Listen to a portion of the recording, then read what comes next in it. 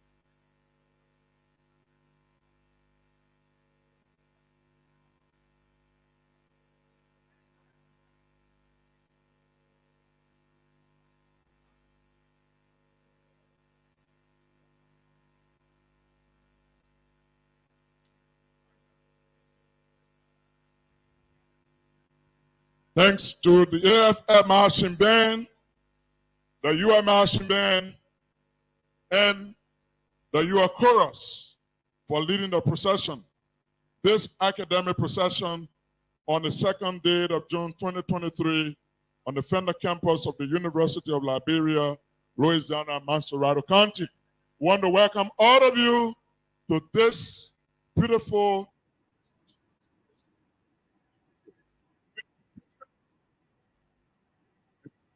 proceeding.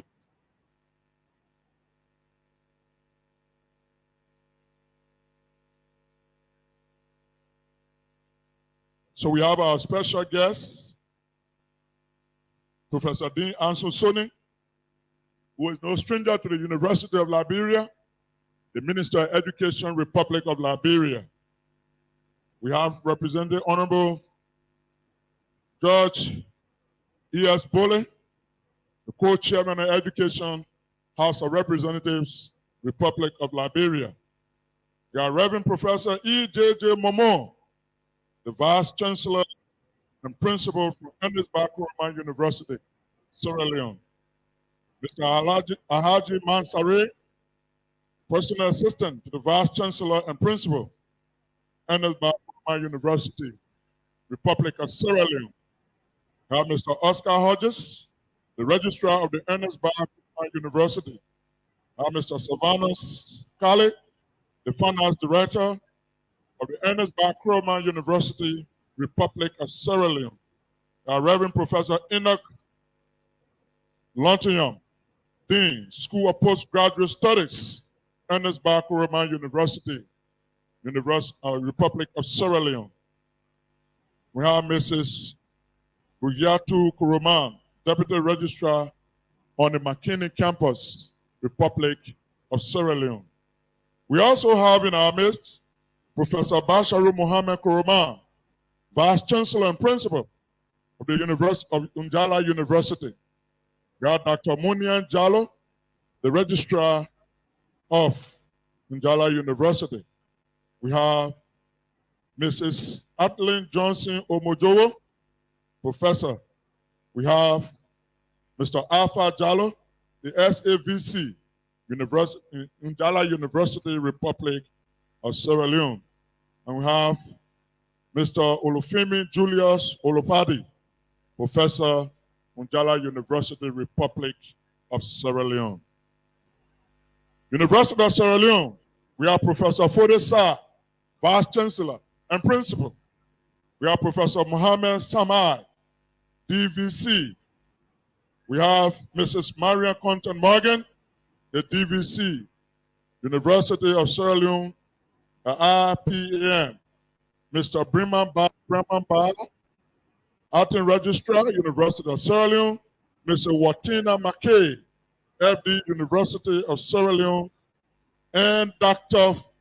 Fatutaki, the Grand Marshal of the University of Sierra Leone, Mr. Calvin Macaulay, HR, University of Sierra Leone. Welcome to all of you who have come to form part of this occasion.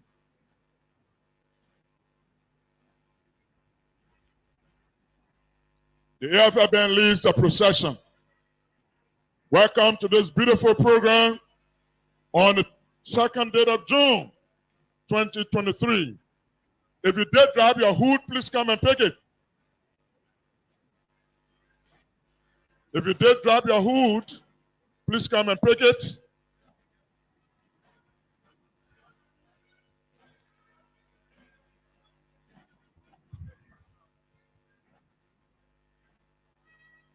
The great Decker,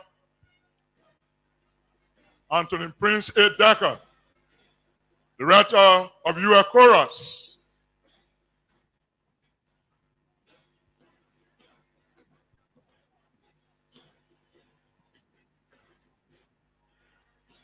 Congratulations to all of our graduates. Thank you for such a great job done. Thank you to the UA Police for keeping law and order on the campuses of the University of Liberia.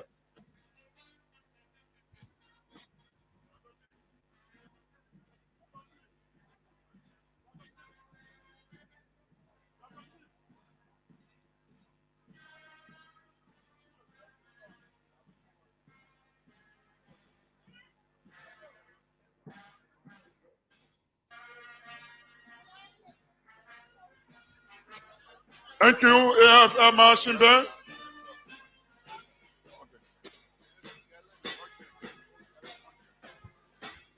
W.O. Marching, thank you for the hard work. She leads the AFL Marching Band.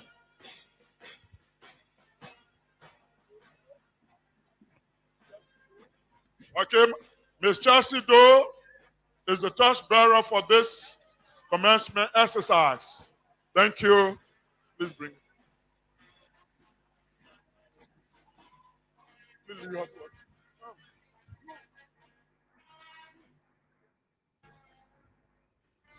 The UA Chorus, beautifully and immaculately attired.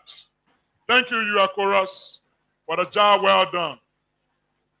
The procession we now see the Kofi Annan Institute for Conflict Transformation. That institute graduates 5 candidates today.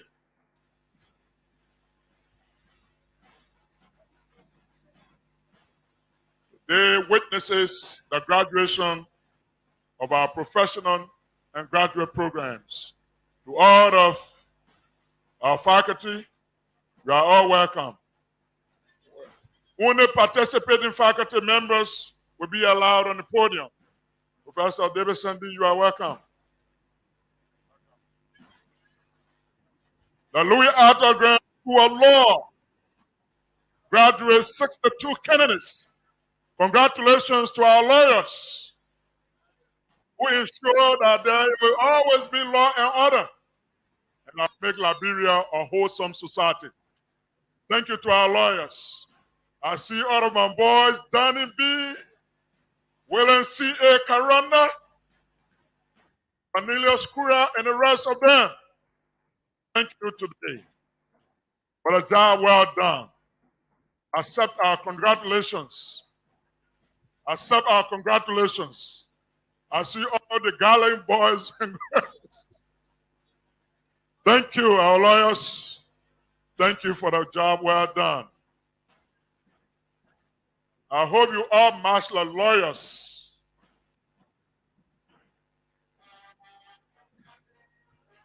The Louis Arthur Grant School of Law is closely followed by the A.M. Dougherty School of Nursing. The A.M. Dougherty School of Nursing graduates 36 candidates who will be doctors. Dr. Sherman, you are welcome to the podium. Congratulations, Dr. Sherman.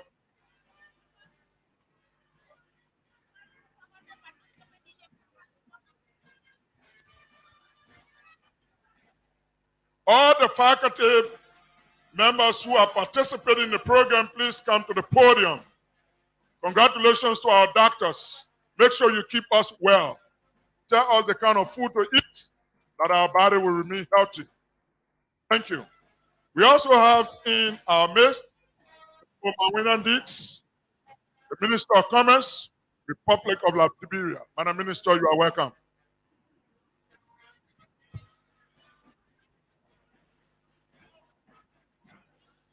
The A.M. Dougherty School of Medicine is closely followed by the School of Pharmacy, where Professor Ezekiel Halley serves as Dean.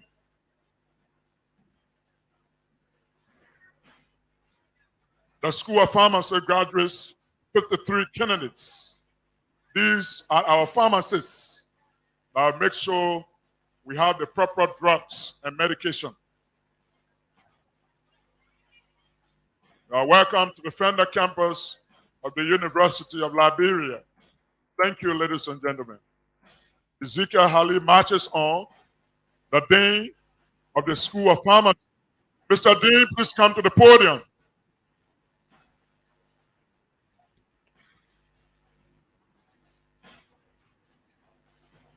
The School of Pharmacy graduates 53 candidates. Welcome.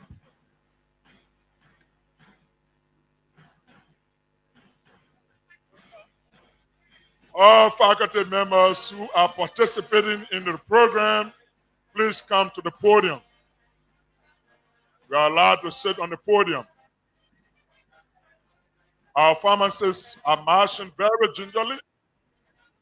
They are beautifully dressed, well attired. Congratulations, School of Pharmacy, University of Liberia. Prof. Kuma, you never get tired learning.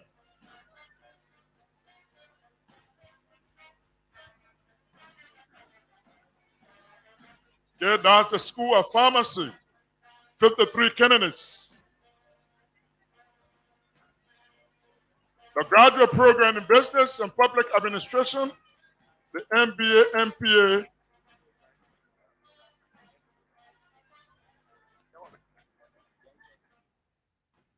they've been led by Professor Jibe A. Jibe. Prof. Jibe, please come to the podium.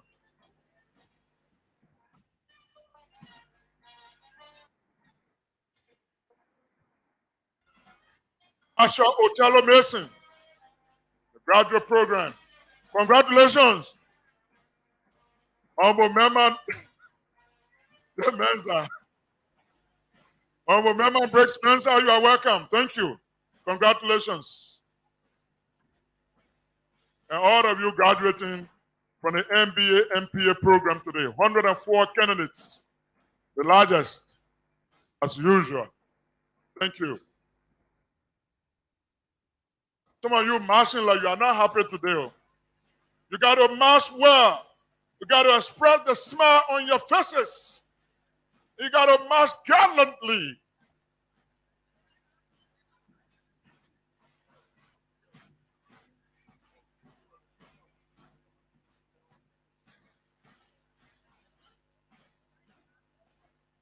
Who brought Grandkid Makande here? Who brought Kasawali here? Professor D. Ansu Sonia is there looking at you. Congratulations to all of our boys from the University of Liberia. Thank you. Thank you so much. All of our hard-working men and women of the University of Liberia who will be graduating with our graduate degrees today. Congratulations to all of you. Amos, Roland Dempster, Prince Tugbe, Emmanuel Colley, and the rest. Sorry, the list is too long. I can't call all of you, but I'll call you. Professor Jibe, please come to the podium. Thank you.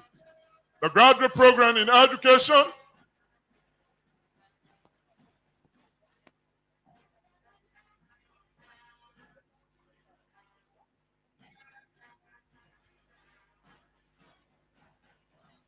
All participating faculty, please come to the podium.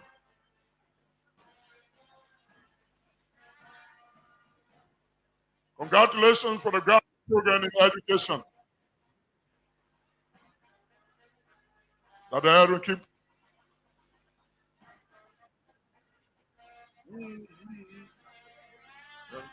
Other people, you are welcome.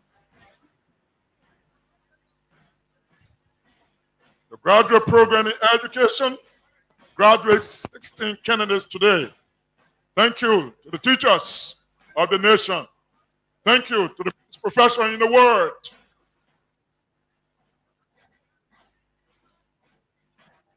The teachers have made all of the professions.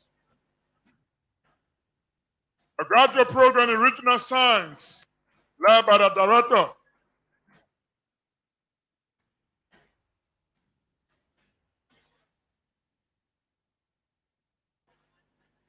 Professor Mawia, head director of the graduate program in regional science. From Mawia, please welcome.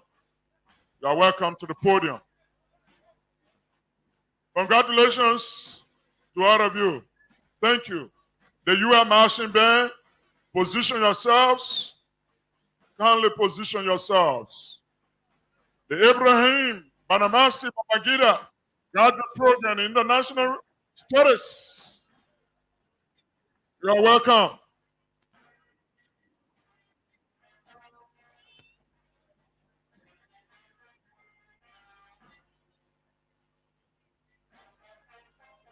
Today witnesses the graduation of 314 candidates from our various professional and graduate programs. Public health, the School of Public Health, 9 candidates. You are welcome and congratulations. All participating faculty from the School of Public Health, please come up. I see my brother from Mata Bono Fire. Congratulations.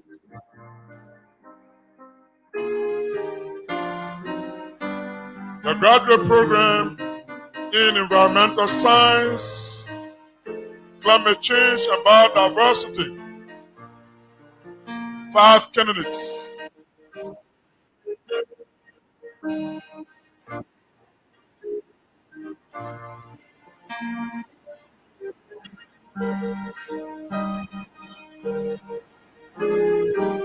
Dr. Emmanuel Latunji, you are welcome to the podium.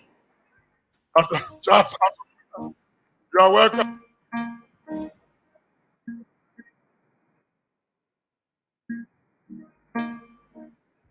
Thank you, all of our faculty members who are not directly participating in the program. You take your seat as directed by the marshals. Now we see the faculty of the University of Liberia, a cross-section of our faculty.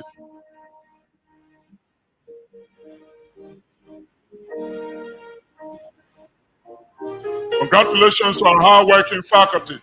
Thank you so much. Director Emmanuel Bati, Associate Dean Joseph Young, College of Education, and all of them. Clifford Young, Deputy Registrar,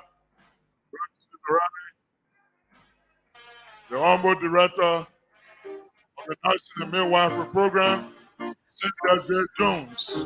You are welcome. All our faculties, please take your seat under the canopy and watch as the event unfolds. Thank you, ladies and gentlemen. Congratulations. Professor Justice Kowia, you are welcome.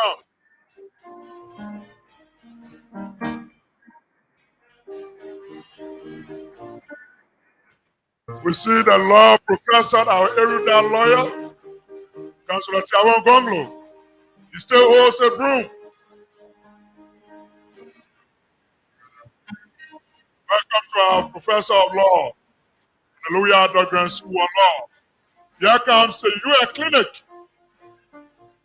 responsible for our well-being on all of the 4 campuses of the University of Liberia. Thank you, staff of the clinic. Please stay around. Thank you for your good work. We are proud of you. Congratulations. The UA Police.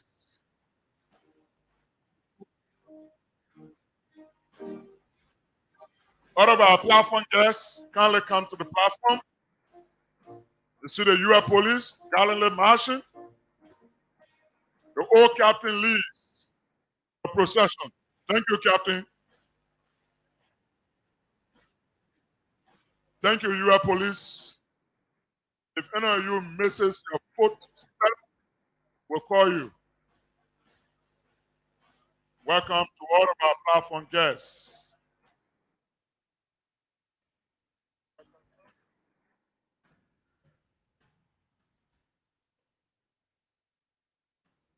All right. All photographers, please know your position. Do not cross the line. No trespassing is allowed. Listen to the U.S. police. And they will tell you where to stand and how to stand. Because sometimes when you stand in an unusual position, your picture doesn't look fine. All right. Thank you to W.O. Merchant for a brilliant job since Monday. So today climaxes our commencement convocation exercises on the University of Liberia campus. Yet in Fendall, Louisianna, Montserrado County.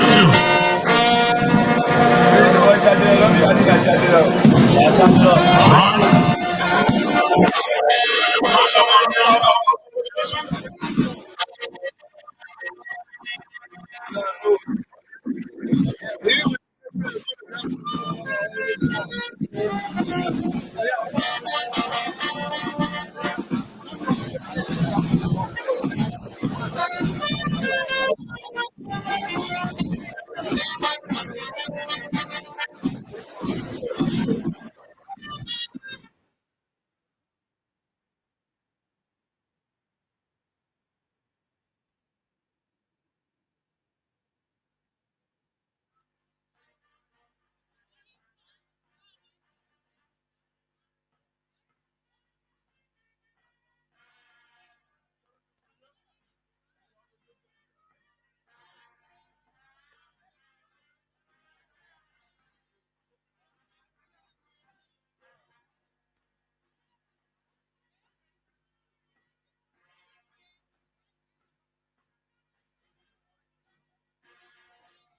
Those of you graduating, please look on your arm, your left arm. If your hood is missing, this hood dropped, we want to know who has it.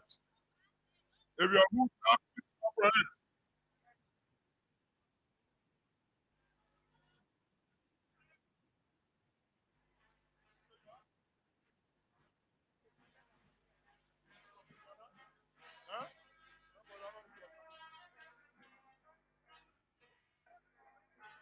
Thank you, AFL Marching Band. Thank you so much. The University of Liberia Staff Association has been led by Marshal Josephine Ross for procession. Thank you, ladies and gentlemen.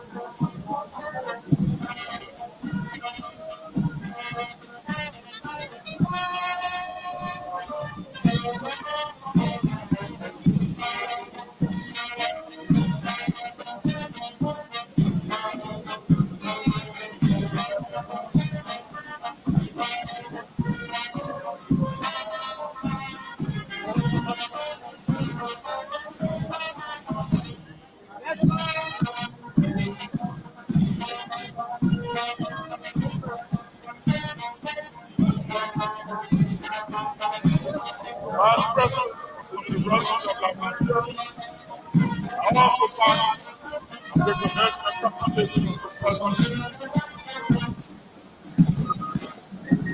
Unto our humble pastors of the University of Liberia, members of Professors Societies, Yahweh, thank you.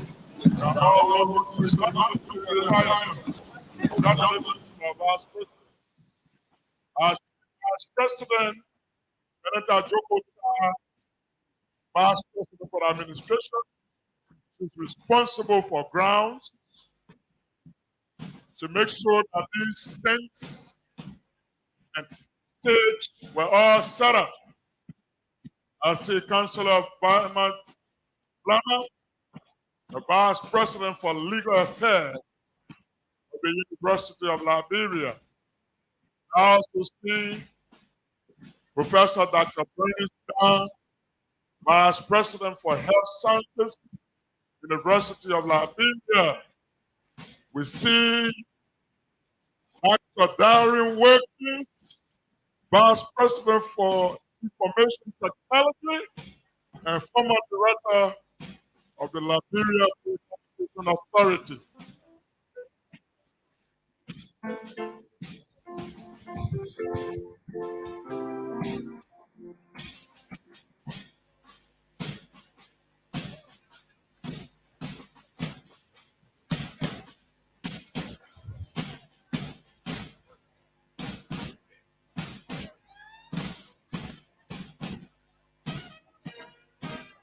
Our Vice Presidents, we are welcome. I see Vice President Isaac H. Garnett, Vice President for Finance and Fiscal Affairs, University of Liberia. I see Professor Koba Bole, Vice President for Institutional Development, and Astute Professor and Administrator.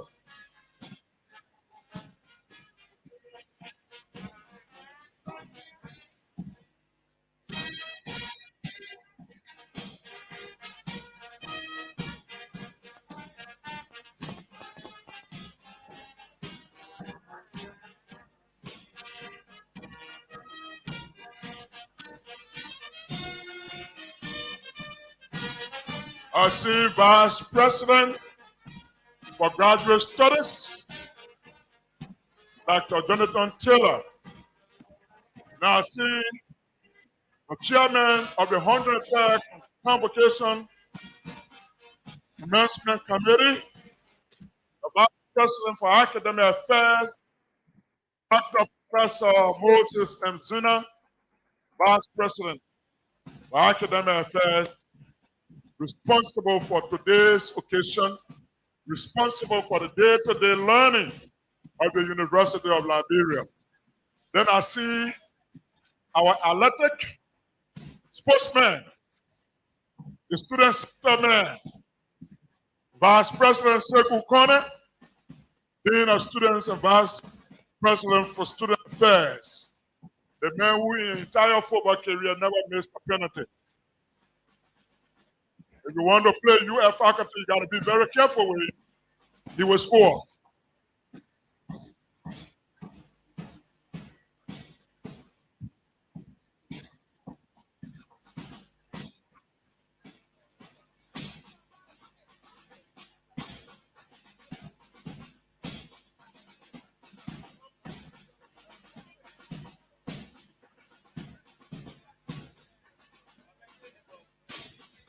To all of our staff sitting on the podium, we ask that you do the most honorable thing by giving us seat to our visitors.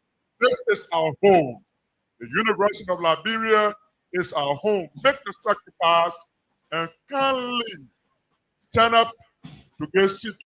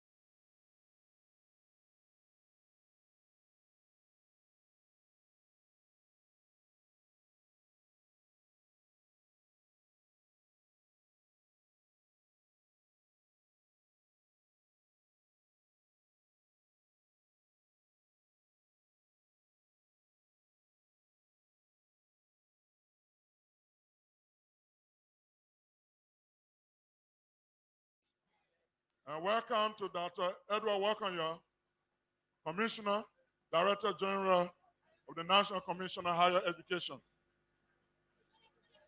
And the Principal and President of the Booker Washington Institute, Anthony Tanu. You are welcome.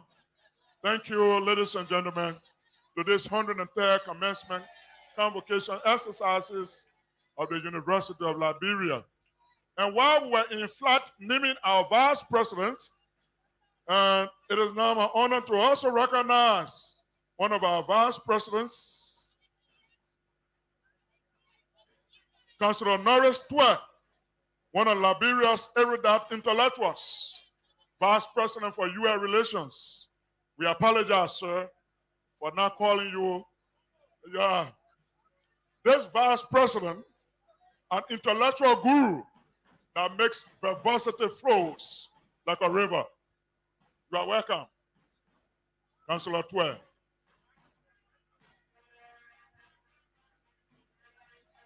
The Board of Trustees of the University of Liberia. I see Trustee Martin Penny.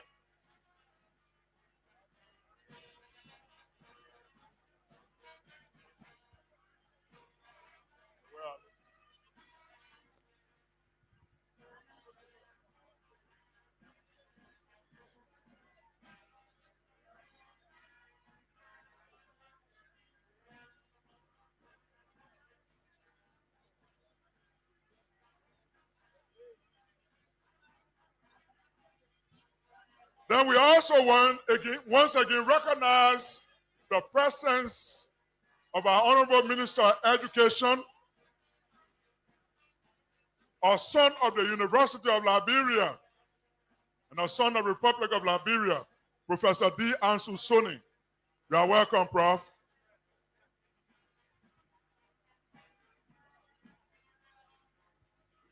Then we also have in our company the Honorable Minister of Commerce, Mawani Dix, Republic of Liberia.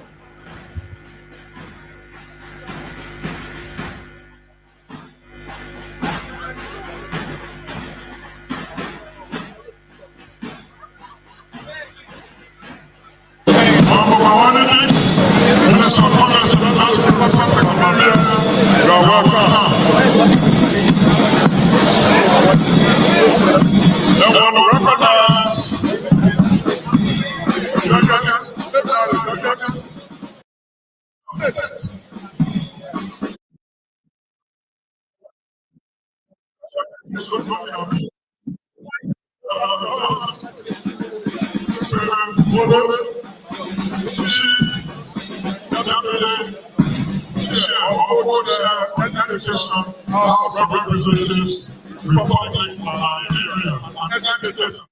who has spent all his years in education. I think that's the only thing he knows. And I'm proud to be a teacher. Welcome, sir.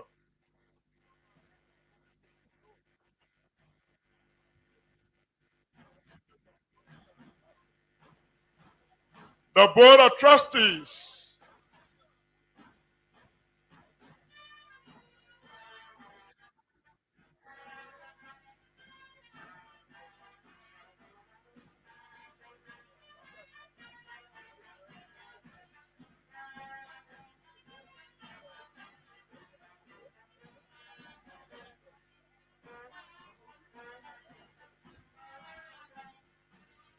All right, the Board of Trustees.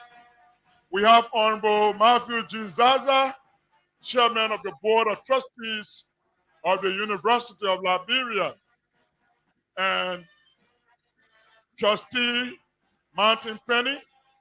They represent the Board of Trustees at this 103rd Commencement Convocation exercises on the Fendall campus of the University of Liberia. Welcome to our trustees. Thank you.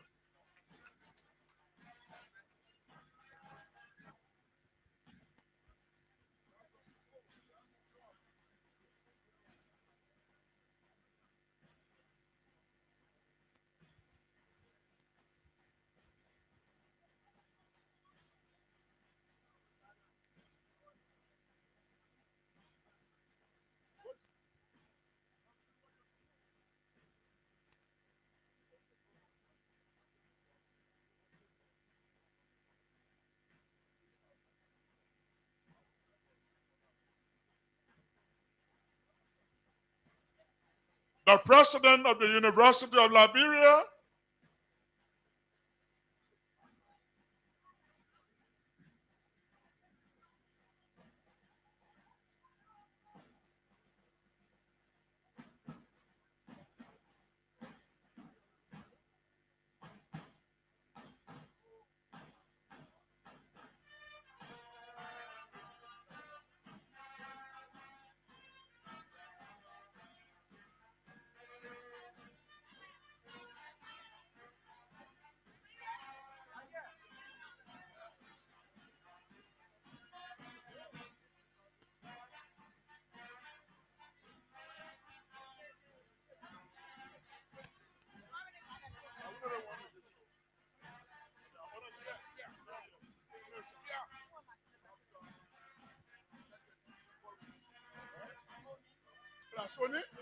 okay, ladies and gentlemen, shall we stand, please, as the President and his entourage arrive.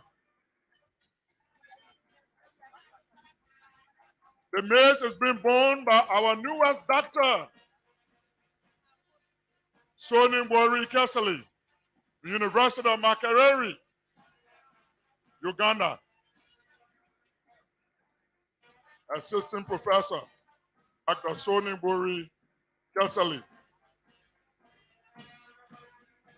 And our guest speaker, Madam Josephine Nkrumah, you are welcome. We say Akwaba Midase. Nyami Shrao. Mr. President, you are welcome. And all of your delegates. Thank you. Shall we rise, please? Welcome, President Nkrumah. Madam, you are welcome. Mr. President, you are welcome. Welcome to Honorable Minister of State, Minister J. Blamo.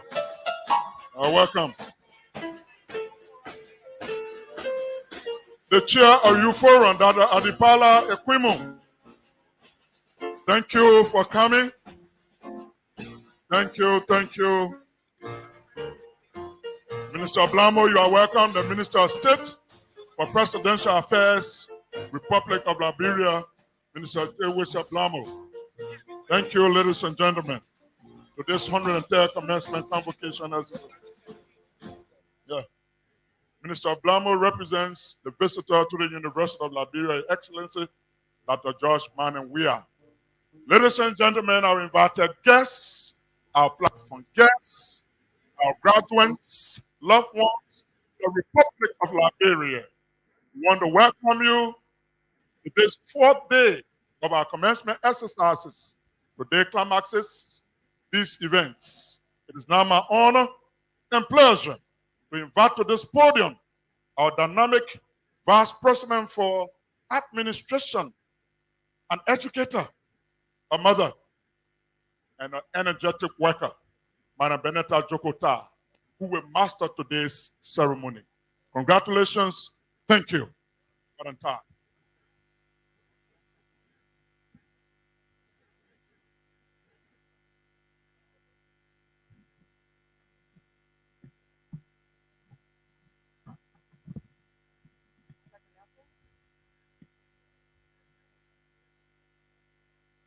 Good morning, everyone. My name is Benetta Joko Ta, the Vice President for Administration. We want to wholeheartedly welcome you to this, our 103rd Commencement Convocation of the University of Liberia. Let me at this time invite our own Reverend Nelly Wright to give us our blessings for this occasion.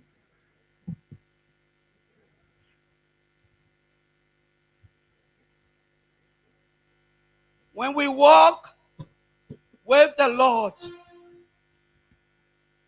what a glory we share.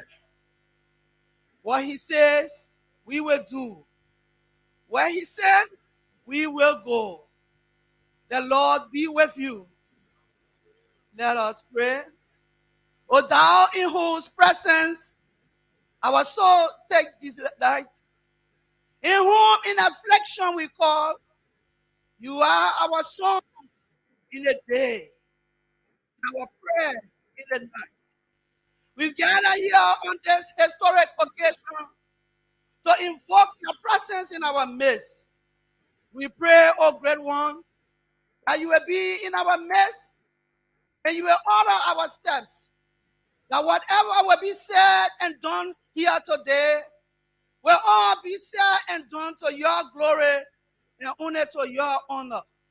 We present our students to you as they are about to go out into the world to facing the challenges of this great world. We pray that you will order their steps, that you will build a hedge of protection around them, and you will open every locked door, that they will be good citizens of this bleeding land of liberty. We say thank you for the opportunity to be gathered here today and to be able to see this day. Now, Lord, great one, merciful God, King, Almighty, be our God today. That at the ending of this occasion, we will remember your great deeds. These and many other blessings we ask in thy holy and righteous name. Amen.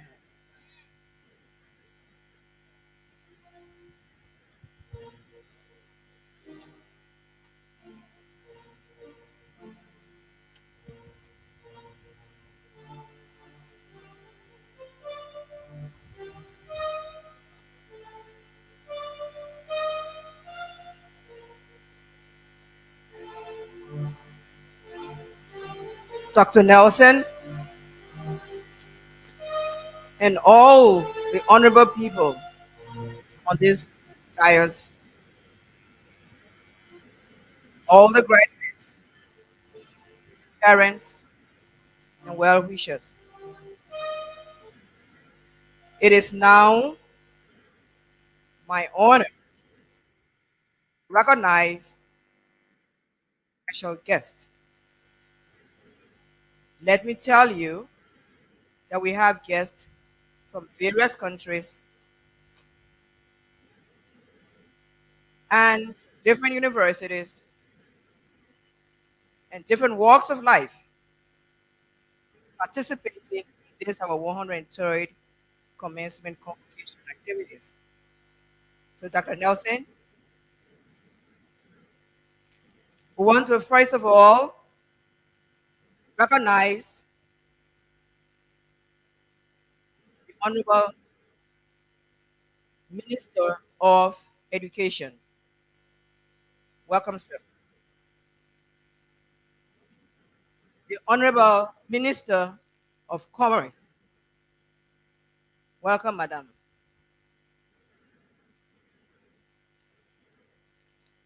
We'll now go to our invited guests from other parts of this continent. From the Republic of Sierra Leone, we want to welcome our guests from the Ernest I. Koroma University. The Reverend Professor E.J.J. Momo, Vice Chancellor and Principal. Welcome. Mr. Alhaji Montserrado,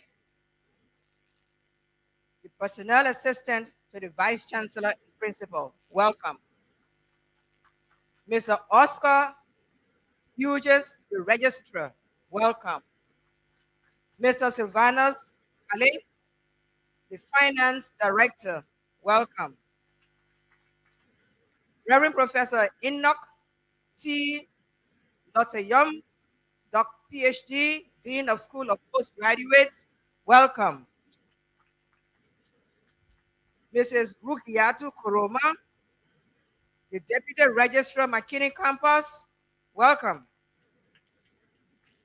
Ms. Bernadette Fodi, Senior Administrative Assistant for Logistics. Welcome. We now want to welcome our guests from the Njala University from the Republic of Sierra Leone. Professor Bashiru Mohammed Oroma, the Vice Chancellor and Principal. Dr. Munir Jallo, Registrar, welcome. Mrs. Adeline Johnson Umoyo, Professor, welcome. Mr. Olufemi Julius Olapade, Professor, Dean of College of Fisheries, welcome.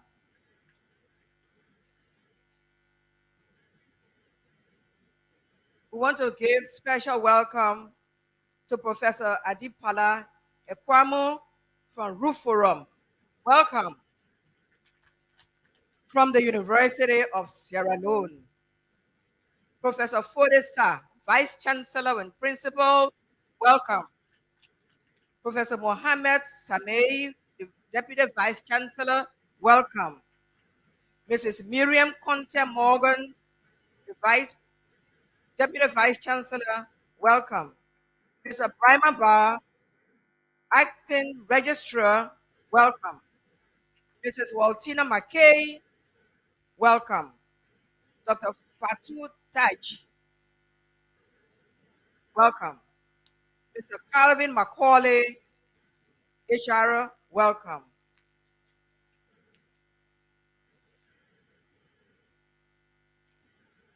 We want to say a very special welcome to our guest speaker that will be properly introduced at the appropriate time. A mighty big welcome. And also her sister, Madam Victoria Mamamu Ekwa Haija, who flew all the way in last night to be with her sister for this wonderful exercise. Welcome, Madam. We'll now call on the University of Liberia Chorus, led by Anthony Prince Decker, to give us the rendition for the Lone Star Forever. Reverend Anthony Decker.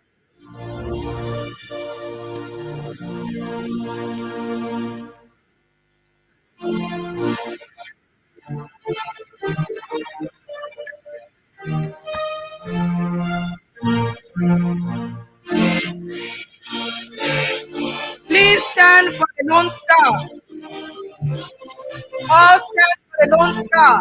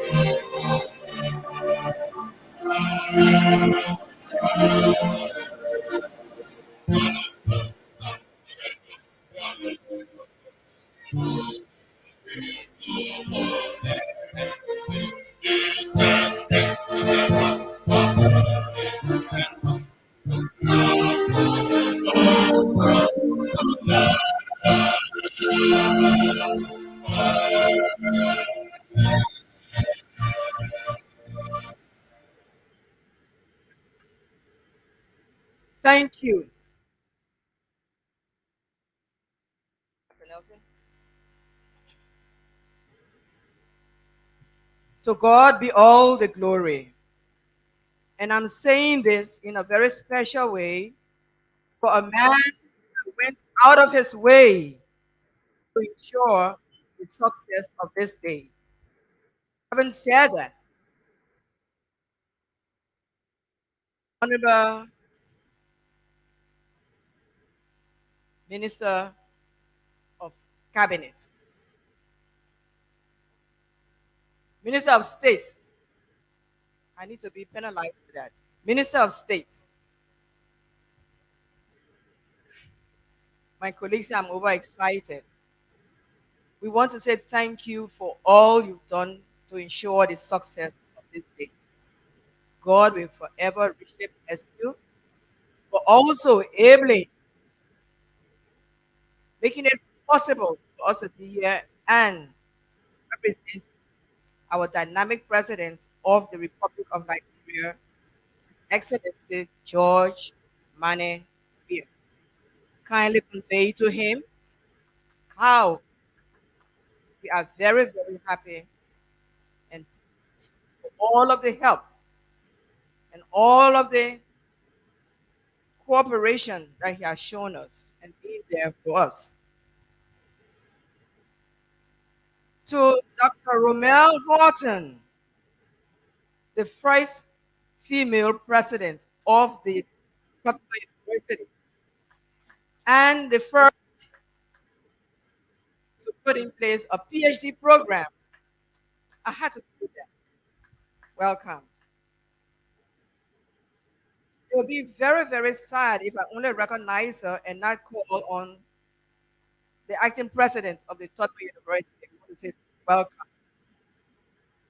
The man that has stood out for the course of higher education. Welcome, sir. There's somebody in our midst who is, when you read the history books of Liberia tomorrow, you always see his name, Dr. Topanan Tipote. Welcome, Doc. And as more people are coming in, we continue recognizing them. So you please bear with us. Now I want to call on the, the valedictorian, and he is Mr. And is Miss Chelsea Arado to give us her system, her statement.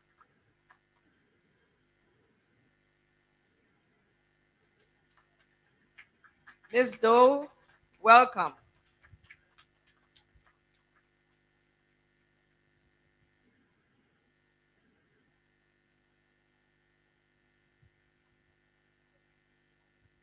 Thank you.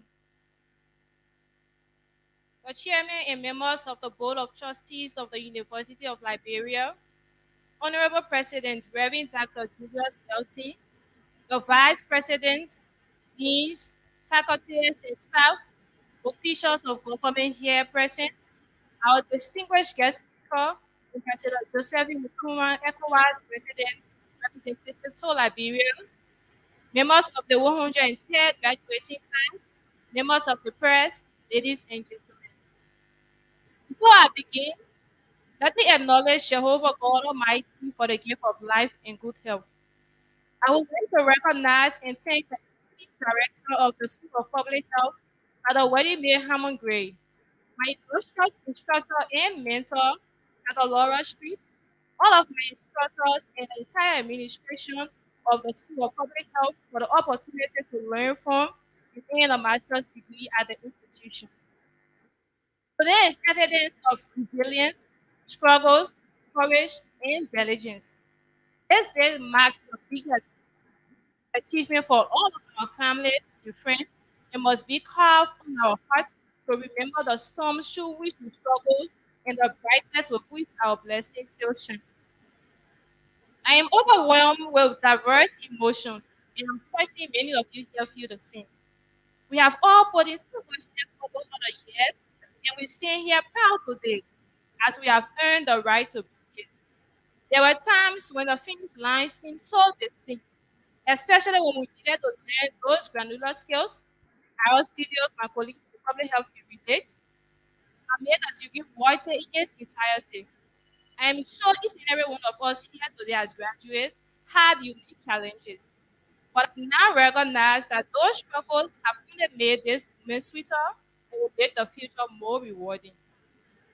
As we individually reflect on our journey, the first day of class as law students, as clinical students, as aspiring epidemiologists, let us not forget the significance of this day and the impact we can make as graduates.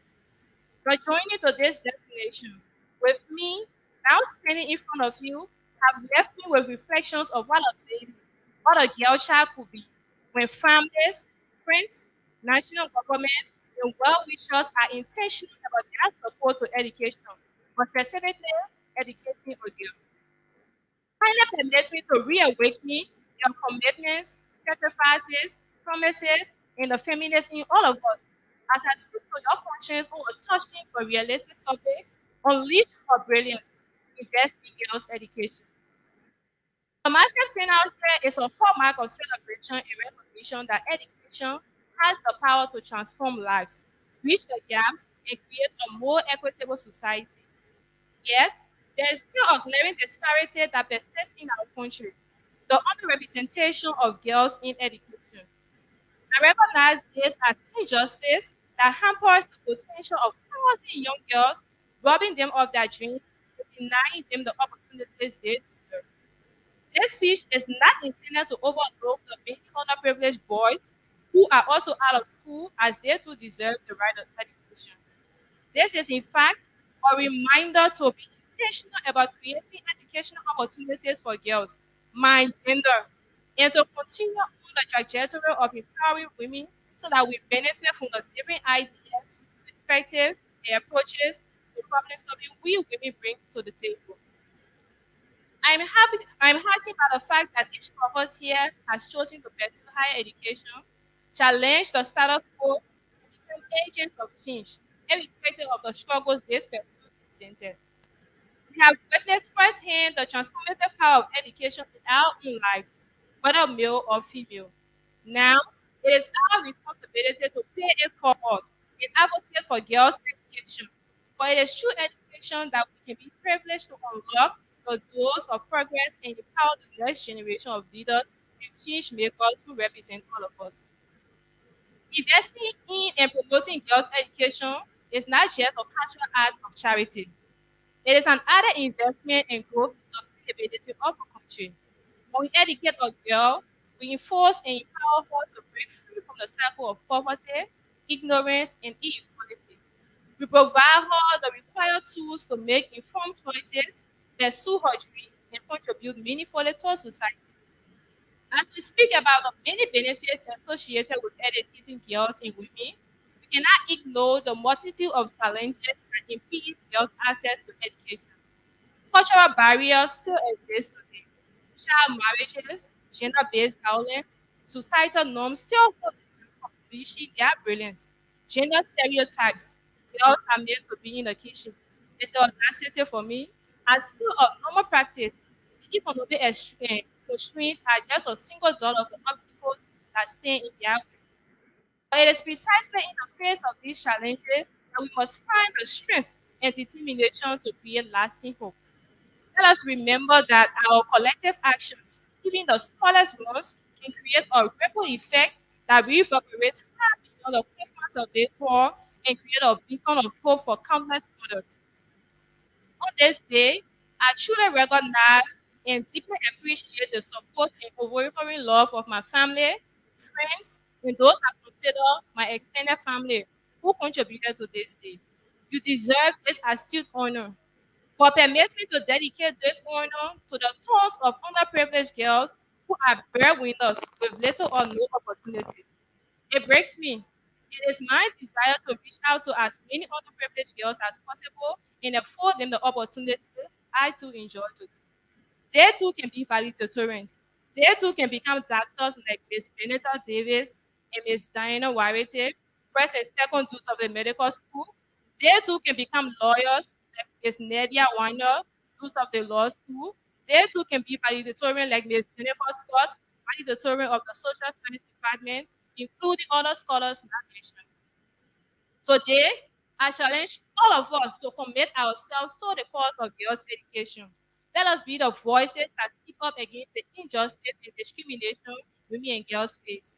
Let us be the role models who inspire young girls to dream big and pursue their passions and career path. Let us be the mentors who guide and support them, showing them that their aspirations are within their reach. We can advocate for policy changes that prioritize infant girls' education. We can even support organizations and initiatives that work tirelessly to break down the barriers that we girls face. We can volunteer our time and expertise to mentor and tutor girls in our communities, nurturing their intellectual curiosity and instilling in them the belief to be their own potential. All leading institutions should work to mitigate systematic challenges prohibiting passionate girls from achieving their dreams and aspirations. I have personally experienced these challenges, and therein lies my passion for reducing some of the challenges for others.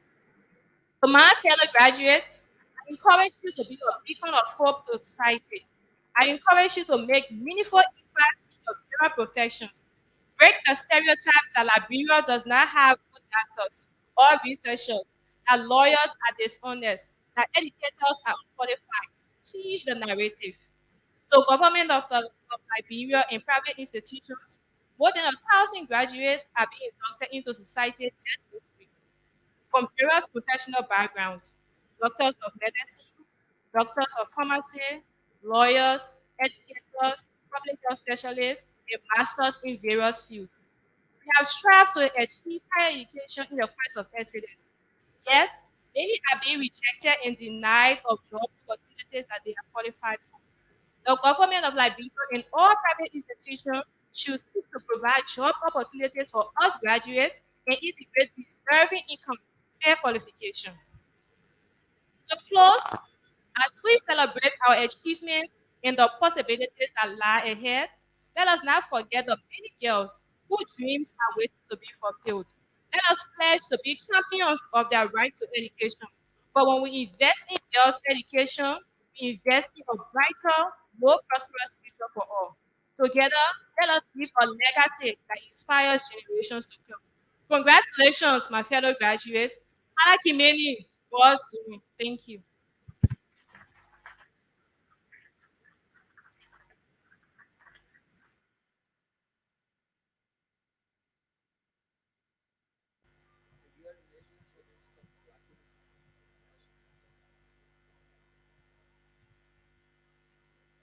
Thank you, Ms. Doe. We want to take this time to recognize President of the AMU Zion University, Reverend Emmanuel F. Johnson. Welcome.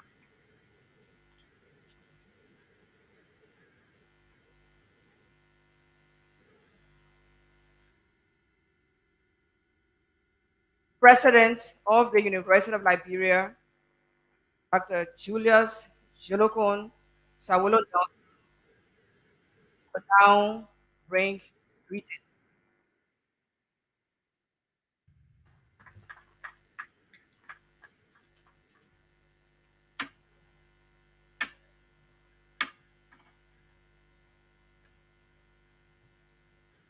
Honorable Wilson Lamo, Minister of State for Presidential Affairs, Special Representative of His Excellency Dr. George Weah, President of the Republic of Liberia, visitor of the university,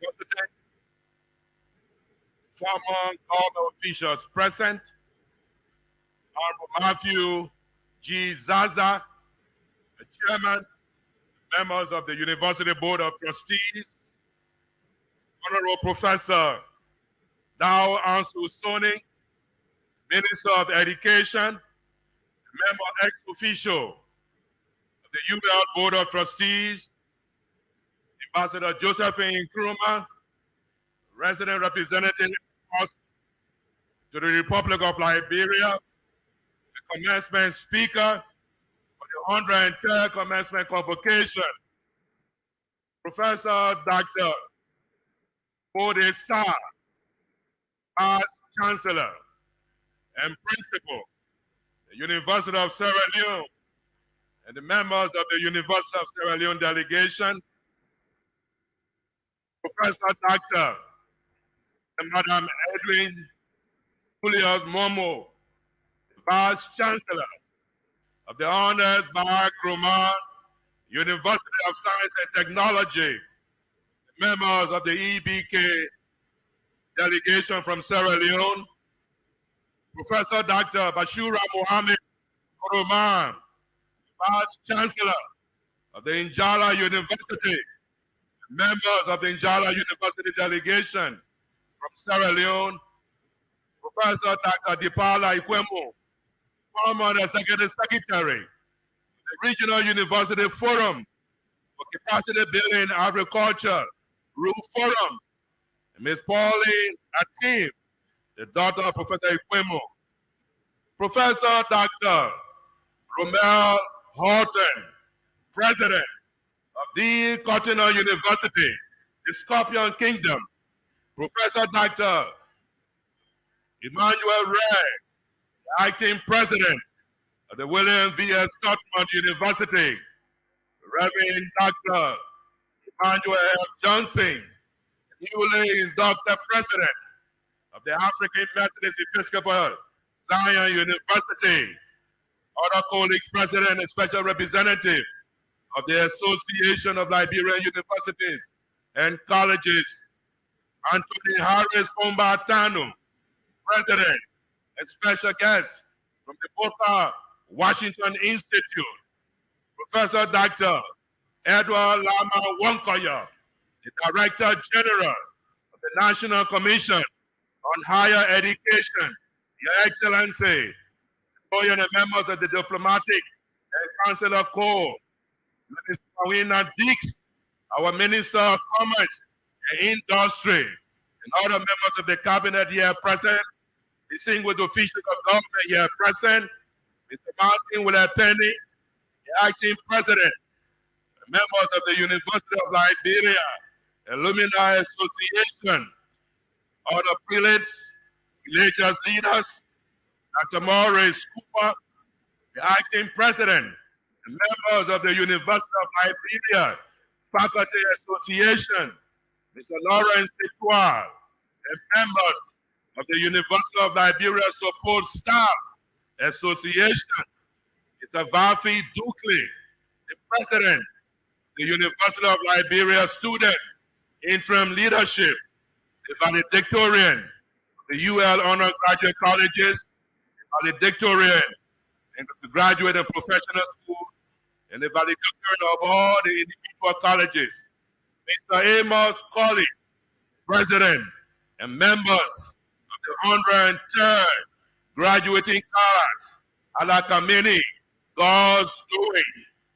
Professor Dr. Moses M. Zena, our Vice President of Academic Affairs, and members of the University of Liberia Cabinet, Dorian and members of the Dean of the Council, members of the Faculty Senate, the Administrative Council, students of the University of Liberia, the backbone of our graduating class, the parents, guardians, supporters, relatives, friends, and well-wishers, members of the folk estate, distinguished ladies and gentlemen. Allow me at this time to welcome each and every one of you to this extraordinary 103rd Commencement Convocation, Halakehmeni, an expression from the Pele vernacular, meaning God's doing, of this flagship state university, the University of Liberia, the birthplace of multidisciplinary leaders.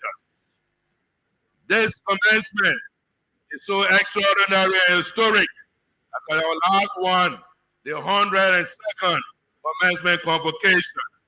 We are proudly putting out and presenting to our country men and women who have been well trained, well disciplined, and highly motivated and fit to join the workforce, ready to make contributions to the development of our country, Liberia.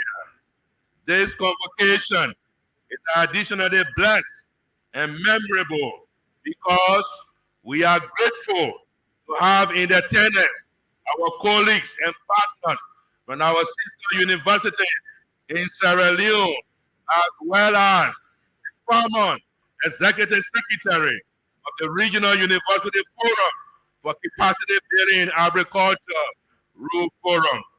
Your presence here today is highly commendable and indicative of your support and interest in tertiary education across our sub-region and our continent of Africa.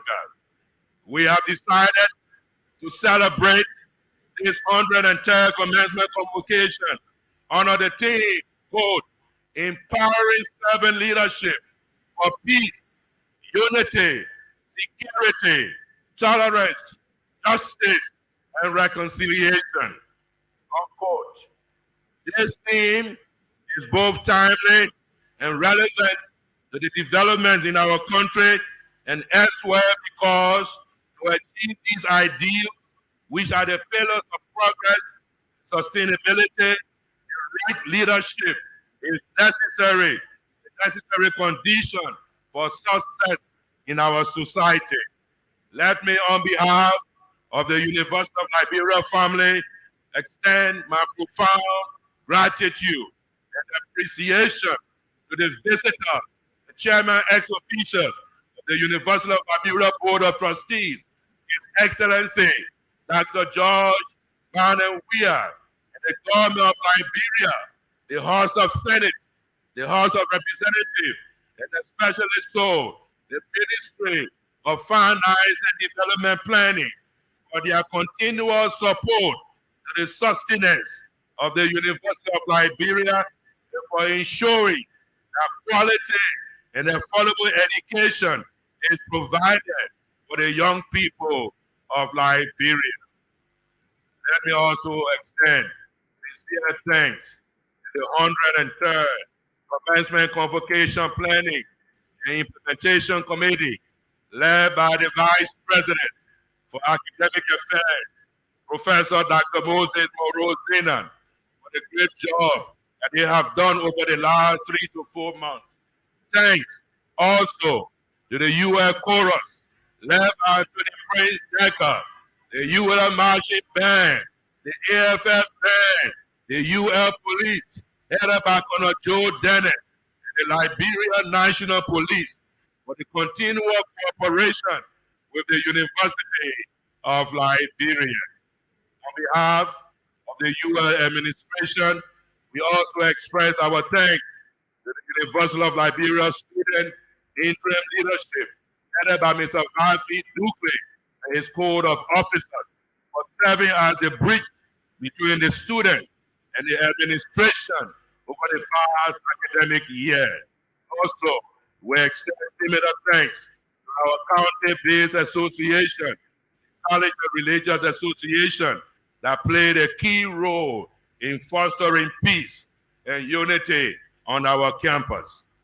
My personal thanks to you, our students, for the level of engagement we held over the last year and for the results we have come out with as well. I know that we had our share of ups and downs, which have led us to take some serious, hard decisions in order to ensure and sustain the peace.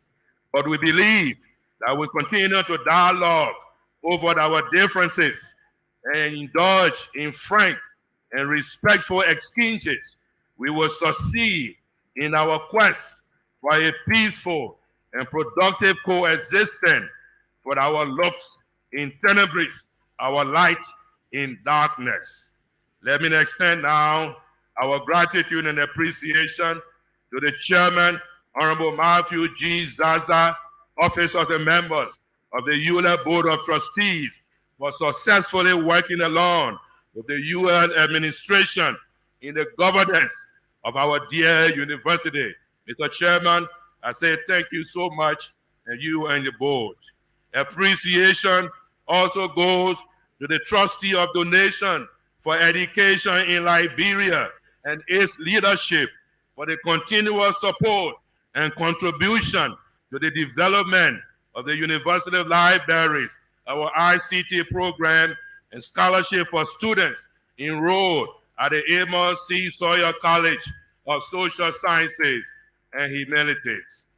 Finally, in this section, my appreciation goes to our Alumni Association and its diaspora member groups that share the affairs of the Alumni Association, both at home and abroad. We are grateful and appreciative of your total involvement in the life of your alma mater and pledge to continuously work with you as we together pursue the mission and vision of the University of Liberia. Honorable Wisa, the chairman, officers, and members of the Board of Trustees, excellencies, visiting chancellors and presidents of the Institution of Higher Learning, platform guests, graduates, ladies and gentlemen, I will now pay homage to some members of the University of Liberia family who departed this world during the course of our academic year 2021-2022. Mr. Tom Wiese, William V. Stoltman College of Education. Tanya D. McCall, Amos Sawyer College of Social Sciences and Humanities. Mr. Adolphus Bowie from our graduate school. Mr. Emmanuel J. Beaufort Dole, the A. Romeo Horton College of Business and Public Administration. Mr. Samuel Johnson, the William R. Talbot Jr. College of Agriculture and Forestry. Mr. Aaron Canet, David A. Strauss Technical Vocational College. Mr. J. Julia Janfo, Thomas Jefferson Faulkner College of Science, Technology, Environment, and Climate Change. Mr. Charles K. Dakbawan, William R. Talbot College of Agriculture and Forestry. Anthony Fatu Coleman, the Student Academic Advancement and Career Counseling Center of our Office of Student Affairs. Dr. John M. Salu, the William V. Stoltman College of Education and the David A. Strauss Jr. College of Technical and Vocational Education. Mr. Augustine Boakai, University Relations. Mr. Maurice W. Cleaner, Plant Operation Department. Professor Euphemia K. Adulai, former Dean of the William V. Stoltman College of Education. Professor P. Dapowa Kie, former Dean of the School of Pharmacy, College of Health Sciences. Please, let us observe a moment of silence to honor the memories of these our fallen colleagues from the University of Liberia. Rest in perfect peace, and light perpetual continue to shine on them. Amen.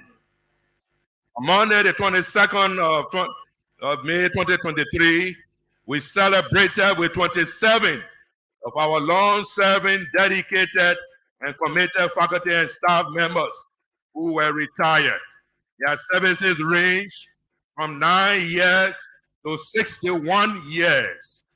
The longest serving honor was bestowed upon Associate Professor Patrick Piadi, who served the Department of Agronomy and subsequently interim dean of the David A. Strauss Technical and Vocational College working for this university for 61 unbroken years. Professor Kiadi, thank you so much for your service to our country and our educational sector. On Tuesday, the 23rd of May, 2023, we celebrated with our College of Health Sciences, wherein a total of 90 candidates took their oath officially and made it into the professional practices of our health sector. The Oath and Honor program included 36 from the School of Medicine, 24 from the School of Pharmacy, and 30 from the PharmD program. An outstanding and remarkable honor scholarly research symposium was held on Wednesday, the 24th of May, 2023, under the guidance of the Honors College of Research and Gender Studies.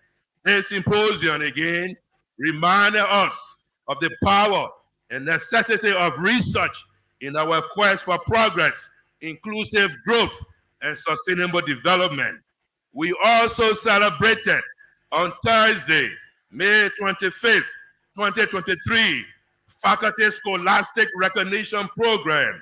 A total of 37 faculty members who published books, peer-reviewed articles, book chapters, journals, and conference articles in the past academic year 2021-2022. This number included 4 professors, 5 associate professors, 13 assistant professors, and 15 instructors. This annual recognition and honoring is intended to encourage and motivate research and scholastic publication by members of the university faculty family. College-based graduation were held on the 29th, the 30th, and the 31st, respectively. Let me once again congratulate student Chelsea Arado from the Graduate School of Public Health, who is the Dukes of today's celebration. We also congratulate student Adurame Jallo of the Economics Department, who was the Dukes of the A. Romeo Horton College of Business and Public Administration, who graduated on Wednesday. We want to congratulate student Clinton Pei Kui of the Mathematics Department, who was the Dukes, and the joint graduation held on Tuesday, but he's also the one who topped all honor graduate, and he's the torch bearer for the 103rd Commencement Convocation.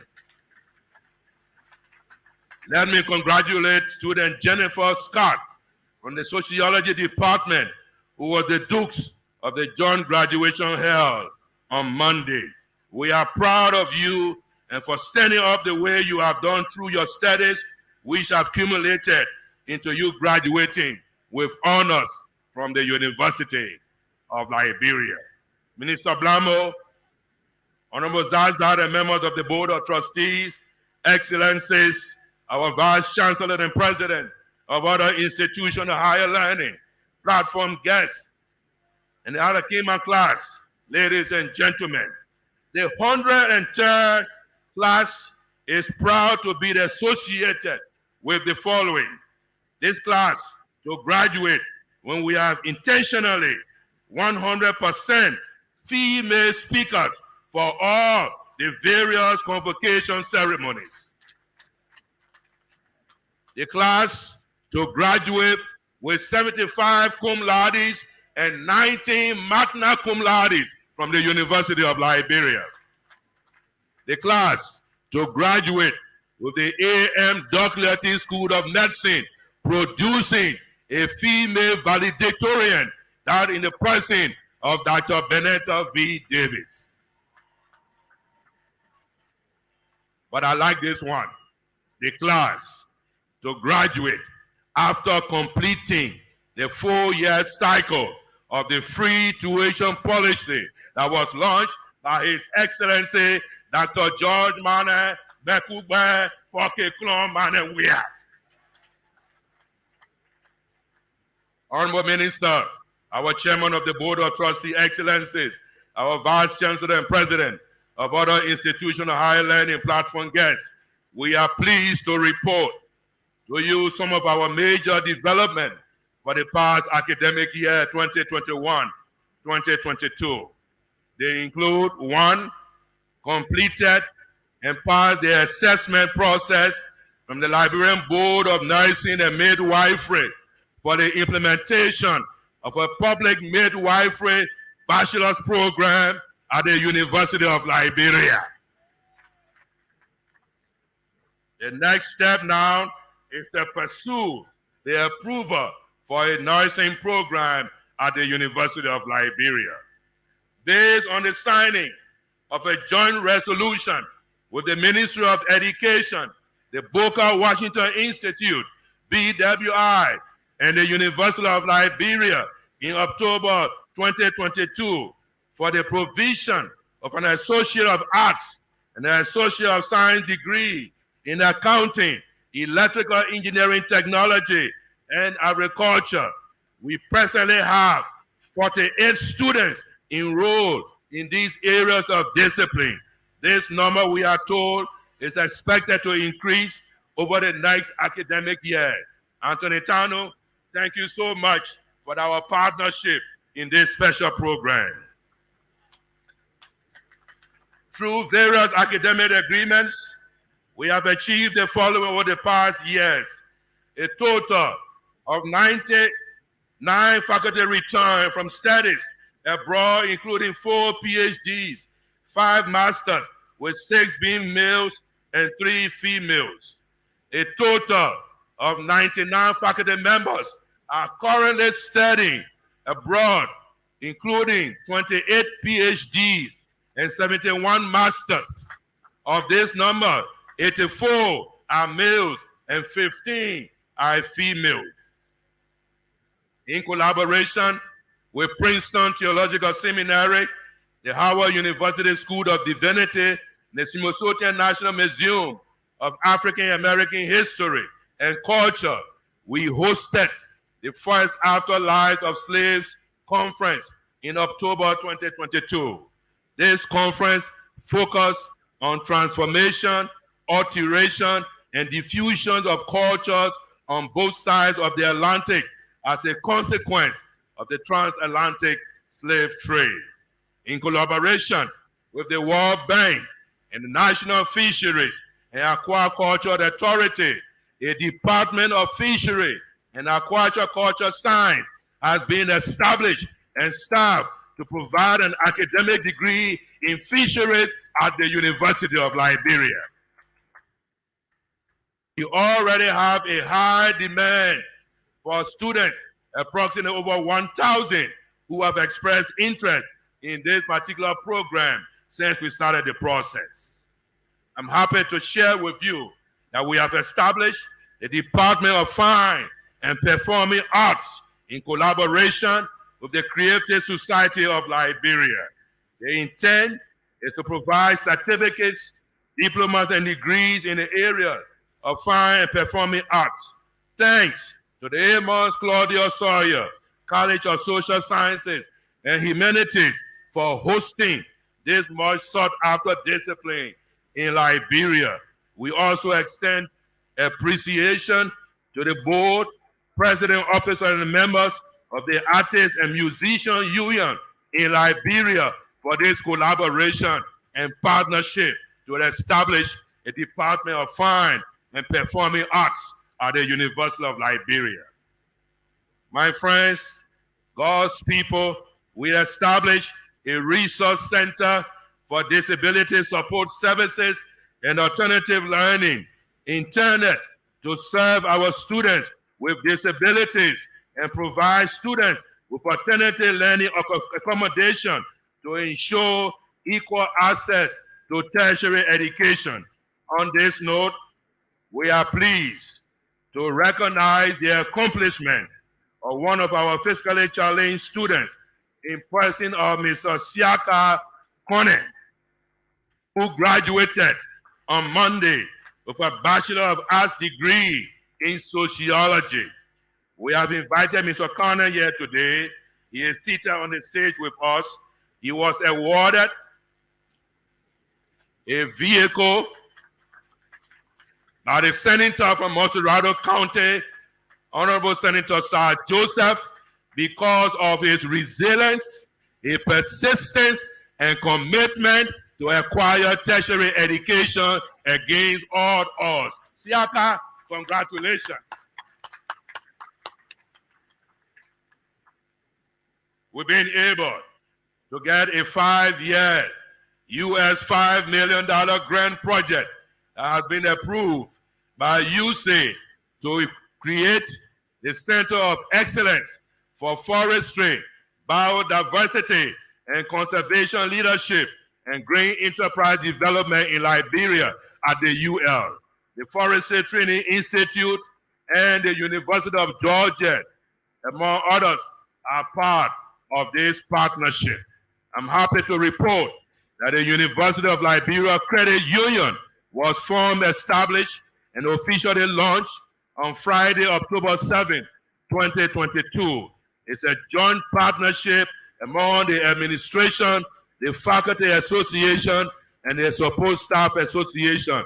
Please join me. Let us give this partnership a big hand because of the partnership between these institutions here at the University of Liberia. Various MOU were signed between the UL and other institutions of higher learning to establish partnership in fostering collaboration through mutual support, faculty, staff, and student exchange program, and research, including the publication of scholarly work. Those institutions include the MOU renewal with the University of Georgia for the next 5 years, the MOU between Shahdad University in India and the University of Liberia, the University of Liberia and Kansas State University MOU for the collaboration and cooperation with our Center for Diaspora and Migration Studies. A 5-year, $1.9 million grant was provided by UC with a hope for a better future, building collaborative resilience of youth in Liberia, a UC-funded program. Our Kofi Annan Institute of Conflict Transformation is the focal point for this partnership. We also received a grant which was approved through the German Embassy in Liberia at a value of 24,000 plus US dollars, the equivalent of 25,000 euros, for electrifying the Kofi Annan Institute for Conflict Transformation, honoring the team, building a sustainable infrastructure for quality education, gender equity, and peace in Liberia. Honorable Blamo, our chairman and members of the Board of Trustees, excellencies, vice chancellors and president of other institutions of higher learning, platform guests, ladies and gentlemen, let me also report that the University of Liberia financial 2023 budget amount to US 32 million. The government of Liberia contribution is about 53.212%, and the budget represents the largest contributor to the University of Liberia budget and comprises of salary to faculty and staff, stipend to medical and pharmacy students, and a free tuition subsidy for our honored graduate students. Tuition and fees for the graduate and professional schools is the second major contributor to the budget and is quoted at 2.7 million, 8.48% of the university budget. Other income internal is projected at 304,000, constitutes 0.93% of the budget. And it's a combination of other internal sources, including the interest on the University of Liberia Endowment Fund, funds from transportation of students, and income generated from the auditorium usage, among others. We recognize the fact that during the fiscal year 2022, the University of Liberia received from the government of Liberia the amount of $1 million United States dollars for the renovation of building structures, roads, restrooms, including the provision of water on our Capitol Hill campus. That was phase 1. We are expecting funding for phase 2 that will be focusing on our Fendall campus. As the UL continues to grow with more students and new discipline introduced To meet the human capacity needs of our country, the government has continued to provide subsidies, but the university will not relent in our quest to buttress the government's effort by going into other possible investment opportunity. Today, we appreciate and congratulate all of our 1,733 graduates this week from the University of Liberia. We are aware that the challenges have ranged from far and wide for all, including the faculty, staff, administrators, and students.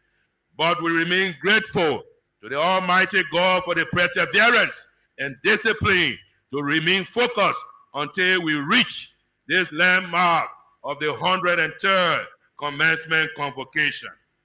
Members of the 103rd graduating class, it has been said wisely that the success of our society and our democracy rests upon the willingness to think of each other and not only ourselves. My hope and expectation is that you will embrace this principle, that you will step up in your communities, that you will take up the solemn responsibility of leadership in our country, Liberia. I want you to seriously consider the following pieces of advice. Embrace a mindset of growth and never stop growing. Pursue your passion because you are likely to succeed in what you have passion for. Embrace failure as a stepping stone because it is with experience that you will learn the facts of life. Embrace diversity and inclusion because no person is an outland. Be patient, be persistent, be consistent. Give back to your community, give back to your society, and wherever you are, make a difference.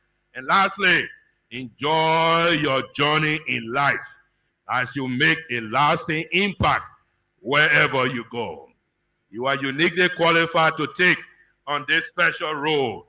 Your academic achievement have been combined with the tradition of civic engagement that goes to the heart of the UL identity, a tradition so many of you have embraced directly. Mark Twain advised, quote, "The secret to getting ahead is getting started," unquote. Your years at the University of Liberia already gotten you started with experience in your chosen professional fields and experiences being active citizens of Liberia and the world at large. These are uncertain times in many ways, but I feel so much confident and hopeful about our future simply by knowing that you, our graduates, will be a part of it. Despite the impact of our local economy on various international crises, let me urge you to be steadfast, unmovable, go and transform our country by demonstrating and implementing what you have learned over the years. There is no script or manual for life journey. Wherever you go, go with your whole heart. Stand up to your fear. Keep the focus for your dreams. If opportunity is not coming by, create an opportunity for yourself and keep moving on. As we continue in our role of empowering servant leadership for peace, unity, security, tolerance, justice, and reconciliation, we want to call on you to continue to play the role of being servants, being leaders, peacemakers, peace sustainers, unifiers, be security-minded, be tolerant, be just, and be reconcilers in the Republic of Liberia as you transition to the Alumni Association and give back to your alma mater as the years go by. Let your light so shine in Liberia, in Africa, yea, the world. Congratulations and God's blessing. Go out and shine. Go out and shine. The 103rd graduating class. Continue to shine. Faculty members, administrative directors, chairpersons and coordinators, deans and academic coordinators. Continue to shine. Senior management team, Alumni Association. Let me say here today, long live the University of Sierra Leone. Long live Njala University. Long live the Honors Bar Crewman University of Science and Technology. Long live the Regional University Forum for Capacity Building in Agriculture. Long live the nation premier institution of higher learning. Long live the Board of Trustees. Long live our visitor, the Chairman Extraordinary of the Board of Trustees and President of the Republic of Liberia. Long live our sweet, sweet land of liberty, the Republic of Liberia. God bless you.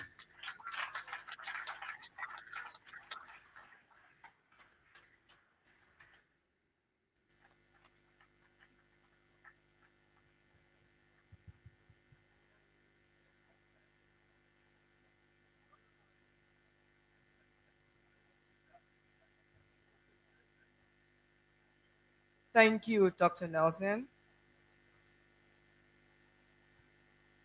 We'll now have greetings by our special guest, beginning with Professor Reverend Dr. Edwin J.J. Momo, Vice Chancellor and President and Principal, Ernest Bai Koroma University of Science and Technology, Republic of Sierra Leone.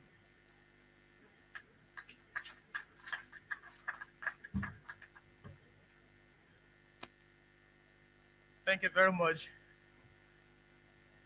I hope I do have a voice like President, President Julius Howell Nelson.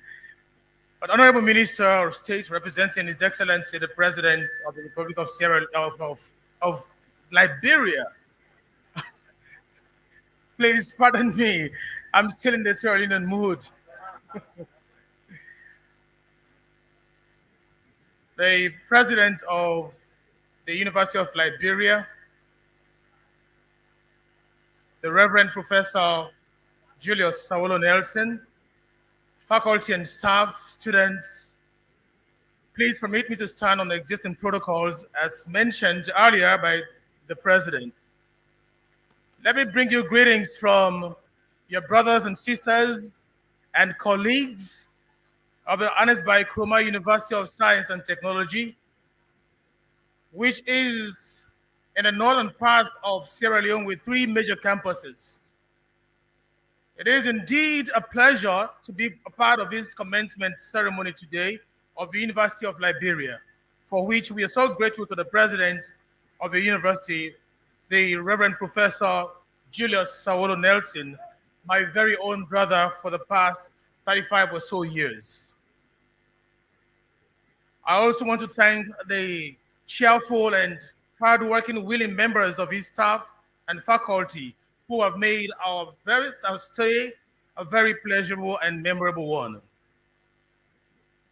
In brief, this year's theme for your commencement, as I paraphrase, as empowering serving leadership, is very important for higher education institutions on the continent of Africa, for which our partnership that we so foster between the 2 universities, Ernest Bai Koroma University of Science and Technology and the University of Liberia, and among other institutions of higher learning on the continent, is so important for us because we are now preparing our leaders of the next generation that will possess the ability and capacity to compete on the world stage. We do honor and cherish the partnership that we have with your university, Mr. President, sir, and other institutions. And we want to continue depending on you as an older brother or sister who is celebrating 112 commencement, and we only celebrated 5 years of commencement in January, to which you are also a part of it.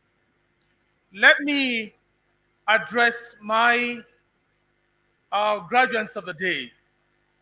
And I want to take you back to a poem that was written by Langston Hughes and was also extended by Martin Luther King. And I will read that for you, graduates. It is a poem that is titled Mother to Son. It says, well, son, I tell you, life for me ain't be any crystal stair. It has tacks on it and splinters and boards torn up and places with no carpets to walk on. Bare they are. But all the time, I'm still climbing. I'm still reaching landings and turning corners, and sometimes going in dark where there ain't be no light. And so, boy, don't you turn back. Don't you sit on the steps. Don't you fall now, for I'm still climbing and I'm still working. For life for me ain't be any crystal stair. And Martin Luther extended it, saying, if you cannot fly, then run. If you cannot run, then walk. If you cannot walk, then crawl. But whatever you do, you must keep moving forward, because life itself ain't be any crystal stair. Colleagues, ladies and gentlemen, and graduates of today, it is our pleasure to see you go into the world. And as you go, remember one thing, that life is going to be providing you sour things, sour grapes. It will provide you lime, but when lime is provided, you make lemonade out of it. On that note, long live the University of Liberia. Long live our partnership with the University of Liberia. Long live the President and the people of the Republic of Liberia. And long live the President and the people of the Republic of Sierra Leone. God bless you.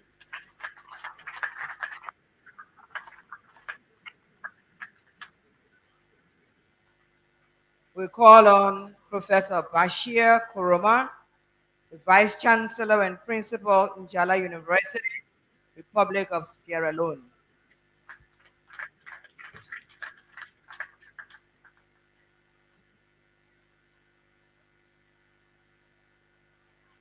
Mr. President, Dr. Julius Sulukon Sawolo Nelson Jr.,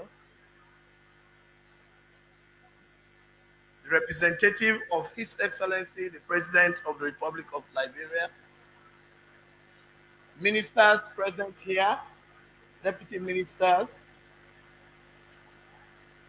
members of the Diplomatic Consular Corps, university deans, heads of departments and directors, administration of University of Liberia, partners with the University of Liberia, members of the Liberian community working with the University of Liberia, Board of Trustees, traditional rulers and community leaders in Liberia present here today, our graduates, distinguished guests, Fourth Estates, ladies and gentlemen.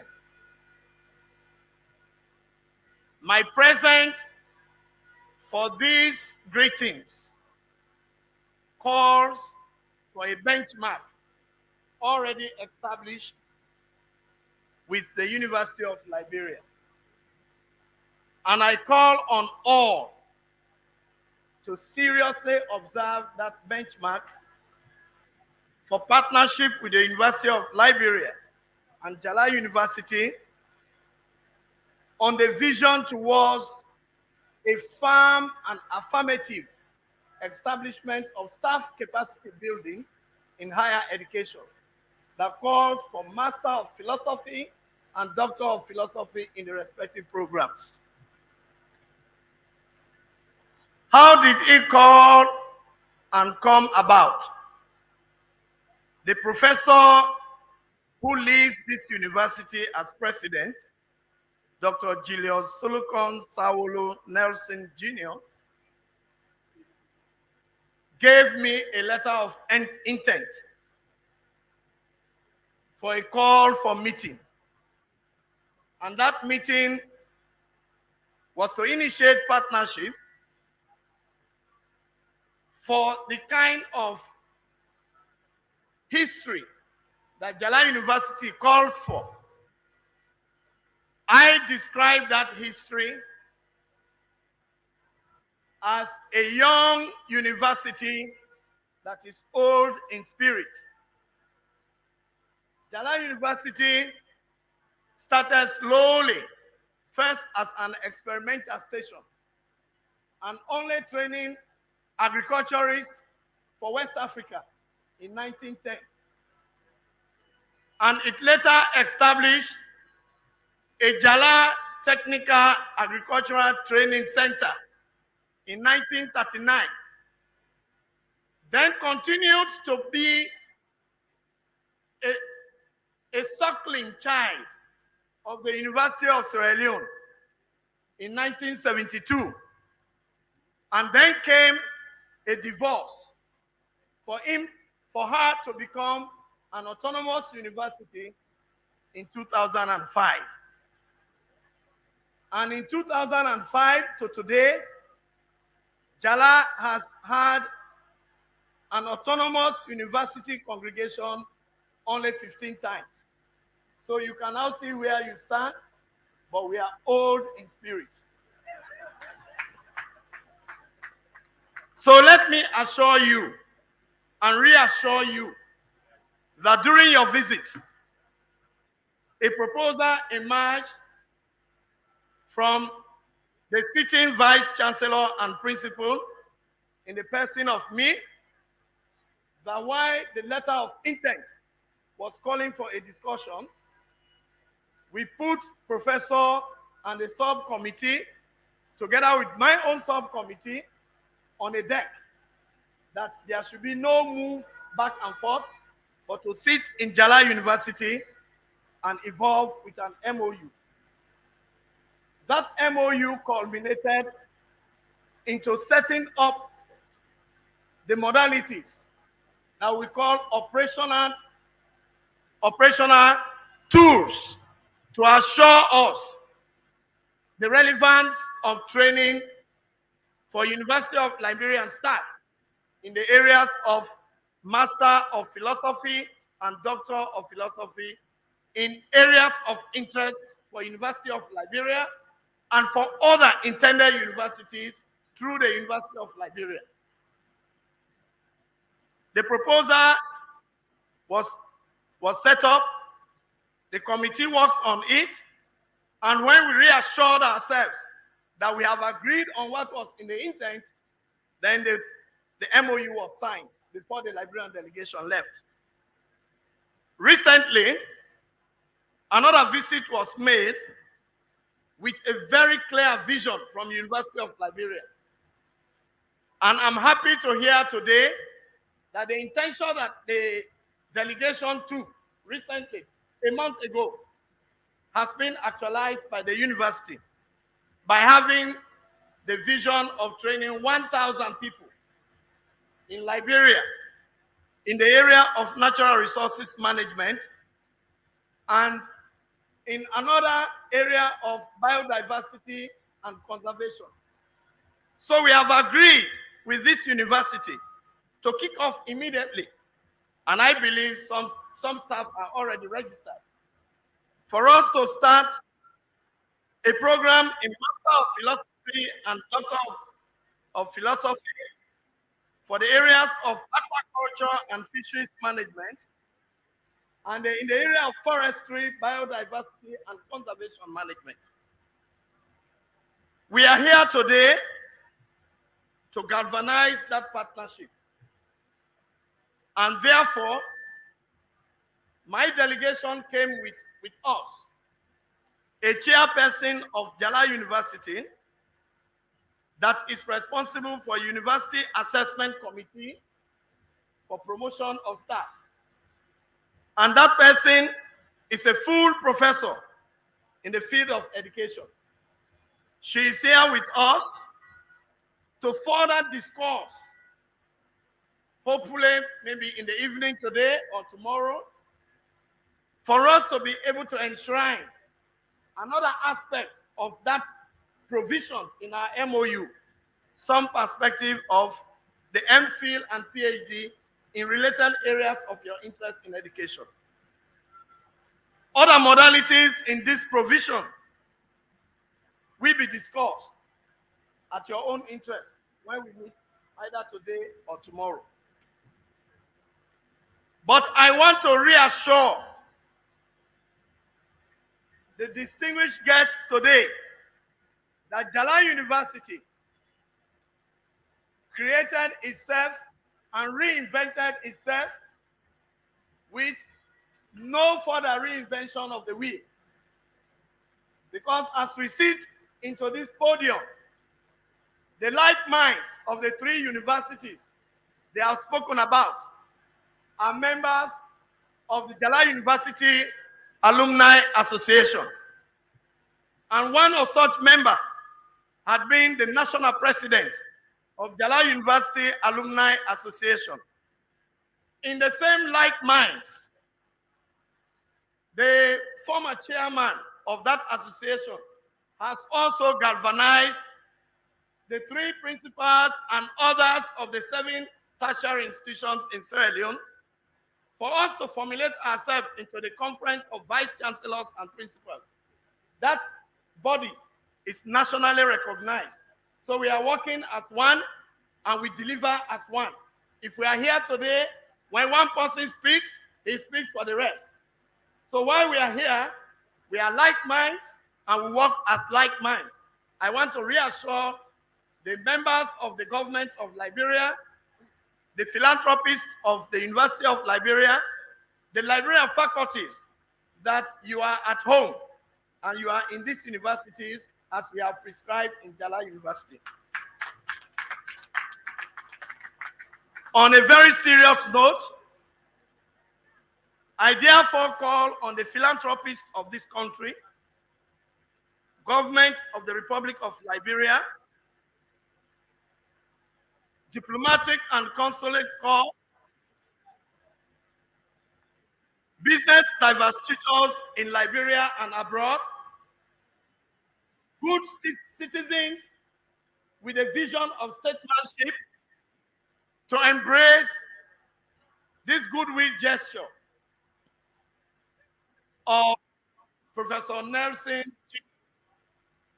for us to ensure that we create an ease in the provision of our delivery mechanism by building up some of the satellite campuses of our higher degree studies in Liberia rather than taking them to Sierra Leone, so that periodically we'll be able to deliver in Liberia, in Monrovia in particular, until such a time when those satellite campuses can be regenerated in other sections of their choice. So I crave your indulgence to guide the process, to take your own money and spend on the delivery, and let us ensure that we are doing it to use education as a vehicle for development in Liberia. I thank you all and God bless you.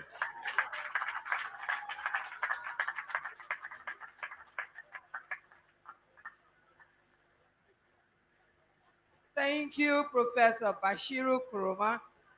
We'll now call on Professor Fodesa, the Vice Chancellor and Principal, University of Sierra Leone.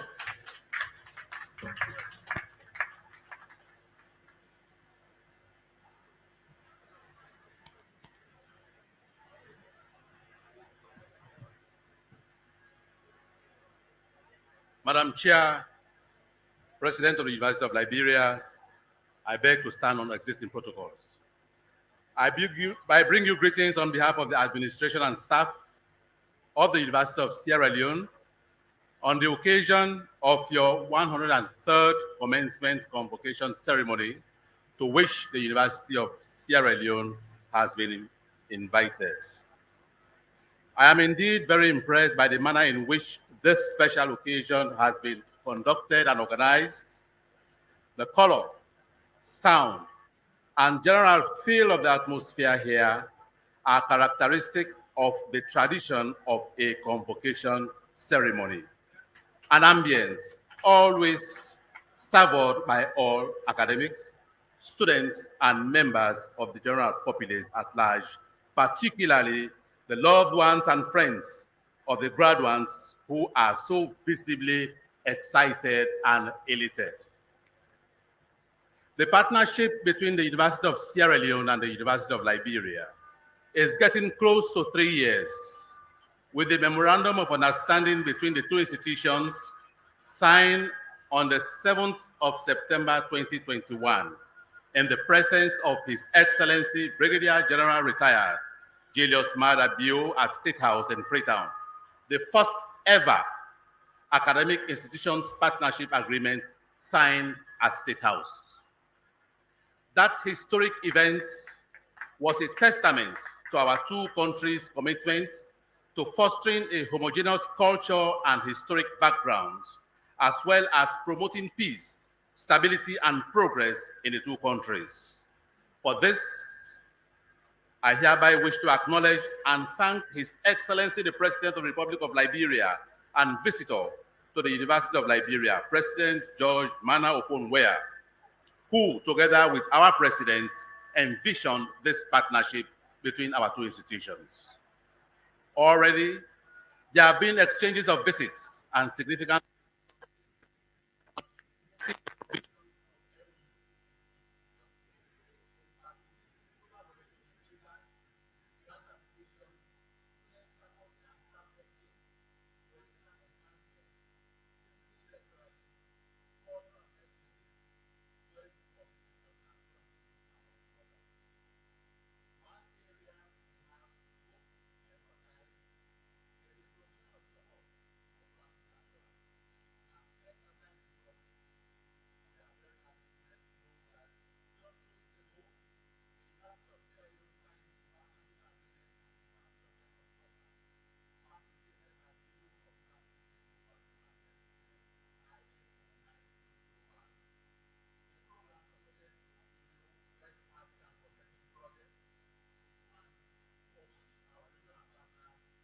University of Liberia can also significantly benefit from, building on the work that we have already started. Let me at this point commend the President of the University of Liberia, my friend and brother, Reverend Professor Dr. Genius Nelson Gideon, members of the Public Council of the University administration and staff, for the tremendous work they have done in training this crop of graduates and for organizing this colorful ceremony. To you graduates, I congratulate you for having worked hard and staying on course through obvious challenges along the way. It is most deserving that you are here today to be honored for a job well done. You have much more to do from this point. The destiny of your nation lies in your hands. It is for you to now join your compatriots doing the work that you must do to continue moving your country and indeed our sub-region forward. I will return home with fond memories of this wonderful event and with hearts full of hope for the wonderful promise of the future. I thank you all for your cooperation. Of Liberia.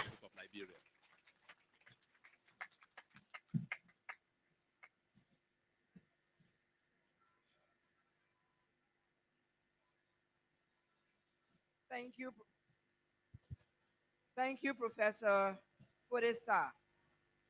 We'll now call Dr. Romel Horton, President of the Cotton University, to bring us special greetings.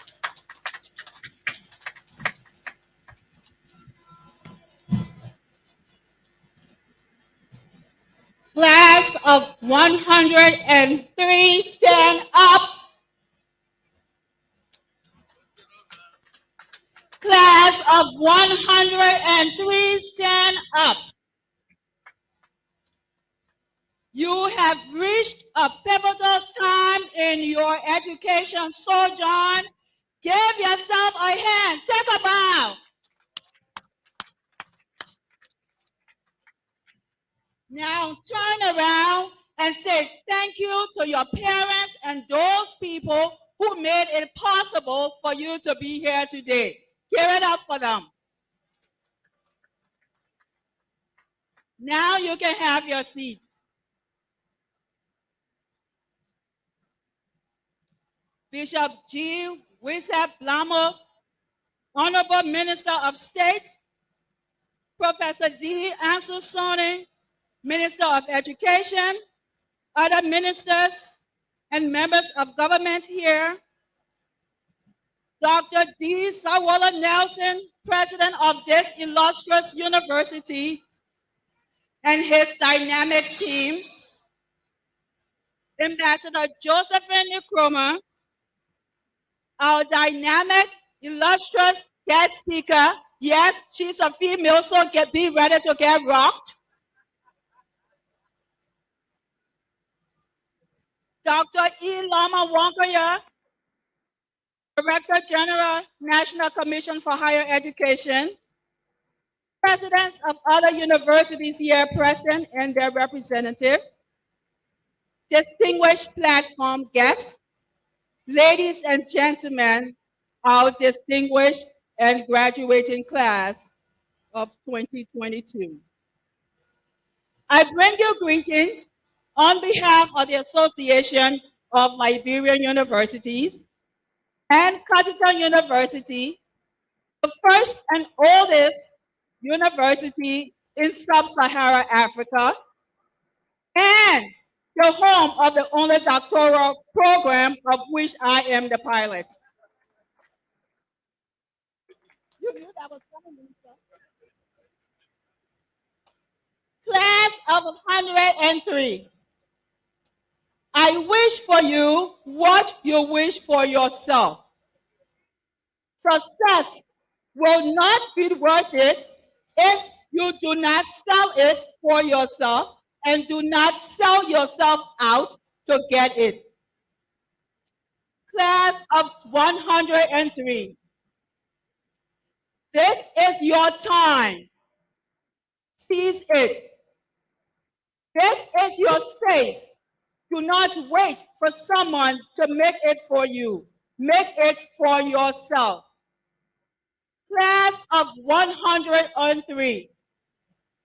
Do not be job seekers, be job creators, because only you are the owner of your destiny. Class of 103.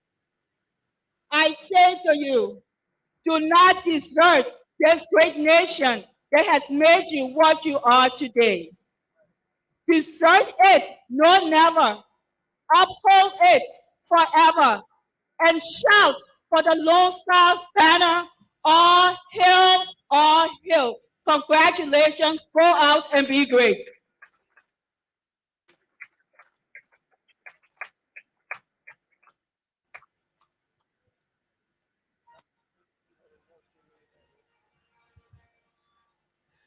We will now call on Dr. Edward Lama Wonkoyo, Director General, National Commission on Higher Education, for special greetings.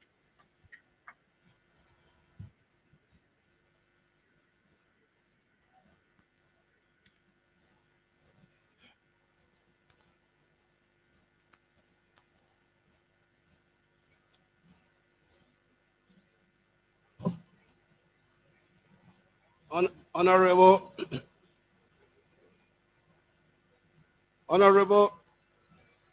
Dr. J. Wisa Lamo, Minister of State for Presidential Affairs, representing His Excellency President Dr. George Manawia, Honorable Professor Dr. D. Ansel, Senior, Minister of Education and Chairman, Board of Commissioners, National Commission on Higher Education of the Republic of Liberia,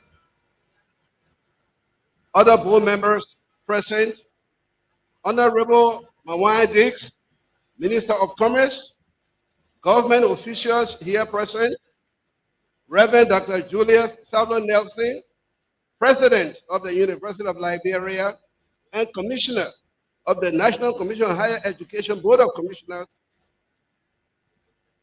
other commissioners present, Honorable Martin G. Zaza, Chairman and members of the Board of Trustees of the University of Liberia, honorable members of the Liberian legislature here present, members of the diplomatic corps, Ambassador Josephine Kroma, resident representative of the Economic Community of West African States, ECOWAS in Liberia, and the 103rd commencement speaker, our distinguished guest from the University of Sierra Leone and Jala University, Republic of Sierra Leone, presidents and of other higher education institutions here present, the administration and graduate faculty, University of Liberia, the prospective graduates of graduate and professional schools, University of Liberia, members of the Fourth Estate, members of the clergy, invited guests, distinguished ladies and gentlemen. I bring you greetings from the National Commission on Higher Education of the Republic of Liberia, and in my own name as the Director General of the NCHE. I also would like to convey our sincere and heartwarming greetings to our distinguished brothers and sisters from the Jala University Sierra Leone and the University of Sierra Leone. Welcome to Liberia. Permit me to start by borrowing the words of an illustrious statesman, Nelson Mandela, the former president of the Republic of South Africa. I quote, "Education is the most powerful weapon we can use to change the world," unquote. Also, according to an American polymath, Benjamin Franklin, who was active as a writer, scientist, inventor, statesman, diplomat, printer and publisher, and political philosopher, I quote, "An investment in knowledge pays the best interest," unquote.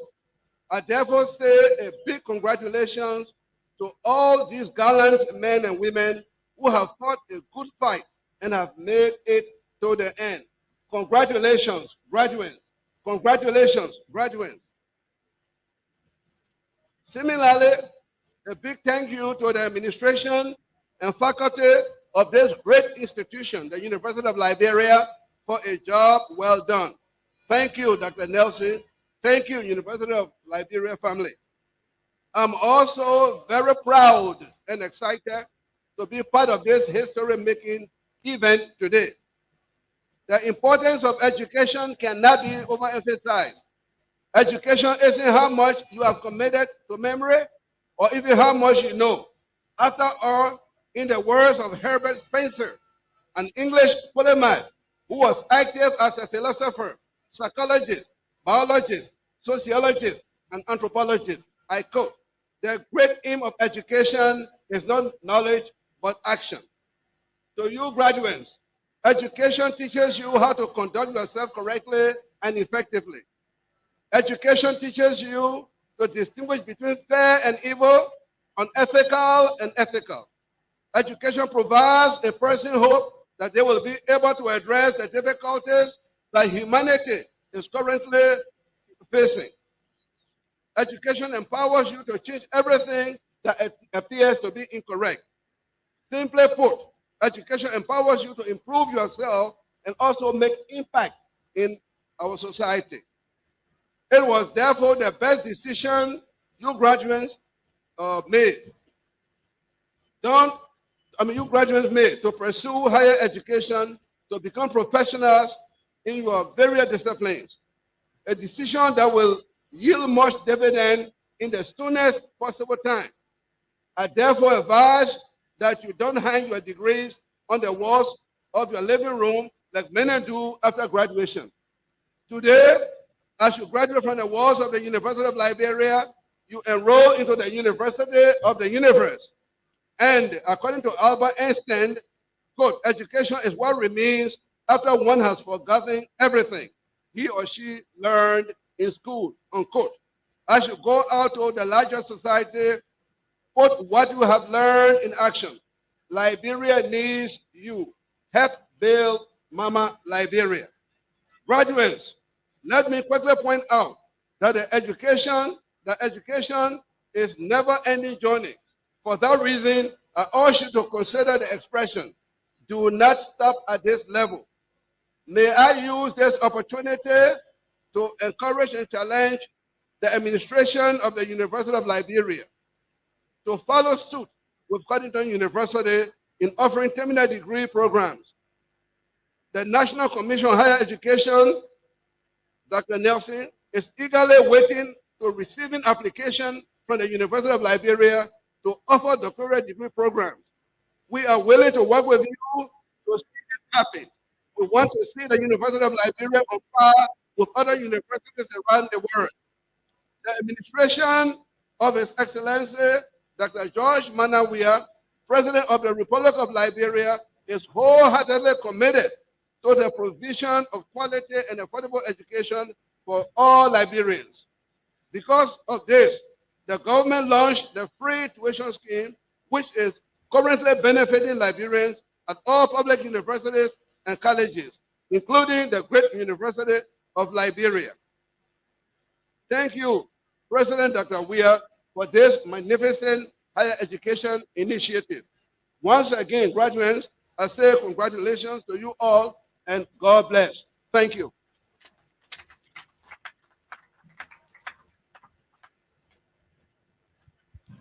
Thank you to all of our special guests for those greetings.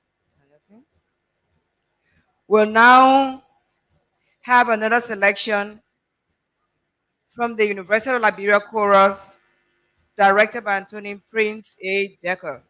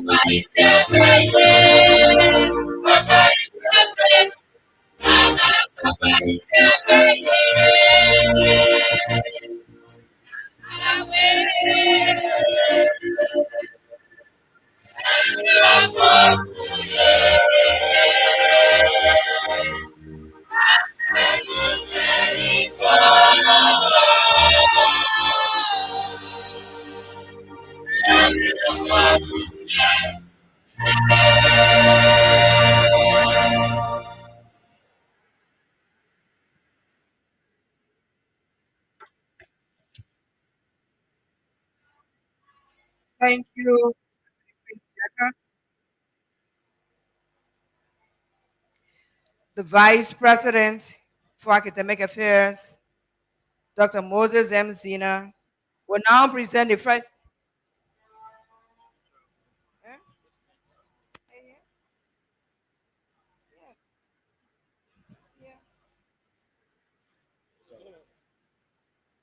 Before the presidential award is given, I want to invite our partners from the Guarantee Trust Bank to please come forward.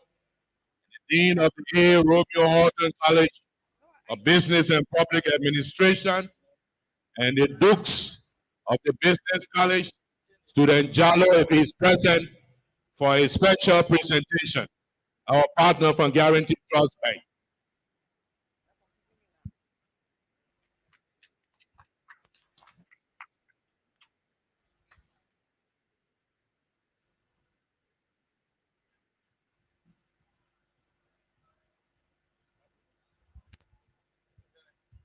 The president, faculty, and staff of the University of Liberia, government official present, the guest speaker, the graduates, distinguished ladies and gentlemen.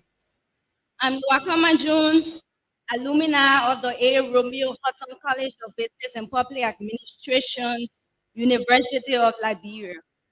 It is a great pleasure that I stand before you as alumni of our great university and a profound staff of a prestigious commercial bank in Liberia, Guarantee Trust Bank Liberia Limited.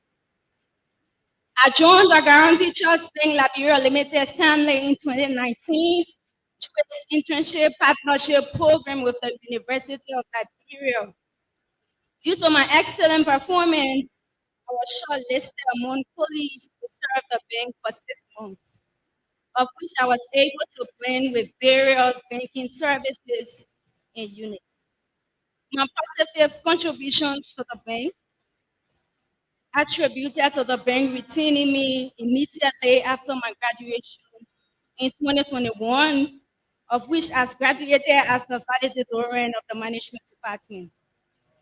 Guarantee Trust Bank Liberia Limited has provided an enabling and conducive environment for young Liberians like me, among others, who aspire to advance in leadership role and gain professional development and exposure of the financial sector in Liberia and other parts of Europe and Africa.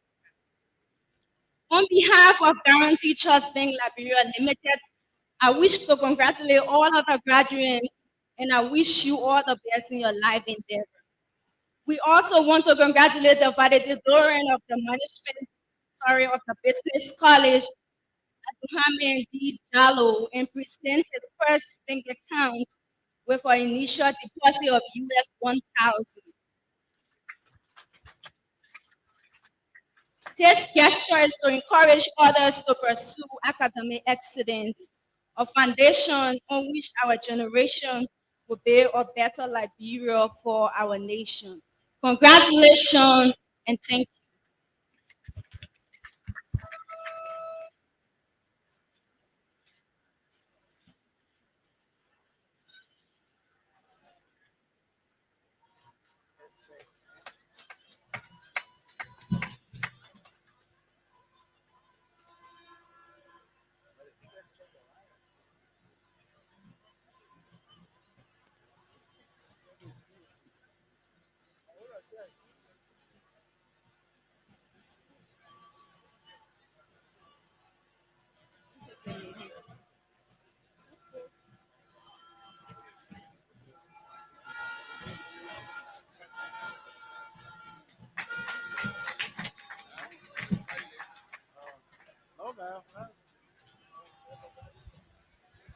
This year, we are giving a special UL Presidential Award to one of our partners for working with the University of Liberia for the past 5 years.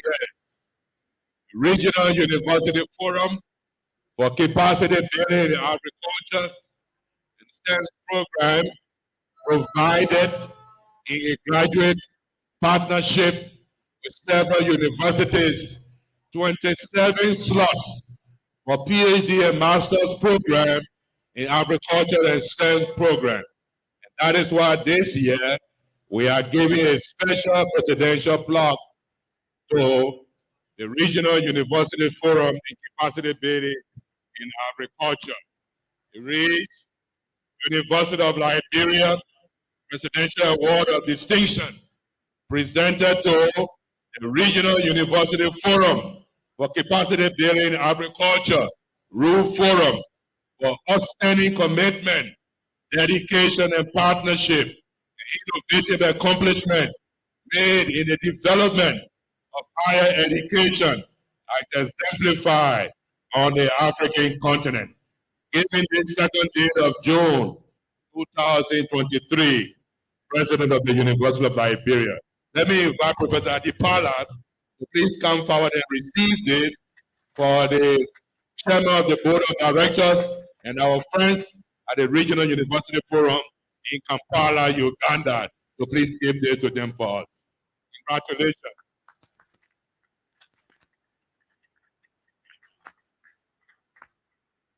Thank you very much.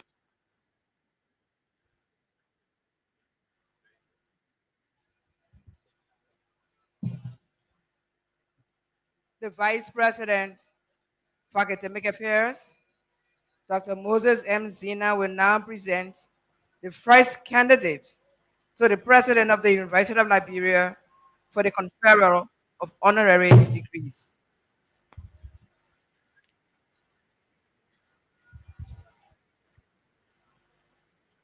Mr. President, based on your nomination and the approval of the Board of Trustees of the University of Liberia, it has been resolved that in recognition of the outstanding service to the human capacity development, especially in the areas of agriculture, the degree of the Doctor of Agriculture, honorary causa, be conferred upon Professor Adipela Akwamu.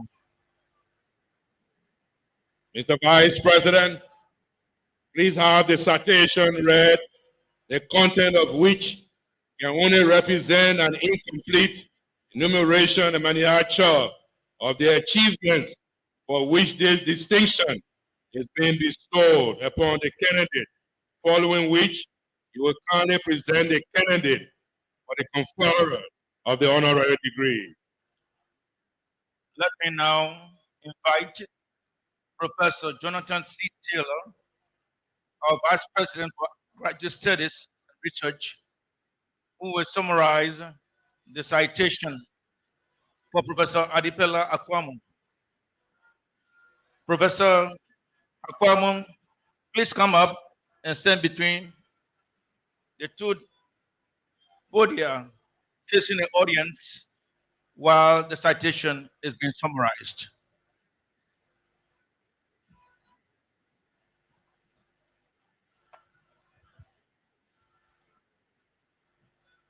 Professor Adipela Akwamu, a crop scientist by training, a full professor, an academician, researcher, publisher, and executive director, Research and Education Agency, RAE.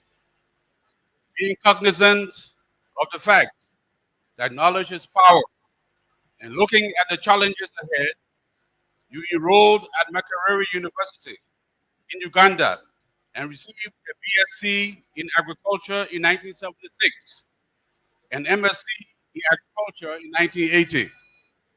In furtherance of your education, you traveled to the United States of America and enrolled at the Ohio State University, where you earned a PhD in plant pathology in 1992. After your studies in the USA, you returned home adequately prepared to contribute your quota in academia and public service.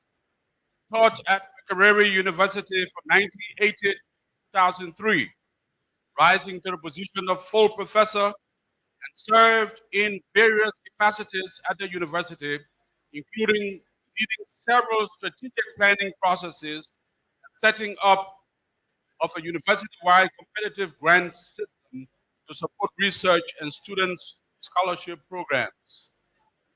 During your tenure at Makerere University, you founded the Muric Journal for publishing research findings from the university. In 1993, you founded the African Crop Science Society, which has remained one of the most vibrant professional societies on the continent up to date. During your tenure at Makerere University, you trained 56 MSc and 12 PhD students and published over 200 papers. Your main legacy included timely graduation of students, strong publication culture in the Faculty of Agriculture, with each of your students publishing at least one article in the international peer-reviewed journals, release of 3 cowpea and 2 soybean varieties, promoting university-wide community engagement and promoting professional networking among crop scientists across Africa. You were also able to work with your colleagues to build a strong sourcing culture that has contributed to Makerere University being one of the most competitive universities in securing national, regional, and international competitive grants up to date. You served on several national committees in Uganda, including leading the reform in Uganda Agriculture's research system that led to the creation of the Uganda National Agriculture Research Organization, NARO.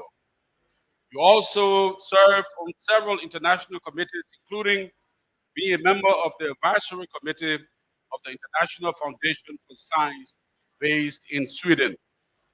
From 1980 to 2003, you served on several national and international boards, including being a director on 3 Uganda national boards, a member of the UK David Research into the Youth Board, and a member of the International Advisory Board of the International Foundation for Science, IFS. You are widely sought as a speaker in international fora.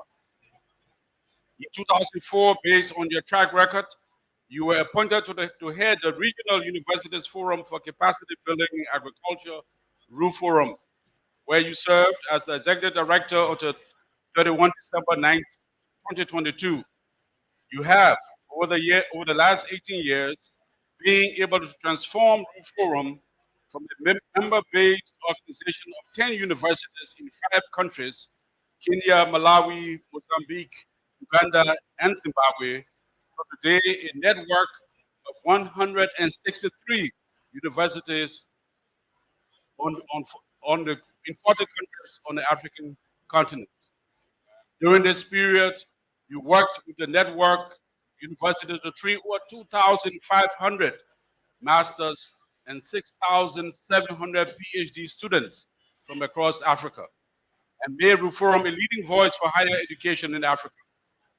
RU Forum today supports several research initiatives, including issues of advancing or enhancing agricultural productivity, food and nutritional security, and economic development in Africa, promoting engagement of Africa's universities in development process, and training more practical and ethical oriented graduates. development of climate change resilience, and enhancing environmental sustainability, management of transboundary animal-human disease, and promoting gender-responsive agricultural research for development. You are a strong advocate for human capital development in Africa as a fulcrum for Africa's development, especially in support rural transformation and generating innovation to spur economic development on the continent. You have championed engagement of African universities with African governments, where you, through RU Forum, contributed to the founding of a committee of 10 African heads of state and governments championing education, science, technology, and innovation, C10. In 2014, you and your family launched the Research and Education Agency to support development research and, in particular, increase access to education to disadvantaged, marginalized communities and rural communities, and improve rural communities, rural livelihood. You are very passionate about generating and disseminating research information from Africa as part of sharing information and increase visibility of Africa's research output worldwide. As a result, you founded the African Journal of Rural Development in 2015, an online open access journal to enable researchers and development actors share their research and practical and practice experiences on rural development issues in Africa. You are currently establishing African Journal of Higher Education and African Journal Publishing House. You also established a primary secondary school that are benefiting over 2,000 pupils in an otherwise very impoverished and marginalized society with very limited access to education. Further, you also founded the Research and Education Agency to strengthen access to education for rural communities and increase access to research technologies and innovation in support of rural transformation. It is in recognition of the long years of extending and invaluable contributions to human capital development in Africa and other parts of the world that the Board of Trustees, upon the recommendation of the Faculty Senate and the President of the University of Liberia, has herewith approved the conferral upon you, Professor Adipala Ikwamu, the degree of Doctor of Agriculture honoris causa. Congratulations. Thank you.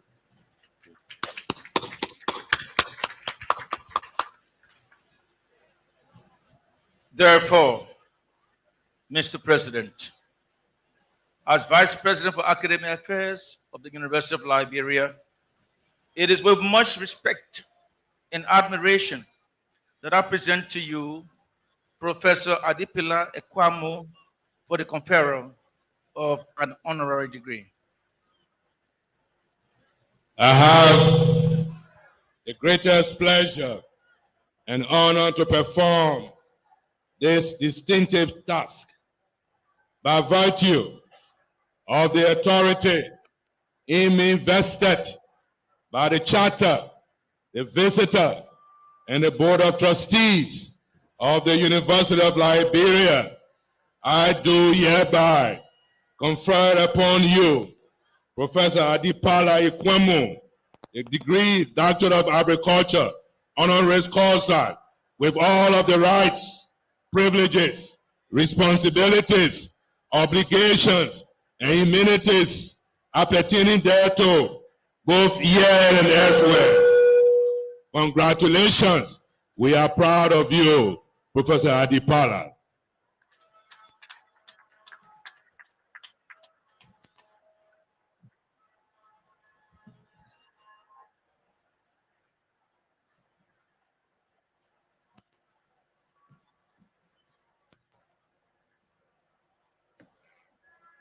By the authority of the University of Liberia, I present to you this diploma, evidenced by the conferral of the degree of Doctor of Agriculture, honoris causa.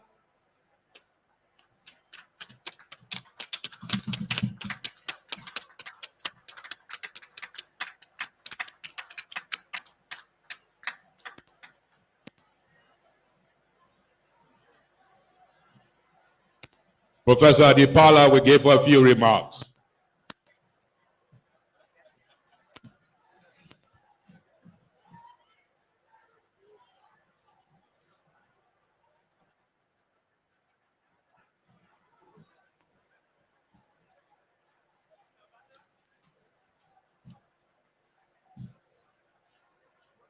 Your Excellencies, ladies and gentlemen, Professor Nelson, the President of the University of Liberia, and all those associated with the University of Liberia and the education sector in Liberia, I thank you immensely for this honor bestowed upon me. I am most humbled to be recognized and also grateful because it has given me the opportunity to meet with you all in this beautiful country. Since 2012, when I first came to visit Liberia, I have been highly impressed by the dedication and determination that the Liberians have shown to strengthen their university, the people, and the economy. I thank the University of Liberia for actively participating in the reform activities. Ladies and gentlemen, I would like especially to commend the university and the ministers of education who have seen the critical importance of strengthening and investing in human resource capital for transformation of the university and for the development of Liberia, and for the effort to support inclusive and sustainable growth for Liberia. Our institutions should not be ivory towers. They need to be the fulcrum of development. To achieve this, we need graduate research and knowledge sharing systems that actually engage all the society, including the universities. Ladies and gentlemen, I would love to talk much, but allow me just to recall 3 things about Liberia that I remember. Ladies and gentlemen, some years back, Reform participated in the African-Japan convening in Nairobi, Kenya. Reform had an exhibition, and the former president of Liberia, Her Excellency Ellen Johnson Sirleaf, visited the exhibition site, but there was no Reform official person at the booth. She left a card and a note and wrote, "I am the President of the Republic of Liberia.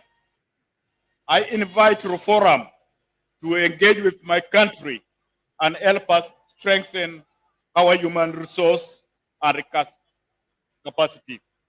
Please visit Liberia." It was a very embarrassing but a humbling situation for me. As the chief executive of Reform, I was most humbled by that message from a head of state. It showed to me how she valued human capital development as the engine for Liberia and did society advancement. I did come to your country with a delegation of Reform vice chancellors, and we were well received and hosted by Her Excellency the President of Liberia. We were given opportunity to visit the countryside, and we saw firsthand the beauty of your country. I was so impressed to happy to see the students in community college. They were very, very, very hardworking, very proud to be in the community college. And I did make a plea to Her Excellency that please let the government of Liberia expand on community colleges and other TVET institutions.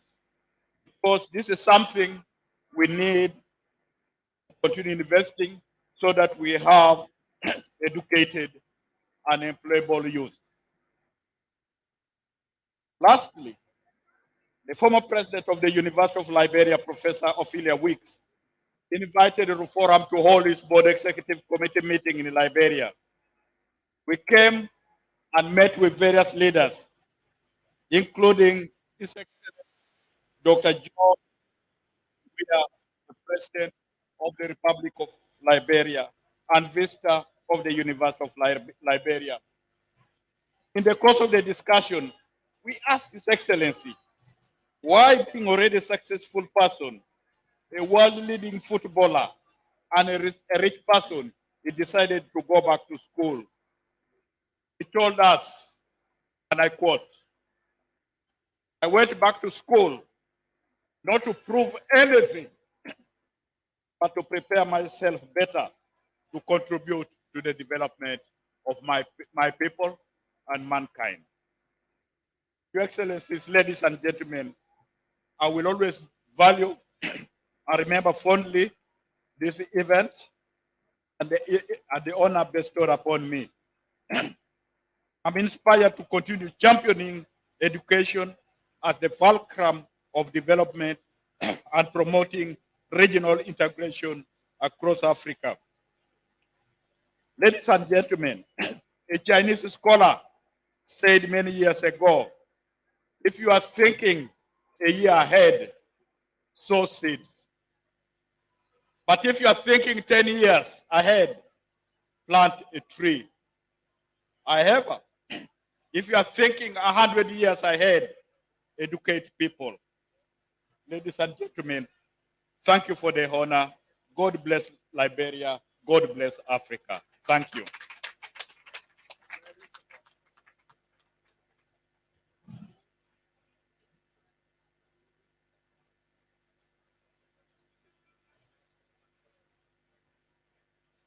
Thank you and congratulations, Professor Adekwala Ekwamu. We want to recognize and welcome the Colonel, the Honorable Robert W. Buddy, Commissioner General for the Liberia Immigration Service. Thank you, sir, and welcome. The Vice President for Academic Affairs, Dr. Moses M. Zina, will now present the second candidate to the President of the University of Liberia for the conferral of honorary degree.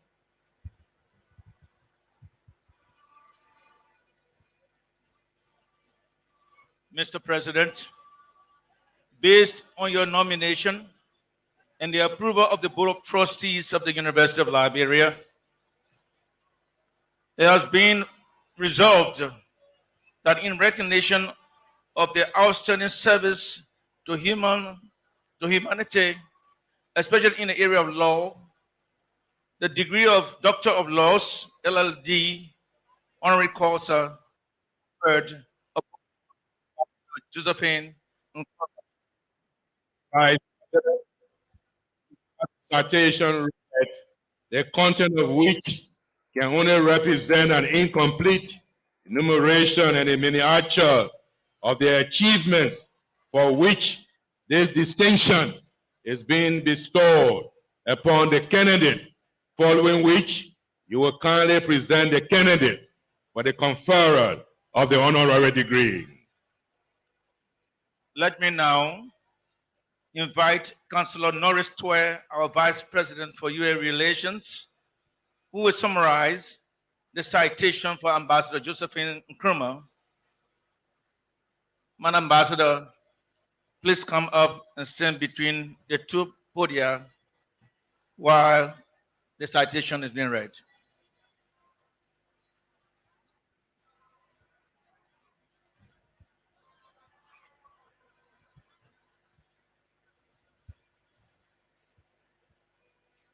Ambassador Josephine Nkrumah, resident representative of the Economic Community of West African States, ECOWAS, in Liberia since March 2022. An accomplished and distinguished Ghanaian public servant, civil rights and responsibilities advocate, and a consummate barrister lawyer with more than 25 years of professional and legal experience. A Ghanaian by birth, your parental upbringing instilled in you values of responsibility, integrity, hard work, and service. Your faith in God remains the cornerstone of your purpose to serve in any endeavor. You served your nation, Ghana, as a distinguished military cadet under the National Service Scheme, which instilled in you strong leadership and discipline values. Upon completion of your military training, you received an award as the best cadet in weapon handling and second best in military drill. You dream to enter the Ghanaian Navy to follow in the footsteps of your father. Let me read that again. This is very important. Your dream to enter the Ghanaian Navy to follow in the footsteps of your father was not realized due to career expediency. However, you have a distinguished record of public service in Ghana and Africa and a glittering record of academic achievements. From a modest beginning in Ghana, you have a distinguished profile that reflects a background of ambience in academia and leadership, reinforced with a Master's of Laws, LLM, from the International Maritime Law Institute, ZIDA, in Malta. You are enrolled under the role of lawyers as a barrister and solicitor of the Superior Courts of Judicata in 1997 after obtaining your qualifying certificate of law, QCF, from the Ghana School of Law. You are also an alumnus of the University of Ghana, Legon, where you obtained a BA in Laws and French. You entered the legal fraternity, serving briefly with the Copyright Administration of Ghana, and went to work with bespoke private law firms that exposed you to the corporate and commercial law world, where you gained dexterity in complex legal transactions that equipped you with skills and the relevant experience that aided you in the establishment of your law firm, Lumu Veritas Law. As a maritime law practitioner and local consultant for the International Maritime Organization, IMO, in Ghana, your native land, you dealt with topical maritime issues, including maritime security and sustainability of the maritime environment and maritime ecosystem. From 2003 to 12, you took on the role as the executive secretary and legal advisor to the Ghana Association of Stevedoring Companies. It was the birth of a new chapter in your career, where you develop excellent policy advocacy skills by championing the interests of Ghanaian businesses in the maritime industry. Your work in mainstream public service was born in 2014, and it has since been your passion to serve the public. As a member of the Ministerial Advisory Board of the Ministry of Transport, you advise on policy formulation for the transport sector to build synergy amongst the various government agencies on sea, road, rail, and air transport to improve trade and industry for national development.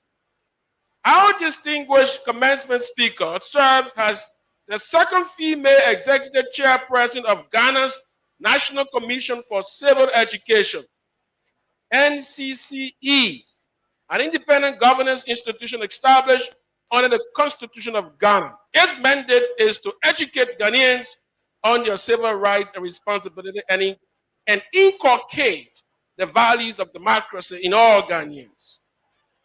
Under your leadership, the National Commission for Civil Education received a number of awards, including the Iman Public Sector Leadership Award for NCC's immense contribution to Ghana democracy. You joined ECOWAS in March 2022 as ECOWAS's resident representative to the president of the ECOWAS Commission in Liberia. You are already contributing to consolidating Liberia's peace-building architecture. Leveraging on your past experience, you are working with both international and national partners in strengthening Liberia's democracy towards the achievement of every Liberian enjoying the dividends of democracy, its rich natural resource, and raising awareness on active citizenship. This is in line with ECOWAS Vision 2050, an ECOWAS of the people, peace, and prosperity for all. On the pillars of the ECOWAS Supplementary Protocol on Democracy and Good Governance, you have aligned the national elections agenda towards free, fair, transparent, inclusive, and credible 2023 elections. You have worked with the National Election Commission and other institutions, adding valuable support which has seen the NEC implement the smooth transition of Liberia's voter roll from an OMR to a biometric voter roll in accordance with ECOWAS 2017 post-election recommendations. You also engage with diverse stakeholders to deepen Liberia's integration in the ECOWAS agenda. Recent activities include the reintegration of Liberia National Police under the West African Police Information System, capacity building of security and allied agencies on security sector reform, regional capacity building of stockpile management in collaboration with the Liberian National Commission of Arms, the kick-off of the construction by ECOWAS of a joint border post at the Jimandman waterside borders of Sierra Leone and Liberia, respectively. The ECOWAS construction of the Green Enterprise Village between Jimandman and Bo waterside. You serve as a speaker on diverse topical issues, including civil education and active citizenship, with a passion for working with the youth and women as catalyst constituents for national development. You consistently articulate and advocate the importance of the effective role of every citizen, irrespective of age, gender, religion, class, ethnicity, to contribute to national and African transformation. Your vision for Liberia is harnessing the vast opportunities of Liberia's rich mineral resources, implementation of modern agricultural food security and self-sufficiency, food processing for export, gender equality, youth-centered policies for poverty alleviation with a strong private sector as the engine of growth on the pillars of good governance, rule of law, and a national value system driven by active citizenship in a cohesive society. Yeah. Therefore, in recognition of your conscious and tireless efforts of advocacy and improve the lives and education of young people in your country, as well as immensely contributing to creating an enabling environment for the sustaining of peace and democracy and progress in Liberia and in Africa, the Board of Trustees, upon the recommendation of the President of the University of Liberia, has herewith approved and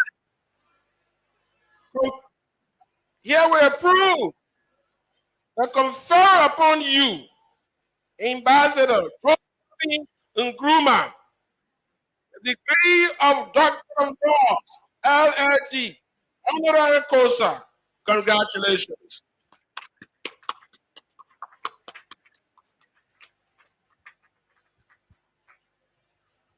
Therefore, Mr. President, as the Vice President for Academic Affairs of the University of Liberia, it is with much respect and admiration that I present to you Ambassador Josephine Nkrumah for the conferral of an honorary degree.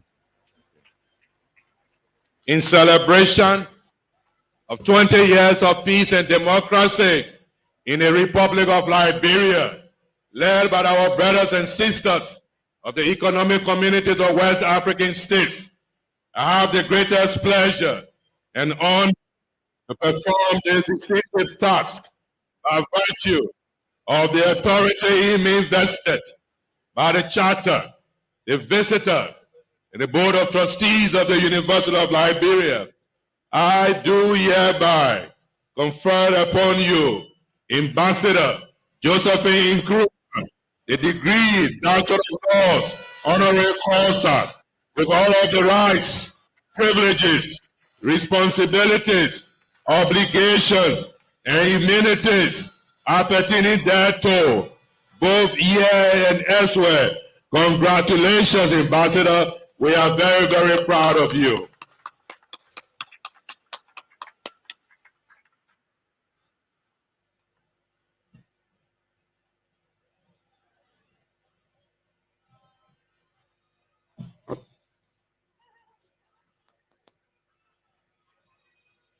By the authority of the University of Liberia, I, on behalf of His Excellency, Dr. George Manenwea, present to you this diploma, evidenced by the conferrer of the degree of Doctor of Laws, honorary causa.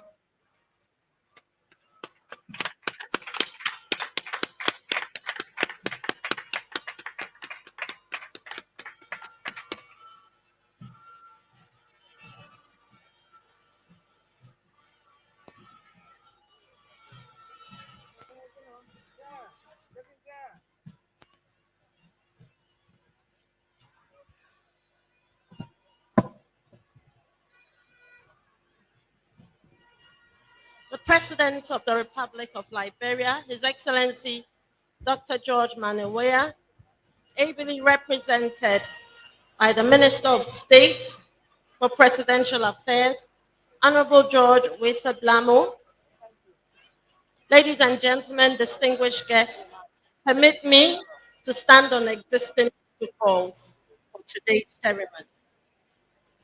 I stand before you, humbled to speak before luminaries of this great country, walking in the path trodden by great and famous personalities such as His Excellency Dr. George Manenwea, President of the Republic of Liberia, His Excellency Mada Bio, President of the Republic of Sierra Leone, and His Excellency John Ajekum Kufuor, former President of the Republic of Ghana.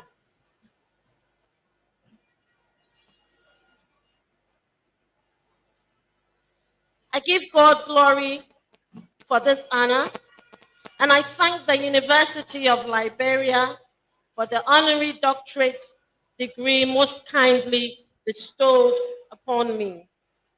Distinguished audience, it is significant to note that this year, Liberia celebrates 20 years of uninterrupted peace, where ECOWAS played a pivotal role in Liberia's comprehensive peace accord. I take this opportunity to acknowledge and thank the people of Liberia for the enduring relationship that exists between ECOWAS and Liberia. It is therefore fitting that this honorary degree also recognizes the role of ECOWAS in the peace and prosperity of our sub-region.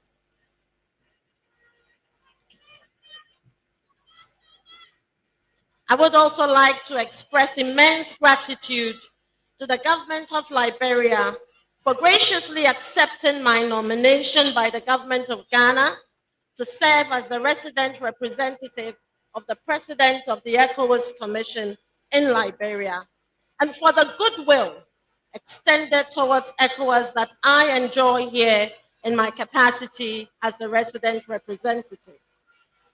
My deep appreciation and gratitude also go to the President and people of Ghana, in whose service I found recognition and who inspired in me to serve each day with purpose, humility, and integrity. Let me also take this opportunity to thank the President of the ECOWAS Commission for his support and guidance as regards my role here in Liberia. Finally, it would be remiss of me if I did not pay homage and a deep sense of gratitude to my parents, my children, and my entire family for the invaluable support I have experienced through my life's journey. Through the dark moments and through the bright days, I evolved to fulfill a life of purpose in service to all. It is said that charity begins at home, and it is that charity of certain values instilled in me by my parents and teachers that has molded me and continues to be the moral compass of my life. I arrived in Liberia on March 27, 2022, and I have spent some 432 days in Mama Liberia. In this time, I have sought to learn and understand the history, politics, culture, and people of Liberia to enable me play a more effective role in service to ECOWAS and indeed to Liberia. It has been exciting, full of many good experiences, and an appreciation of the vast opportunities that exist in this beautiful country. Sometimes it has presented me also with sober moments of reflection as I traverse counties of this 200-year-old nation, never colonized and on the precipice of catalytic development. With this imagination, when the esteemed president of the University of Liberia wrote to me on the UL's choice to confer on me an honorary doctorate degree, my thoughts focused on this topic: accountable leadership, responsible citizenship, reorientation of mindset for Liberia's forward march. Ladies and gentlemen, whilst this speech is contextualized to Liberia, I hold the strongest conviction that it relates to every country within the ECOWAS sub-region. If you have read my profile in the brochure, then it will give you an idea as to why I choose to speak on this topic. But before I delve into this topic, permit me to tell you a story about what shaped my thoughts and attitudes to leadership and responsibility, as well as sparked a fierce sense of speaking truth to power and seeking justice. I was barely 8 years old when I was appointed class prefect in my class by my female teacher. After a few weeks, a new male teacher was assigned to my class. He was almost incensed that a girl should be class prefect with a boy as her assistant, and so he reversed our positions. After class, I went up to him and politely asked him to restore me to my former status, or else I would report the matter to my parents and my headmaster. You can imagine how angry he was. To cut a long story short, the matter ended with the restoration of the status quo.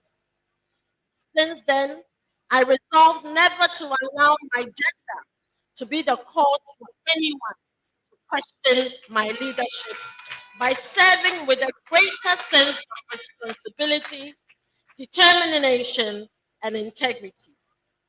That early experience, coupled with a sense of duty and responsibility instilled in me as the eldest child at home, taught me that as a leader, I must at all times serve with accountability.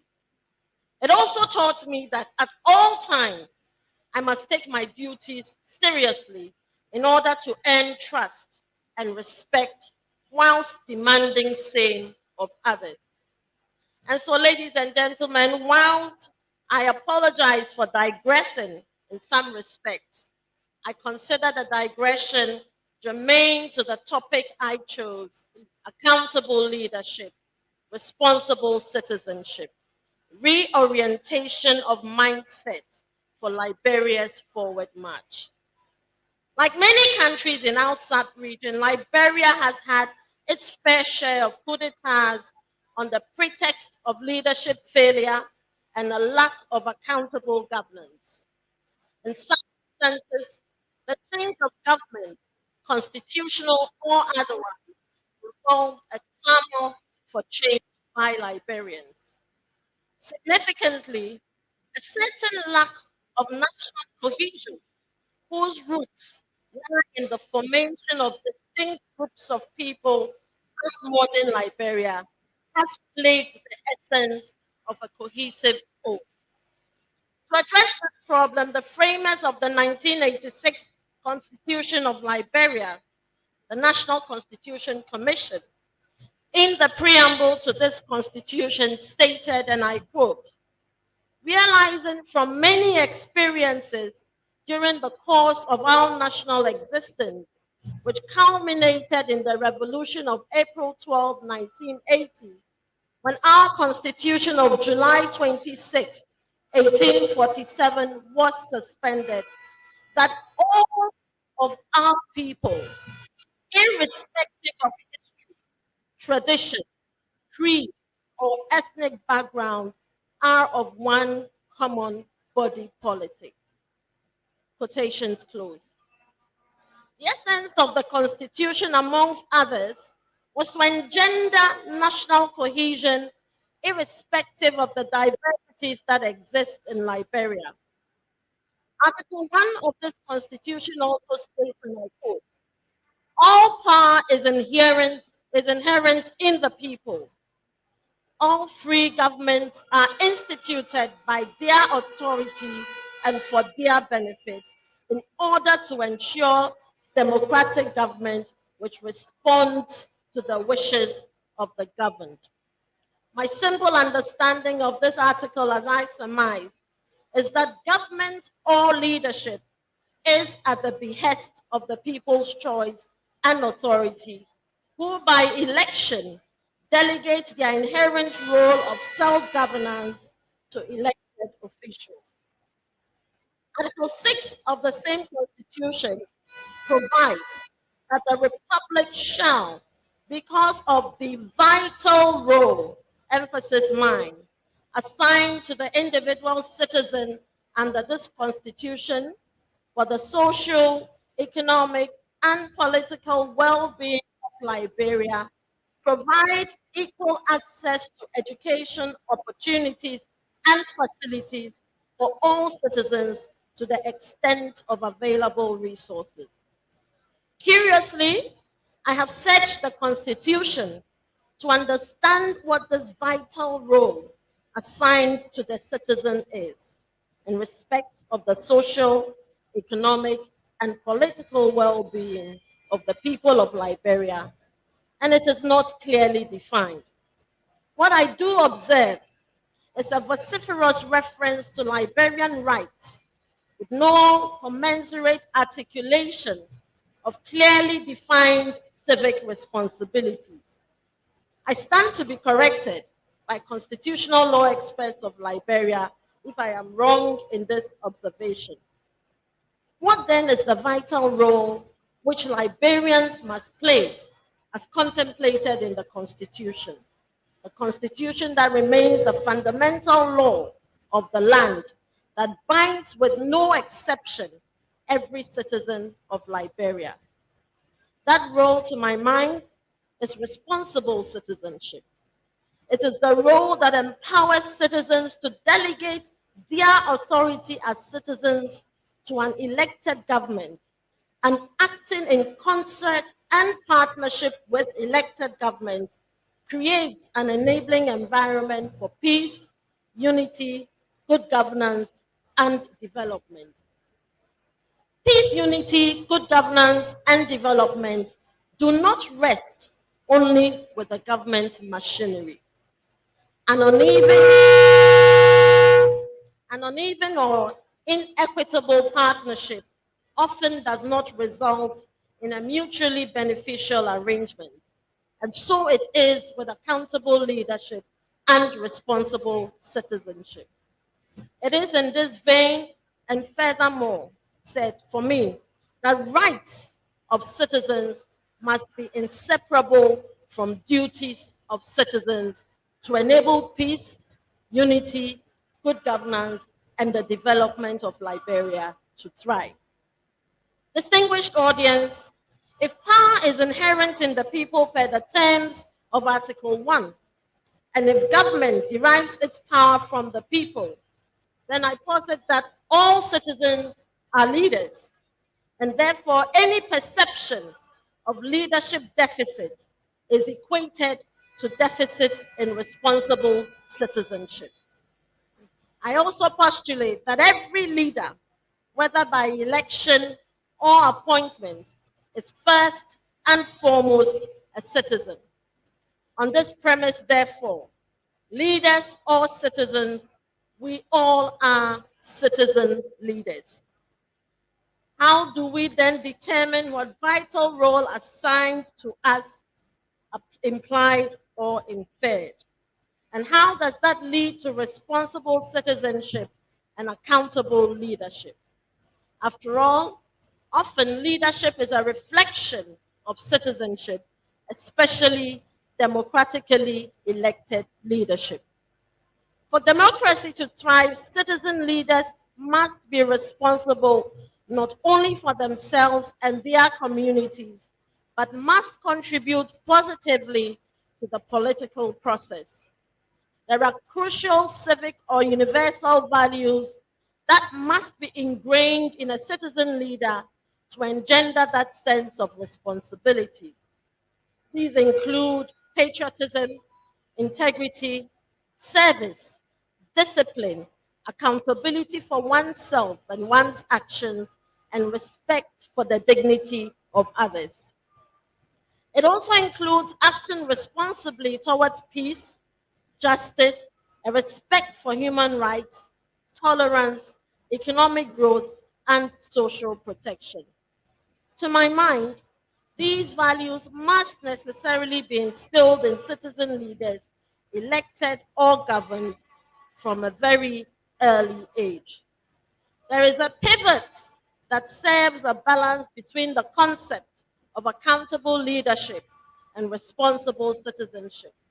And when we lose that equilibrium, we foster a dysfunctional democracy and governance order. This in turn leads to a breakdown in the rule of law, systemic failures of institutions and government agencies, and a risk to political and economic stability. The ripple effect is the failure for the ordinary man and woman to benefit from the dividends of unity, of liberty, peace, stability, equality, justice, and human rights under the law. These are the ingredients for the political, social, moral, spiritual, and cultural advancement of our society, for ourselves, and for posterity. Please see paragraph 3 of the preamble to the 1986 Constitution of Liberia, which speaks of these matters. Distinguished audience, there are many vices in today's society that smack us in the face of responsible citizenship. They threaten our democracy and shape the future of despair that we do not desire. They are the simple and seemingly innocuous acts we commit daily that stem from greed, poverty, lack, call it what you want. But to my mind, none of these acts can be justified. We do these things so often that we become desensitized to it. Low-level corruption by citizens, such as electricity theft, lack of punctuality to work, abuse and misuse of work and state resources, time inclusive, in both private and public entities, complicity in vote buying and voter tracking. They include corruption in the public sector by technical experts who compromise on quality standards for personal gain, compromising on laws that destroy our natural resources, accepting fake drugs that harm rather than cure disease, causing the nation losses in terms of our human capital, corruption in the judiciary to deny justice for the poor man or woman. They also include sexual and gender-based violence. And we find these vices also in our academic institutions too. Money for grades. Our religious institutions are not exempt, where we spew dissension rather than preach peace for development. And these vices fester in our body politic, insightful language, vitriolic utterances. The list could go on. And these vices are the seeds of unrest that easily spark simply because the greed of some individuals resulted in a dysfunctional system that cost the collective society the simple aspirations and right to good health care, skills and job creation, good education, a well-educated workforce, enjoy the dividends of the exploitation of our natural resources, social amenities such as good drinking water, rural electrification, good road network for the movement of people, goods, and services to engender economic growth, promote agriculture, and accelerate development. We cannot make choices of medical leadership at all levels. We, as citizen leaders, desist from self-serving choices and commit a patriotic mindset. The times we cry about the lack of accountable leadership, citizen leaders have woefully failed to live up to duties as responsible citizens with little, if any, regard given to self-examination and conscience to our role in this resulting deficit. Is it a wonder then when our leaders, not just elected leaders, appointed as well, whether in public or private sectors, religious and academic institutions, amongst others, present us with mediocrity? How then do we move from this point? It takes intentional, deliberate, and purposeful actions by all spheres of society to reorient mindsets, conscientize the Liberian patriotic can-do spirit, to orchestrate the development that we want for ourselves. In this regard, civic and democratic engagement is pivotal to enhancing good governance. According to the Edward Ginsburg Center, civic engagement is the contributing and working to make a difference in the public life of our communities and developing skills, knowledge, values, and commitment in promoting the quality of life through both political and non-political processes. It is undergirded by constructs of collective action and social responsibility. Democratic engagement is explained as engaging citizenship through democratic mechanisms and principles. It is a central part of civic engagement, and it includes utilizing democratic institutions for democracy to thrive. Civic education is vital to democracy and engenders a well-informed, discerning, and engaged citizen leader. It is this kind of citizen leader that makes the right choices of leadership that supports citizens' interests. Inversely, poor civic understanding spirals downwards to poor choices that lead to unfulfilled interests and aspirations. This results in unrest and portends instability. Once instability sets in, we see an erosion of developmental gains in infrastructure, sound socioeconomic policies, human capital, and this ultimately affects active citizenship. It becomes a vicious cycle. As a country, the time has come for Liberia to work consciously towards ensuring the vital role of active citizen leaders purposefully seeking to transform. National transformation is active. It involves policy deliberation and planning for long-term good. And whilst we continue to assume it is the responsibility of government or public servants, we must remember that it is the citizen leader, by his or her active involvement, who superintends this. It is paramount in reiterating that the family, education, and religious spheres of society play a major role in this shift. It is the moral construct of family, educational, and religious values that mold individuals into political actors as citizen leaders in the social, business, or government machinery. We cannot demand constructive change of the politician, the media, business community, the arts and culture and sports when we have not paid attention to our family, our education, and our religious system.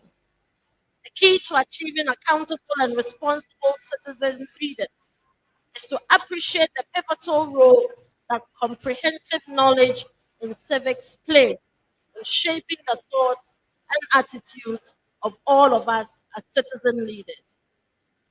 If people or citizens are adequately informed about their roles and responsibilities as citizen leaders and positively exhibit the tenets of responsible citizenship in our various endeavors, then we can proudly have a society where parents guide their children by instilling in them positive values that embolden them to stand for liberty, truth, and justice, cardinal to national values with a high sense of integrity. I must mention the role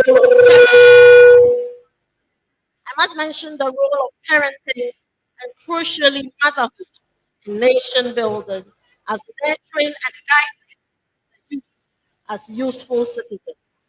It emphasizes the power women hold in charting the path of nation building, especially in these times of near global social deconstruction.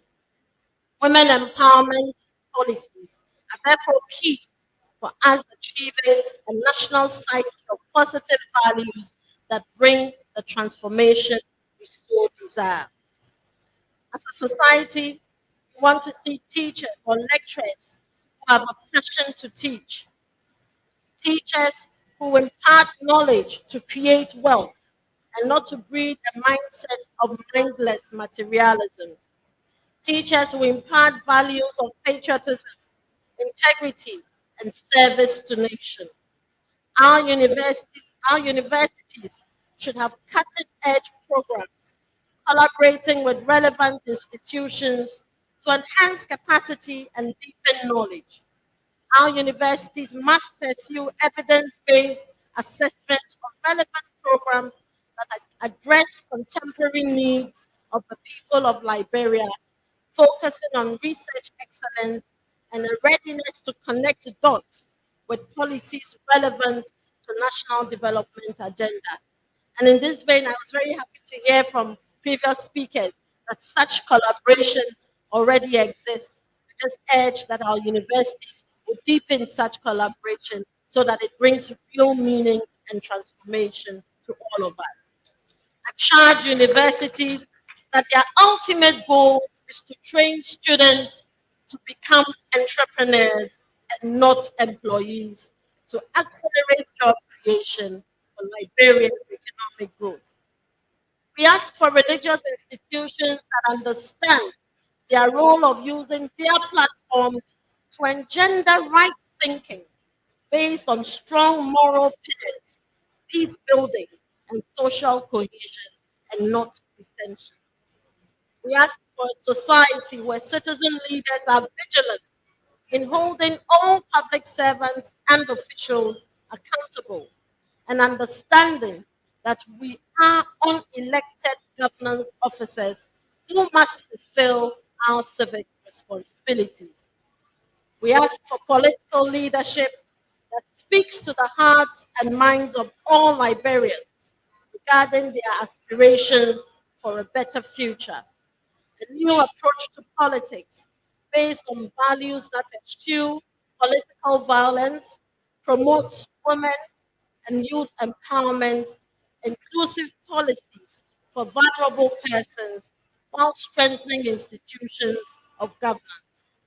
Distinguished audience, we must mold the new citizen leader with intentionality, whose mindset cultivates, nurtures, contemplates, and innovates with the ability to process and convert ideas into products and services that benefit us all.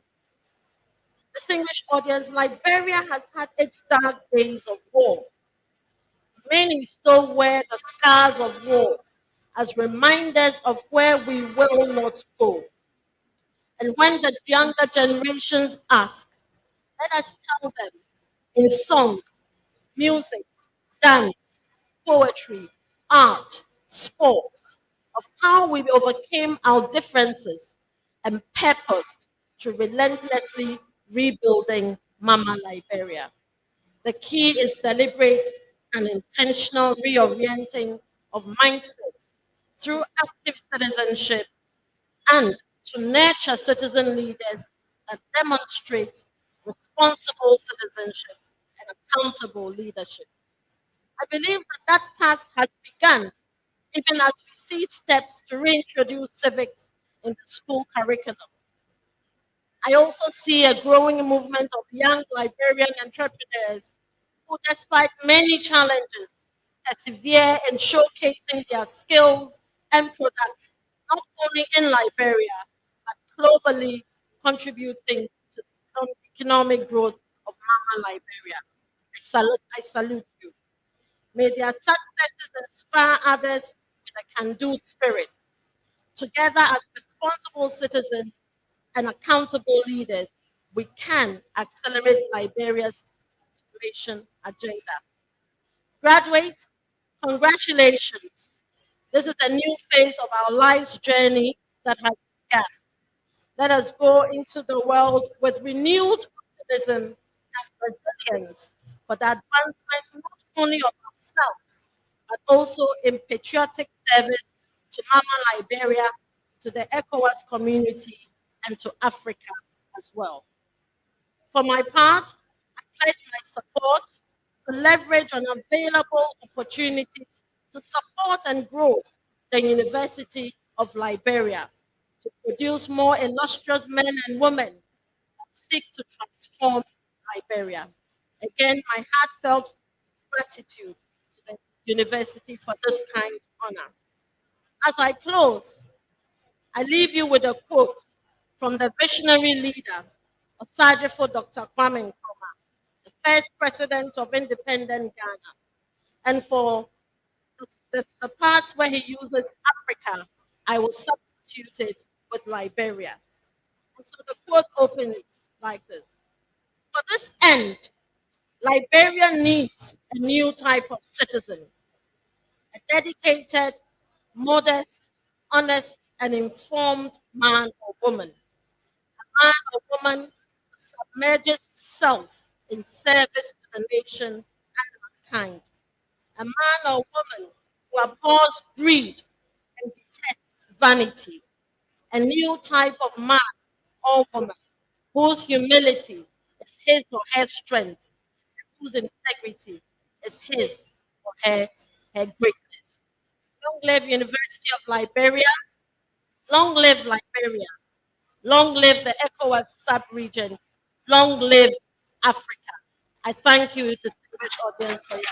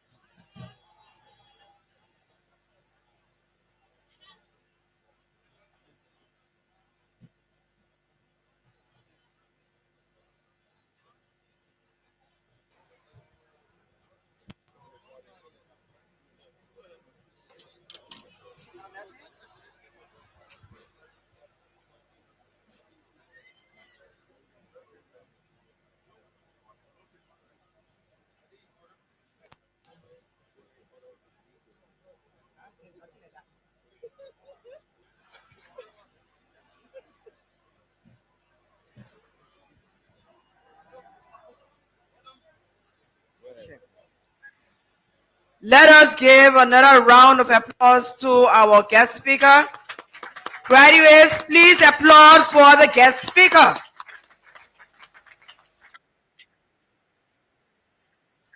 Dr. Moses Monroe Zeman, Vice President for Academic Affairs, will now present the candidates who are graduating with honors for certification of excellence to the President of the University of Liberia. We ask Vice President Wiade Kubabode and relevant marshals to please prepare for participation.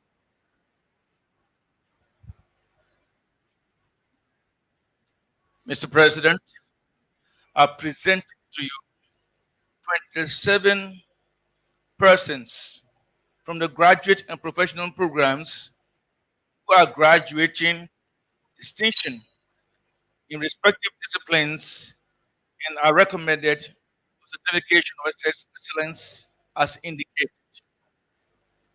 Let me first extend profound congratulations to the platinum of our graduating class, the cream that are cream, our graduates. Kudos to all of you. We honor you. We take pride in your amazing accomplishment. Thank you very much. With the directors of the graduate programs, kindly move forward in the order as listed to call the names of your students who are graduating with high distinction and distinction. And as you call them, I will call from the platform who will then give them their certificate. Let's start with IBB.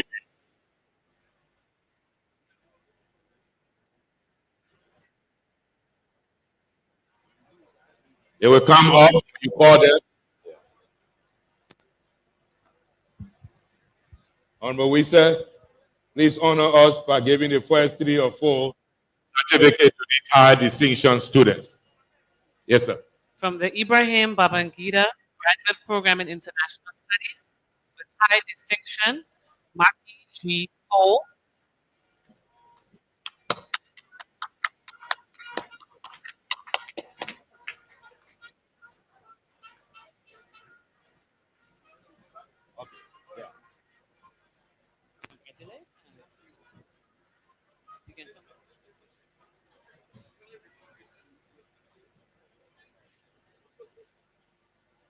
With distinction, William J. Krajade.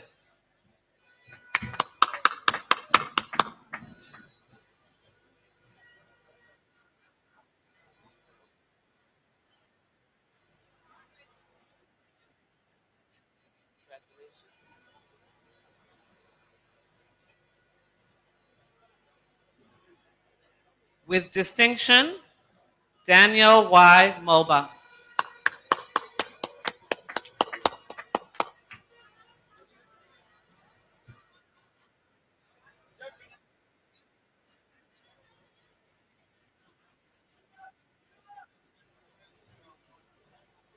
Congratulations.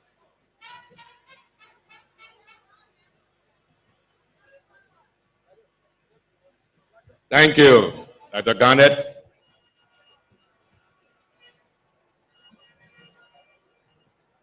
The graduate program in regional science, Director Francis Mawia.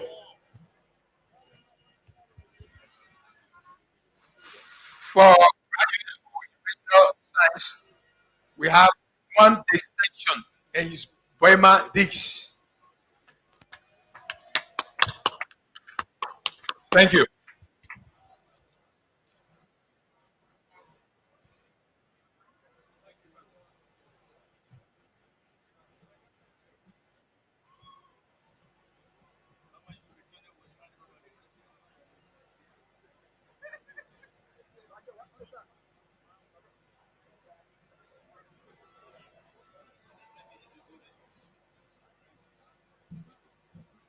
We invite Director Kipo for the graduate program in education.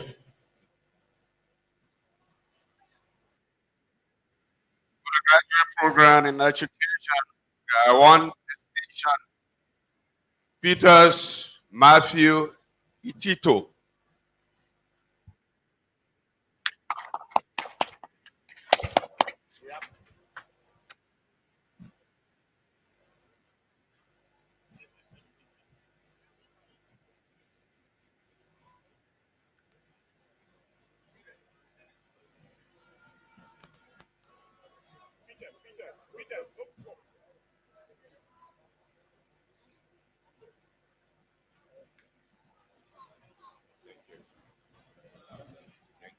We invite the director for the graduate program in business and public administration.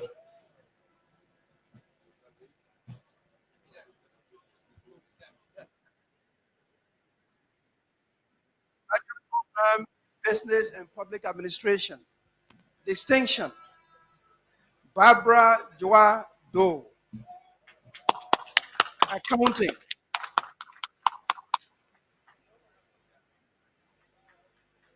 Chabi Benyu Jobi. Management,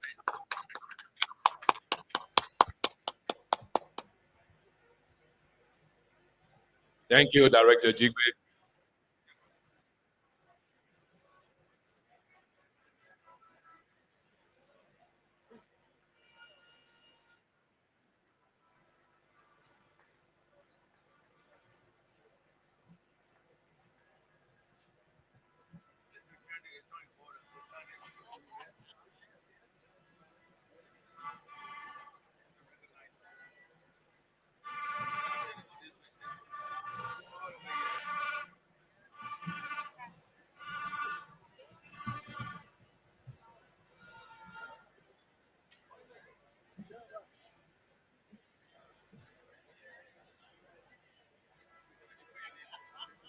Thank you, Minister.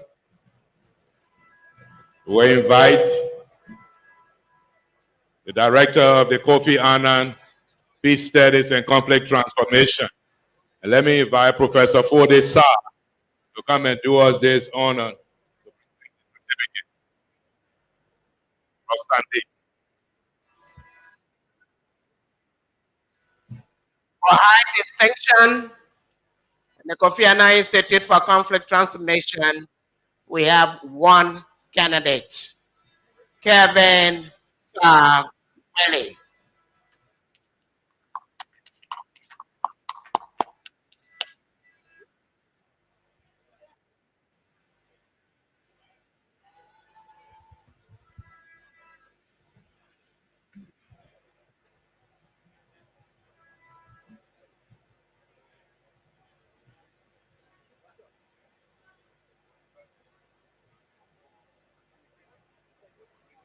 Thank you. We invite the Director of the Public Health to present the students. And let me invite Professor Edwin Momo to please help us give these certificates. And this one include the Dukes of the graduating classes. Mr. Momo. For the graduate program in public health, we have 3 candidates for high distinction. Chelsea R. Doe,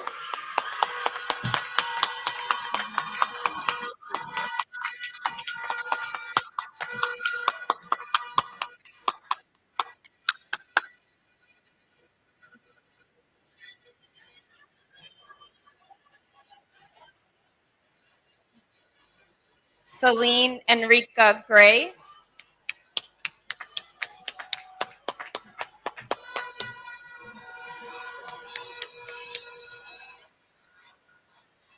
Iris Co Martor.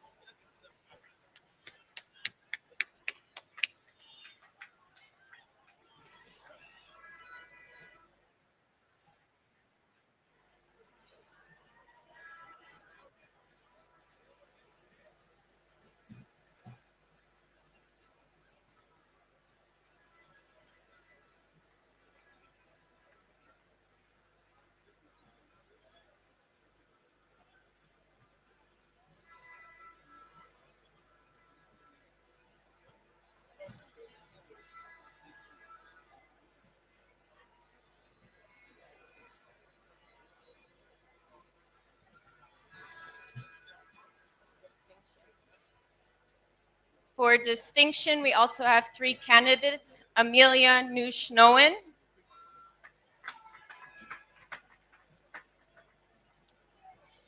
Alvin A. Coker, and Famata Gono.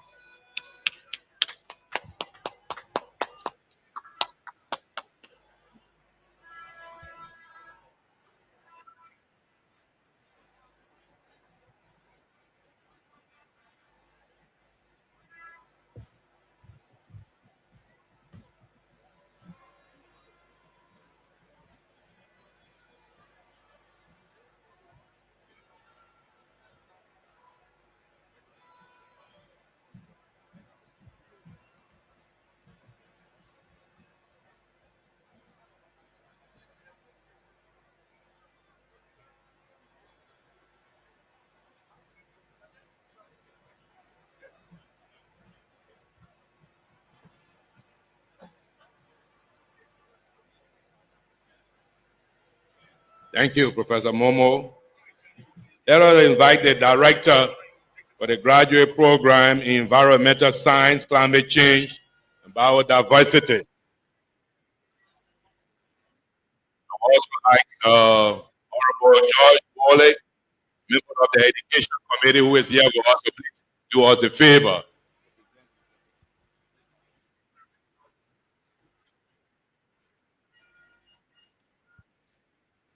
Graduate program in environmental science, climate change, and biodiversity.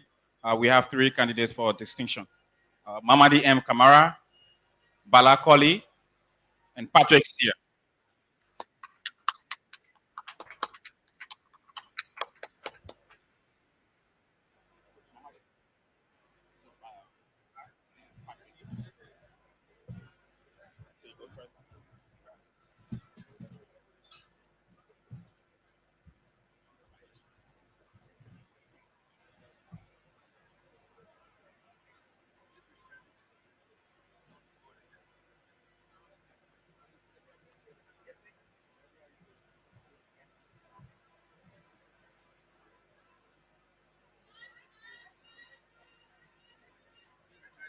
Thank you.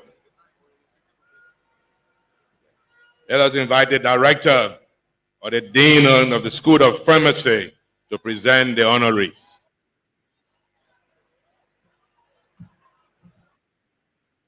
I will invite our honoree, Professor Adipala, to please come present these certificates for these students from the School of Pharmacy. School of Pharmacy, graduate 2 students with distinction: Hamilton B. Fasama and Lawrence B. Stanley.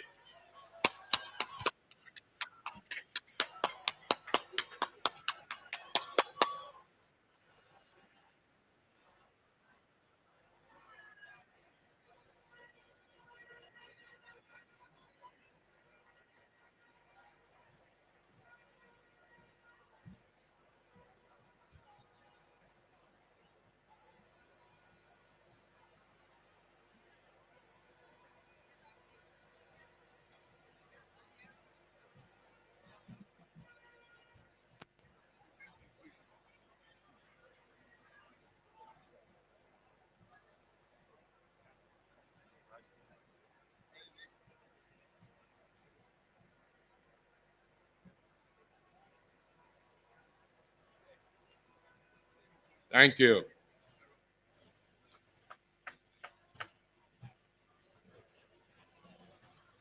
The Dean of the Louis Arthur Graham School of Law.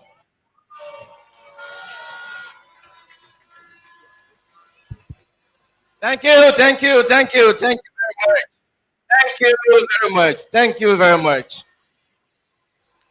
The Louis Arthur Graham School of Law, University of Liberia, Liberia's only law school since the establishment, today presents 8 students graduating with honor, 4 of which are all ladies and 4 male.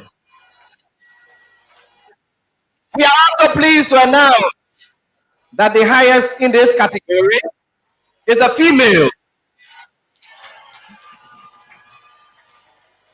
It is my distinguished honor to invite Nadia G. Warner, summa cum laude.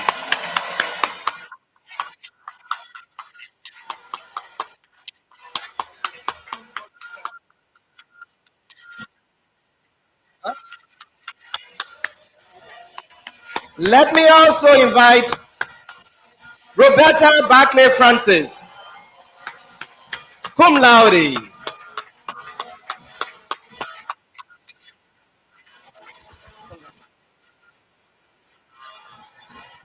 Wilhelmina Edwin Budi, cum laude.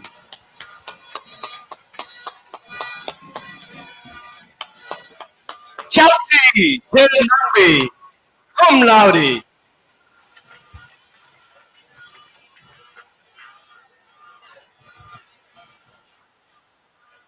Joseph Y. R., cum laude.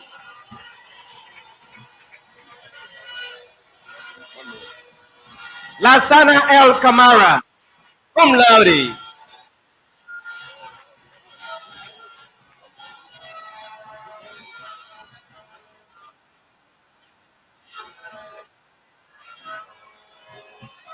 Richard S. D. Cado Jr., cum laude.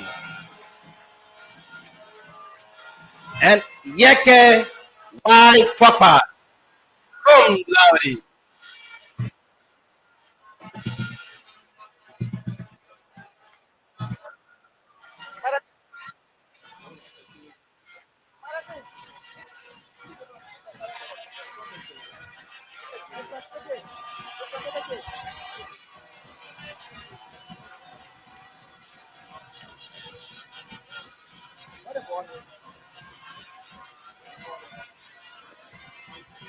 Will somebody please come up with Mr. Joshua B. Shadrach? Joshua B. Shadrach? Joshua B. Shadrach? Joshua B. Shadrach? Somebody please bring up Joshua B. Shadrach.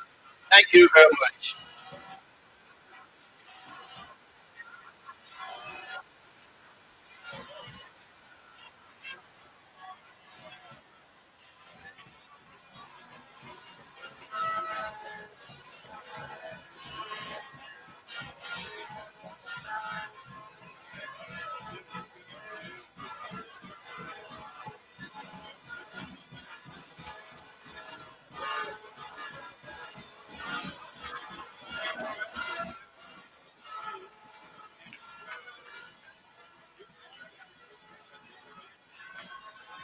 Mr. Vice President for Academic Affairs.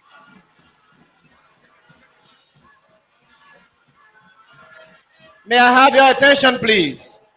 May I have your attention, please? The University of Liberia is making history in many ways.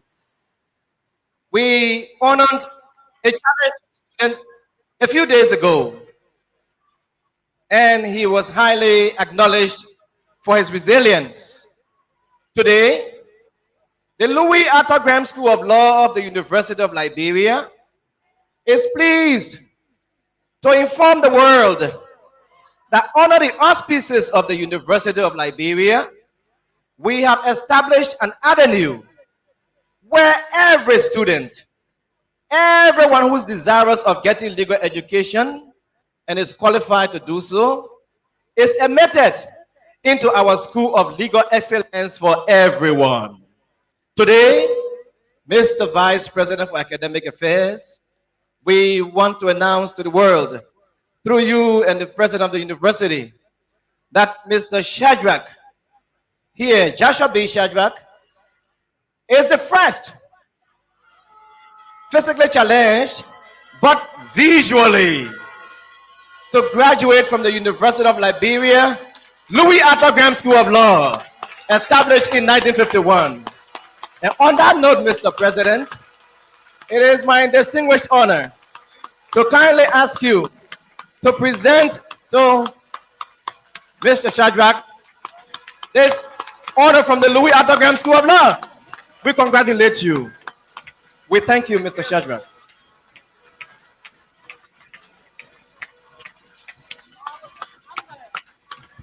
I am so proud of you. You have shattered the glass ceiling. Congratulations on this remarkable step.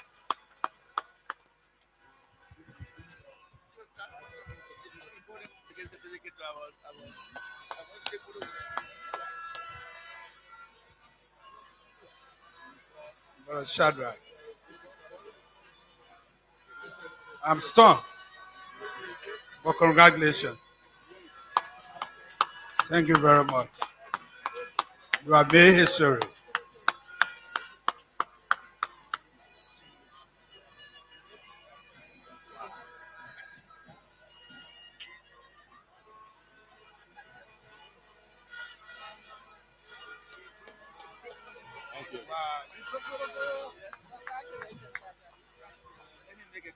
Thank you, thank you, thank you.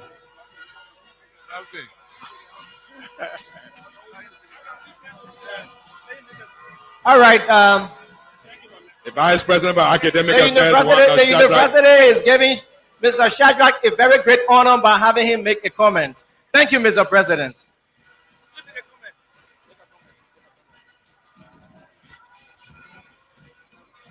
Right? So it's an honor.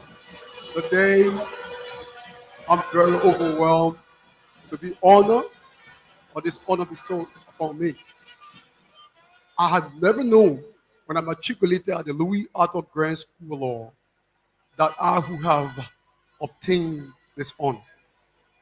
But one thing I noticed of myself, I always like to be perseverant in everything that I do, no matter the risk involved.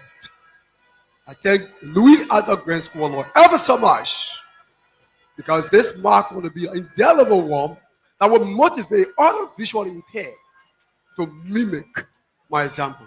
I thank you.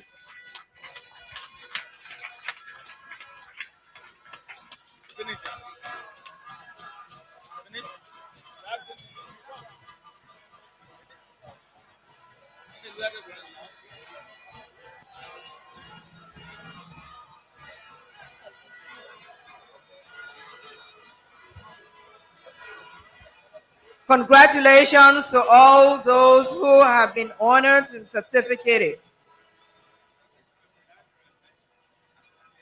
We have now reached the point in our convocation that represents the pivotal purpose for which we are here. The conferral of degrees on our candidates for graduation by the President of the University of Liberia. Will the candidates for the degrees please ensure that the tassel of your hats come down on the right side? The Vice President for our Academic Affairs, Dr. Moses Monroe Zena, will now come forward and present the petition of the candidates for degrees from the University of Liberia to the President of the University of Liberia.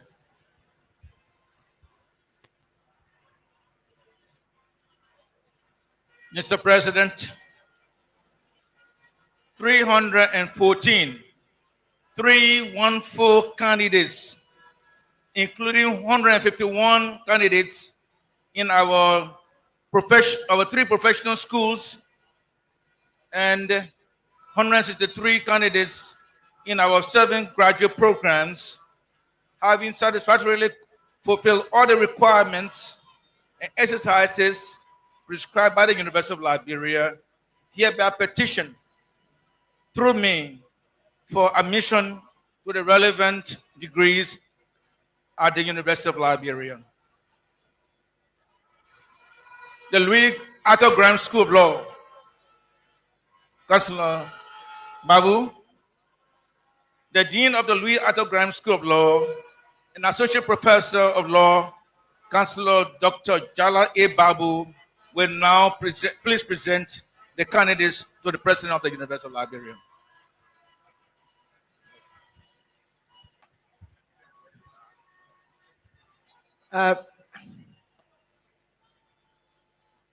Candidates for the degree of Bachelor of Laws, LLB, please be prepared for the conferral of the degree. Will you just stand where you are?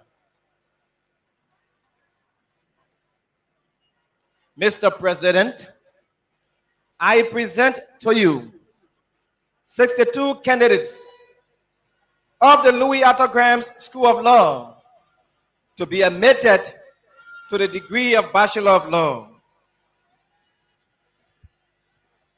Graduates, the Louis Arthur Graham School of Law, by virtue of the authority in me vested by the Charter and the Board of Trustees as President of the University of Liberia, I conferred upon each and every one of you the degree Bachelor of Laws, LLB, given you by my authority and that of the whole university, full powers to do all things which appertain to the status of the Bachelor of Laws, with all of the rights, privileges, responsibilities, obligations, and immunities relevant thereto, both here and elsewhere. Congratulations. May each of you vest yourself with your hold. Let us give them a big hand.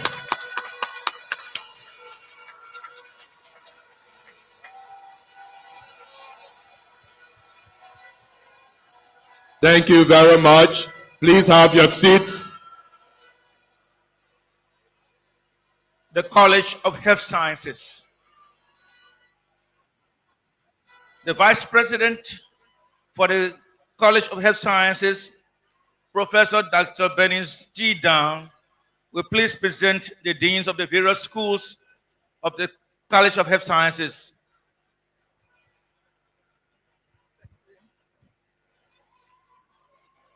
The A.M. Dogliate School of Medicine.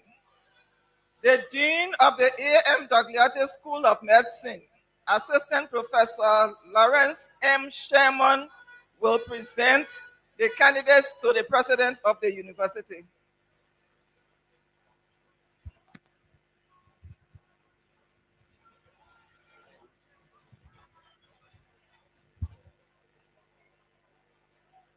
Candidates for the degree of Doctor of Medicine, please be prepared for the conferral of degree. Please stand where you are.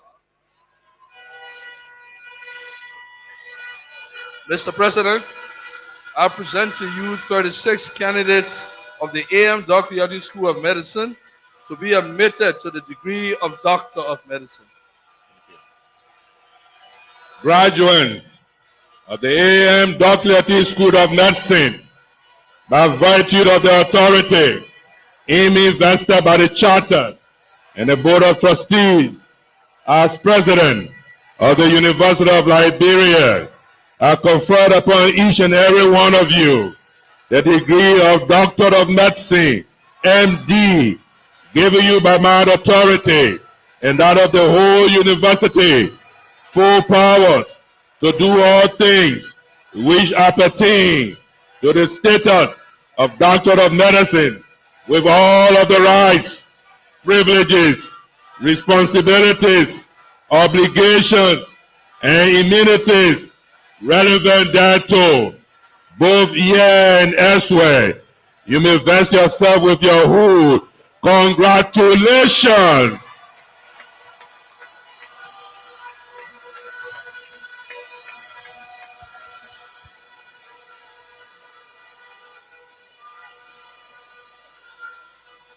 The School of Thank you very much. Please have your seats. School of Medicine.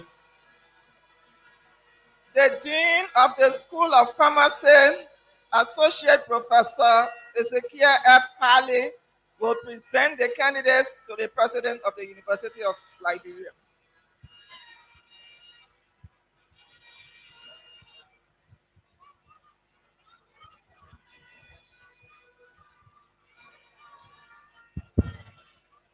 Candidates for the degree of Doctor of Pharmacy, PharmD, please be prepared for conferral of degree.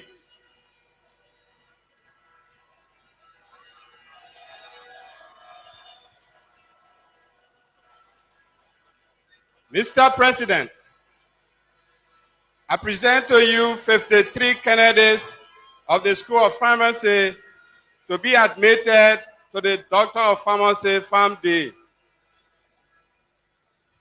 Graduates of the School of Pharmacy, by virtue of the authority invested by the Charter and the Board of Trustees as President of the University of Liberia, I conferred upon each and every one of you the degree Doctor of Pharmacy, PharmD, given you by my authority and that of the whole university, full powers to do all things which appertain to the status of the Doctor of Pharmacy, with all of the rights, privileges, responsibilities, obligations, and immunities relevant thereto, both here and elsewhere. You may vest yourself with your hood. Congratulations.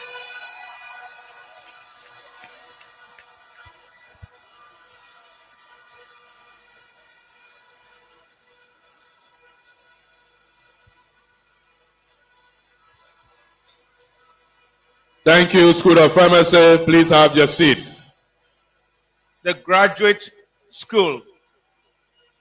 Professor Jonathan C. Taylor, our Vice President for Graduate Studies and Research, will now please present the petition of the candidates for graduate degrees to the President of the University of Liberia.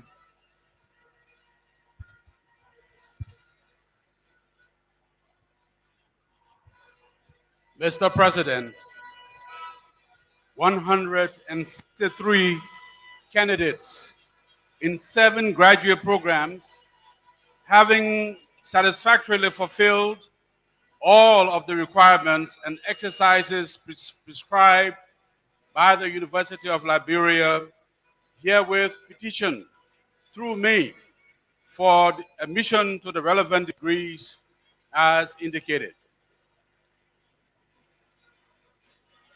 The graduate program in International Studies, Dr. Tanya Ansata Garnett, Program Director, will please present the candidates to the President of the University.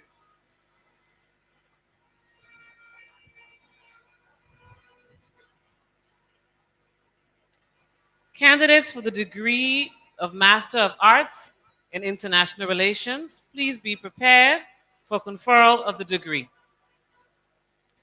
Staying where you are. Mr. President, please stand. Mr. President, it is my pleasure to present to you 9 candidates of the graduate program in International Studies to be admitted to the degree of Master of Arts. Thank you. Graduates of the Ibrahim Badamasi Bamangida Graduate School in International Studies, by virtue of the authority invested by the Charter and the Board of Trustees as President of the University of Liberia, I confer upon you the degree Master of Arts in International Relations, given you by my authority and that of the whole university, full powers to do all things which appertain to the status of the degree of Master of Arts in International Relations, with all of the rights, privileges, responsibilities, obligations, and immunities relevant thereto, both here and elsewhere. Will each of you please vest yourself with your who? Congratulations.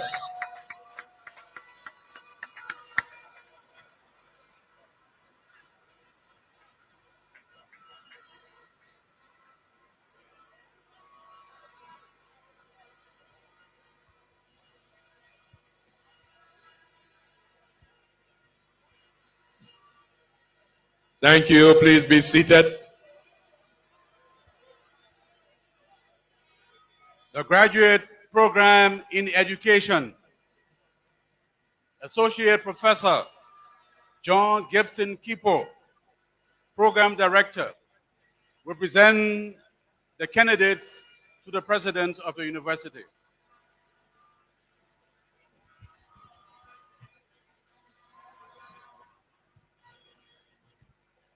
Candidate for the degree of Masters in Education, please stand up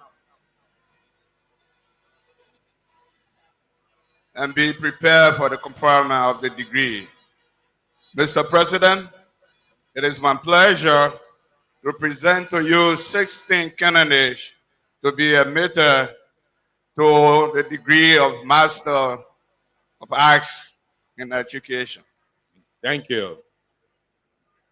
Graduates of the graduate program in education, by virtue of the authority invested by the Charter and the Board of Trustees as President of the University of Liberia, I conferred upon each and every one of you the degree of Master of Arts in Educational Administration, given you by my authority and that of the whole university full powers to do all things which appertain to the status of a Master of Arts, with all of the rights, privileges, responsibilities, obligations, and immunities relevant thereto, both here and elsewhere. Will each graduate please vest himself or himself with a who? Congratulations.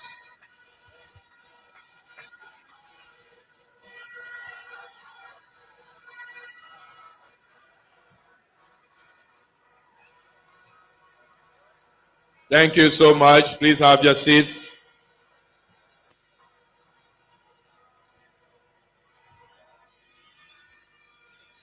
Thank you. Thank you. The graduate program in Regional Science, Associate Professor Francis N. Mawia, Program Director, will please present the candidates to the President of the University.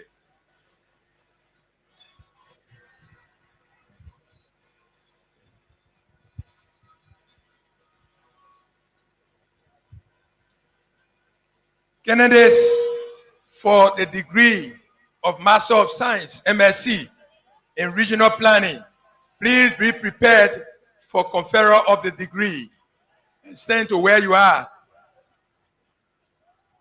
Mr. President, it is my pleasure to present to you 15 candidates of the graduate school in Regional Science to be admitted to the degree of Regional Science. Thank you. Graduates, the graduate program in Regional Science, by virtue of the authority invested by the Charter and the Board of Trustees as President of the University of Liberia, I conferred upon each and every one of you the degree of Master of Science in Regional Planning, given you by my authority and that of the whole university full powers to do all things which appertain to the status of Master of Science, with all of the rights, privileges, responsibilities, obligations, and immunity relevant thereto, both here and elsewhere. Will each graduate please vest himself with a who? Congratulations.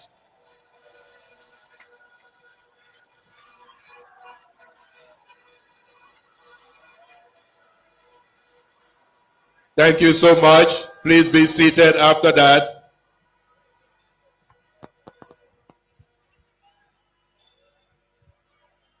The graduate program in Business and Public Administration, Associate Professor Jigbe A. Jigbe, Program Director, will please present the candidates to the President of the University.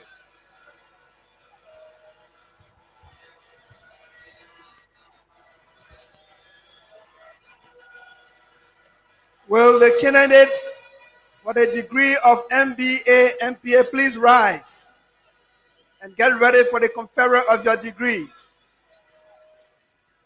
Mr. President, it is my pleasure to present 104 candidates of the graduate program in business and public administration to be admitted to the degrees of Masters in Business Administration and Masters in Public Administration, respectively. Thank you. Graduates of the graduate program in business and public administration, by virtue of the authority in me vested by the charter and the board of trustees as president of the University of Liberia, I confer upon each and every one of you the degree Master of Business Administration, MBA in Accounting, Banking and Finance and Management, and the Master of Public Administration, MPA, respectively, giving you by my own authority and that of the whole university full powers to do all things which appertain to the status of the Master of Business Administration and the Master of Public Administration, with all of the rights, privileges, responsibilities, obligations, and immunities relevant thereto, both here and elsewhere, will each graduate please vest himself with the whole congratulations.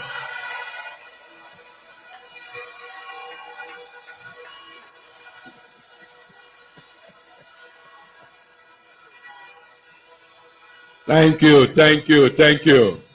Please have your seats.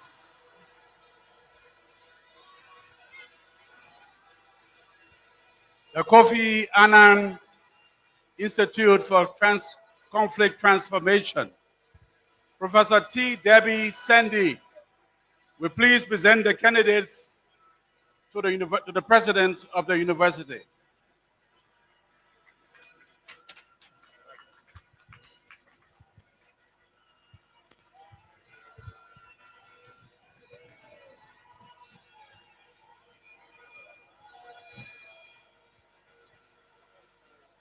Candidates for the degree of Masters of Arts in Peace Studies and Conflict Transformation, please be prepared for the conferral of degrees.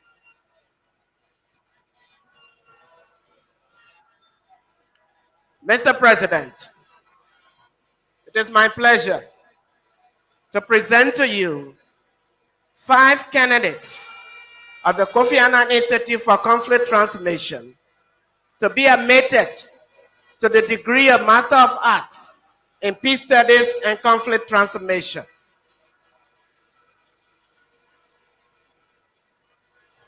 Thank you. Graduates from the Kofi Annan Institute of Conflict Transformation, by virtue of the authority invested by the charter and the board of trustees as president of the University of Liberia, I conferred upon each and every one of you the degree of Master of Arts in Peace Studies and Conflict Transformation, giving you by my authority and that of the whole university full powers to do all things which appertain to the status of Master of Arts, with all of the rights, privileges, responsibilities, obligations, and immunities relevant thereto, both here and elsewhere. Will each graduate please vest herself or himself with a whole congratulations.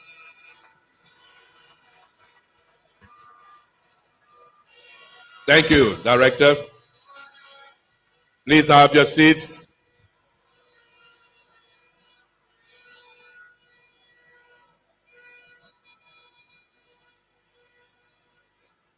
The Director of the Graduate School of Public Health, Dr. Wadimir Hammond Gray, represented by Dr. Laura Scripps, will please present the candidates to the president of the university.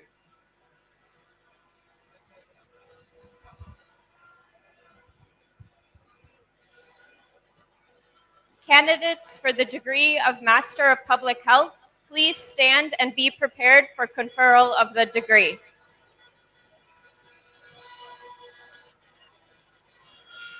Mr. President, I present to you 9 candidates of the Graduate School of Public Health to be admitted to the degree of Master of Public Health. Thank you. It is the class of Chelsea Doe, graduates of the Graduate School of Public Health, by virtue of the authority in invested by the Charter and the Board of Trustees as President of the University of Liberia, I confer upon each and every one of you the degree Master of Public Health, given you by my authority and that of the whole university, full powers to do all things which appertain to the status of Master of Public Health, with all of the rights, privileges, responsibilities, obligations, and immunities relevant thereto, both here and elsewhere. You may vest yourself with the hood. Congratulations.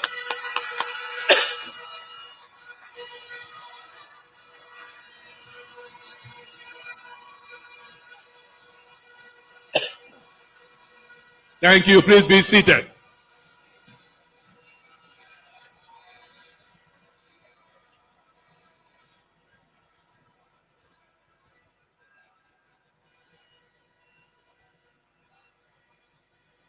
The graduate program in environmental science, climate change, and biodiversity. Dr. Emmanuel T. Olatunji, Director, Program Director, will please present the candidates to the President of the University.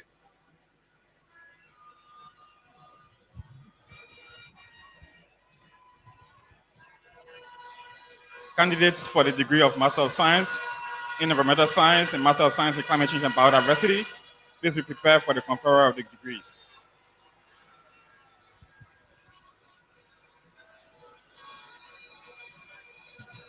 Mr. President, it is my pleasure to present to you 5 candidates of the graduate program in Environmental Science, Climate Change and Biodiversity to be admitted to the degree of Master of Science in Environmental Science and Master of Science in Climate Change and Biodiversity.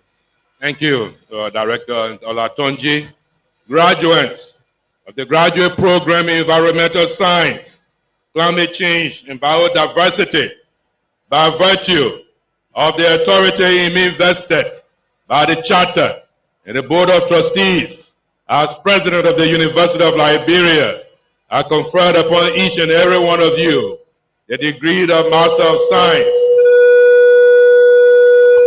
in Environmental Science and Master of Science in Climate Change and Biodiversity, respectively, given you by my authority and that of the whole university, full powers to do all things which appertain to the status of the Master of Science, with all of the rights, privileges, responsibilities, obligations, and immunities relevant both here and elsewhere.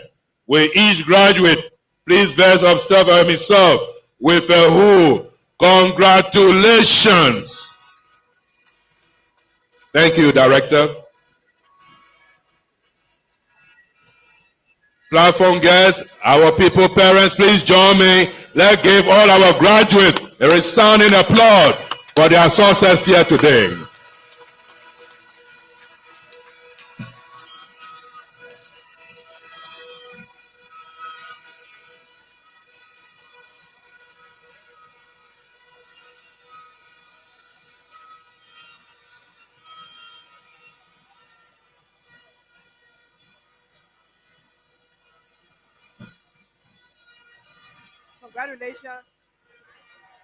Congratulations to all of the graduates. The University of Liberia needs a functionally active alumni. Therefore, we call upon Mr. Martin Penny, the acting president of the Alumni Association, to induct our new graduates into the University of Liberia Alumni Association. Thank you very much. Can they allow me to stay on the existing protocol? I think time is fast spent. Before I execute the singular duty for which among this podium, I'd like to make a few remarks. In 1862, the university was established, formerly as the Liberia College, and then it transitioned in 1951 to the University of Liberia. Since the establishment of the University of Liberia, the school has lived up to her historical responsibility and sent to her by her founding fathers. Today is a clear manifestation and evidence that the university is living up to her creed to ensure that men and women of Liberia and the world at large are trained to serve the common good of humanity.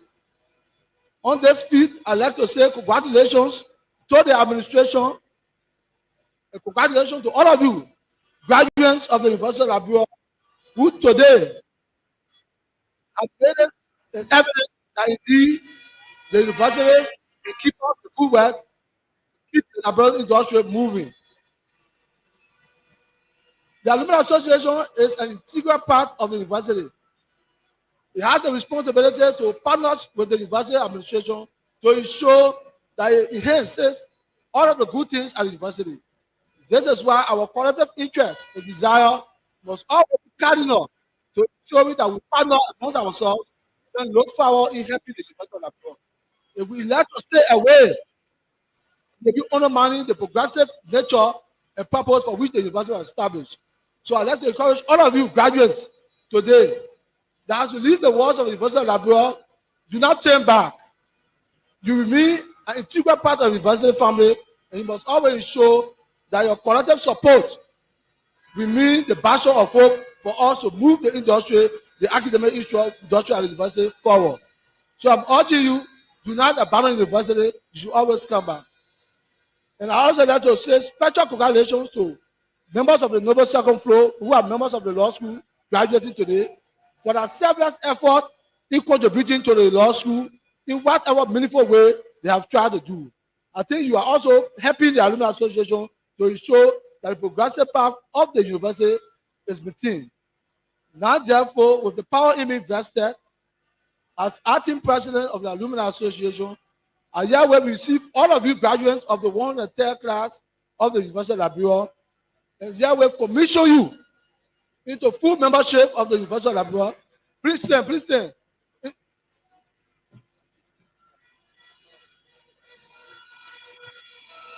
I hereby commission all of you into the full membership as member of the University of Liberia Alumni Association, and therewith bestow upon you all rights and privileges as pertaining to your status as member of the alumni community. I urge you to be a responsible member of the alumni community and always look back in playing your part in the university. Congratulations. Thank you all.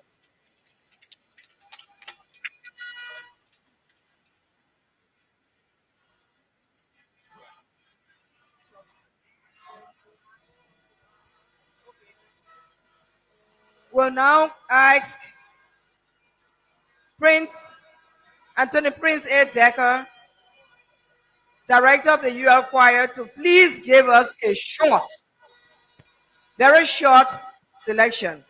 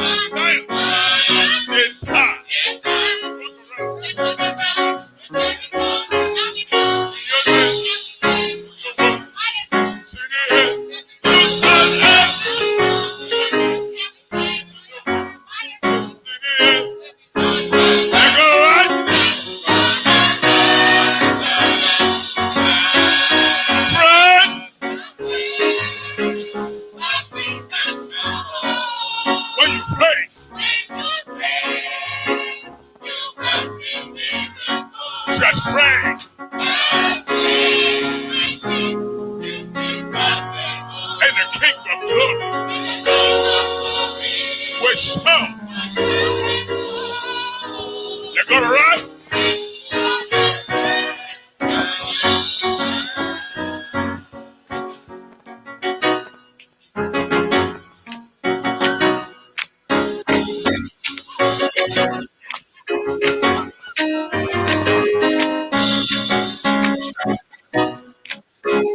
When you pray, when you praise, when you praise, hey, when you praise, when you praise, when you praise, hey, when you wash, when you wash, when you wash, hey, when you wash, when you wash, when you wash, hey, when you shout,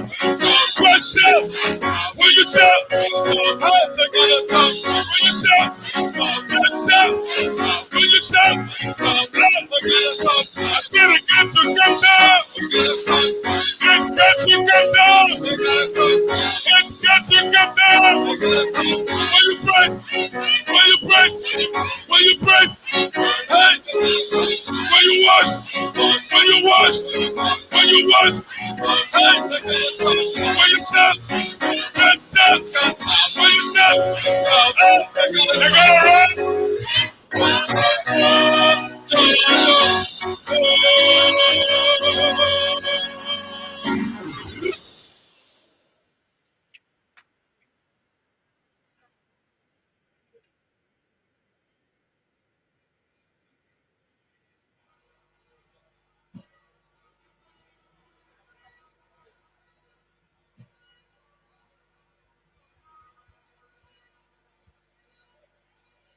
Dr. Nelson,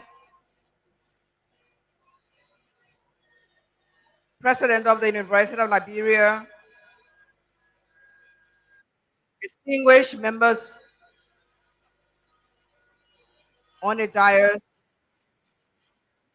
graduates, parents, ladies and gentlemen, it is my honor today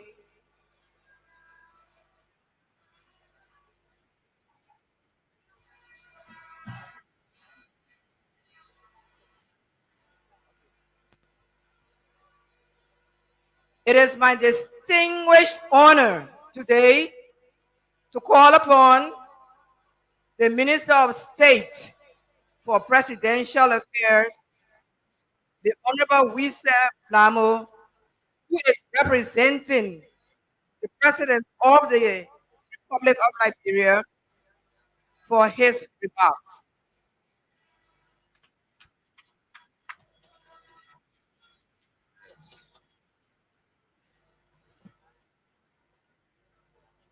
Please have your seat.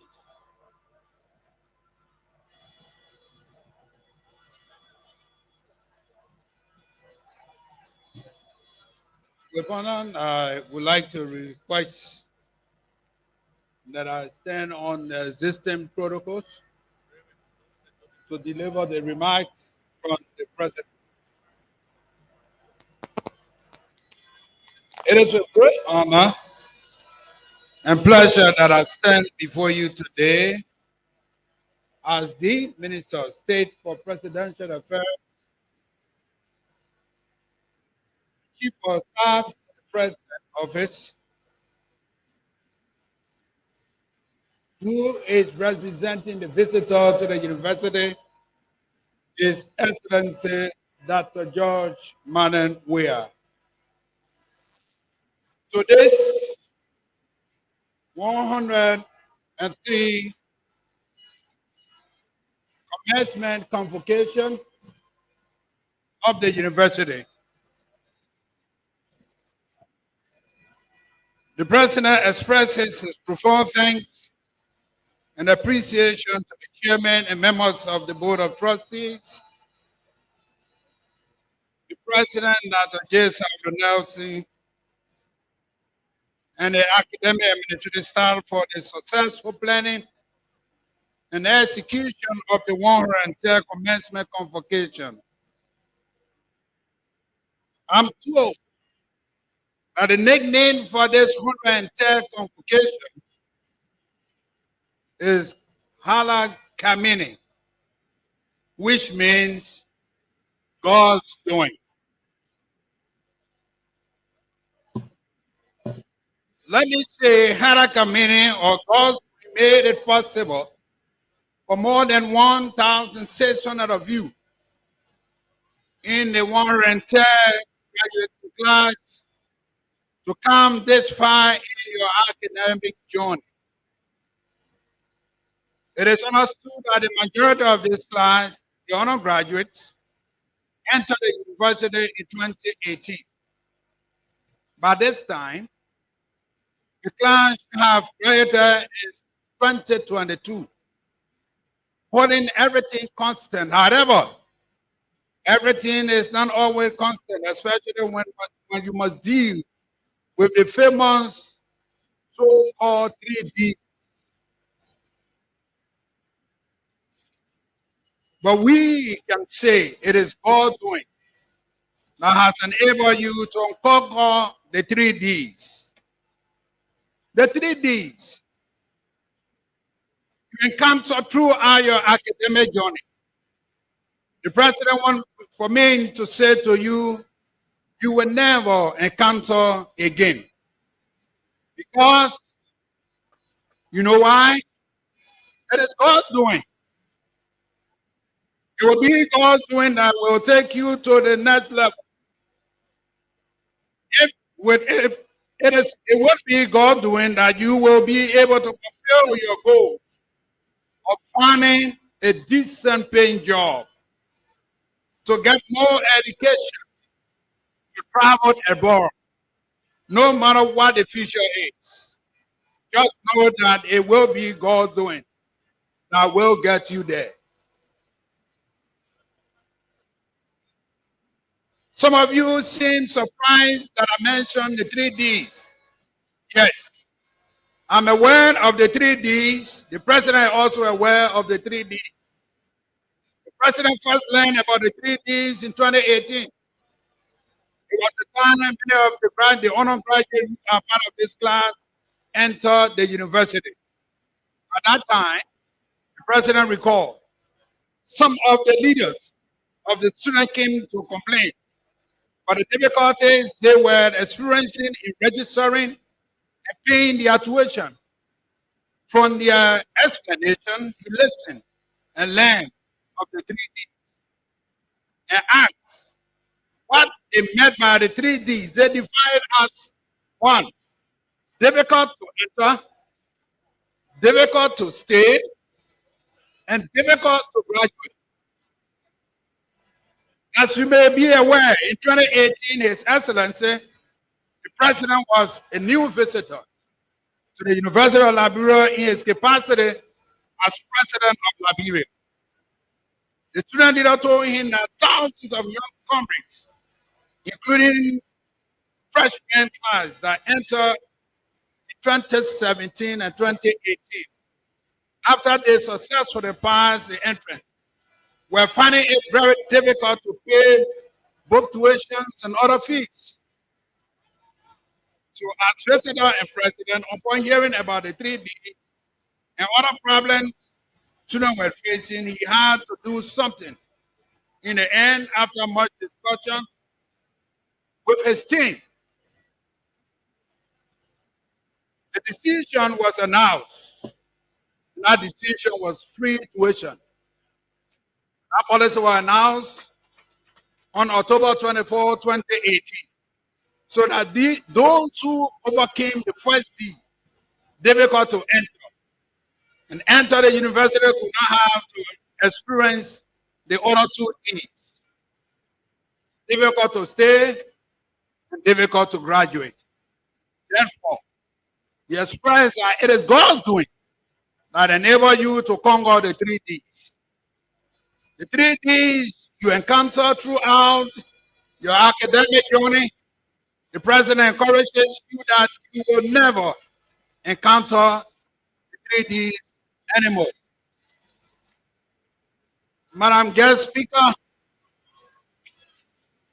the administration of the university informed the president that the majority of those who graduated from the undergraduate division are students who benefited 100% from the tuition-free policy. So then, the tuition-free policy was timely and necessary. That is why the president wants to continue to support this policy so that we can make it better as an intervention tool in addressing some of the social economic difficulties that stand in the way of our young people who choose to pursue college education. The evidence from the administration is that after more than 5 years of the implementation and execution of the tuition-free policy, enrollment at the university has increased significantly. That's God's doing. And because most students are enrolled in school and studying in school, most students have graduated with graduate degree. That's God's doing. Distinguished guests, on behalf of the president, let me say that all this could not have been possible without the collective effort of the university administration. And for that, we congratulate and reaffirm his confidence in your ability to lead and transform the future generation of our nation.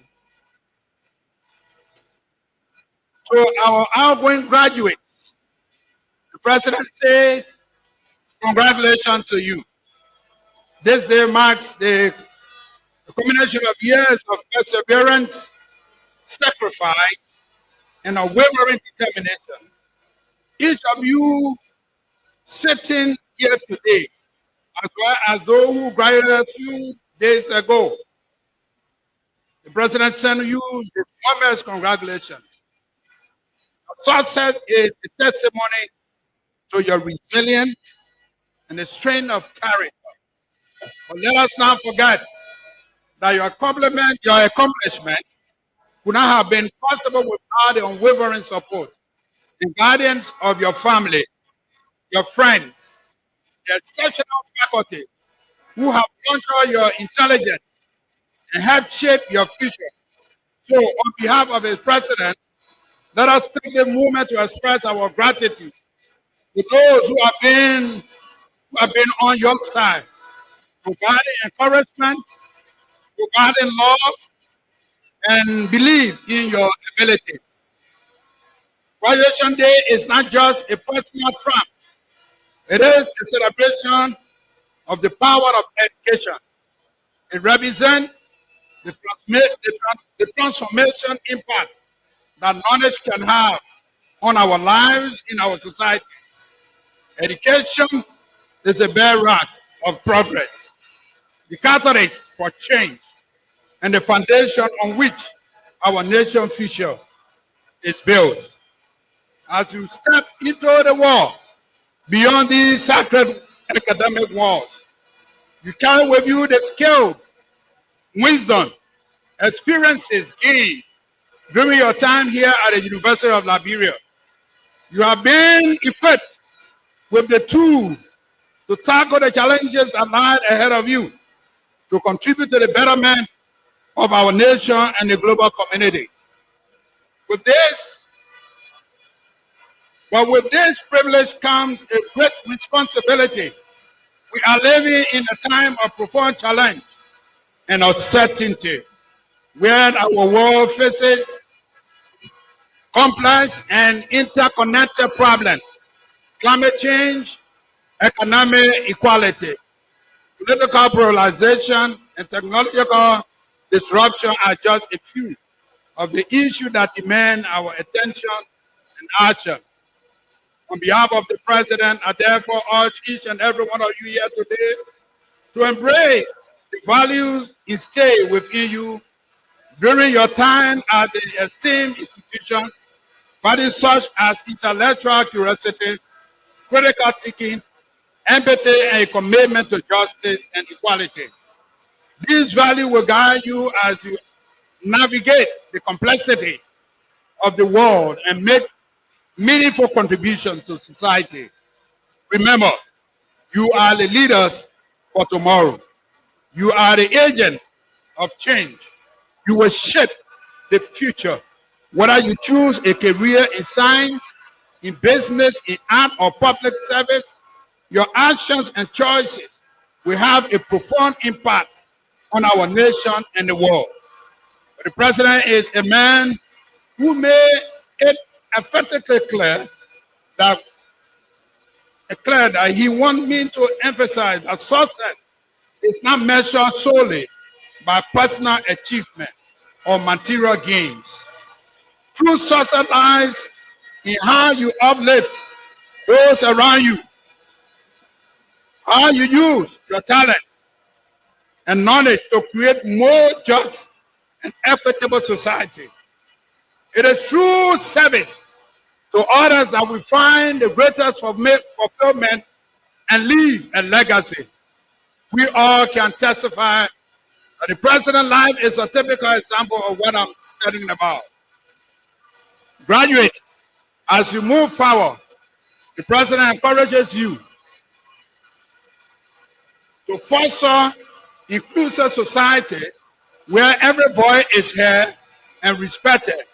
It is through dialogue and understanding that we find common ground and build bridges for collaborations.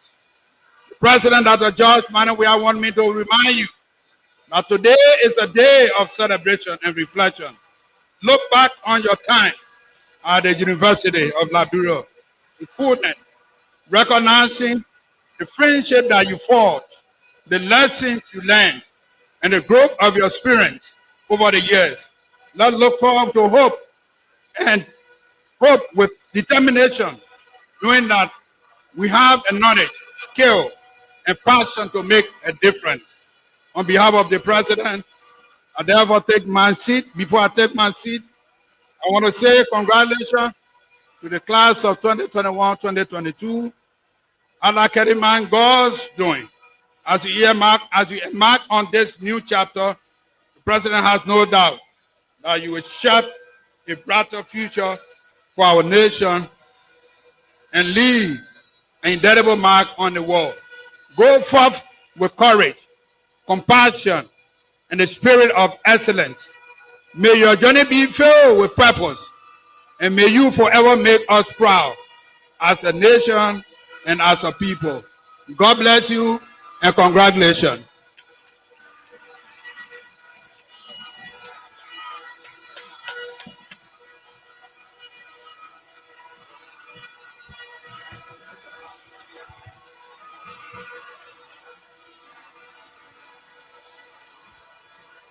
Thank you, Honorable Minister. We noticed that we asked the University of Liberia chorus will now sing for us the University Ode, which will be followed by the national anthem, and Reverend Wright will now after that give the benediction. We ask everybody to please stand for the University Ode and the national anthem. Please stand, whether you're a visitor or not, stand.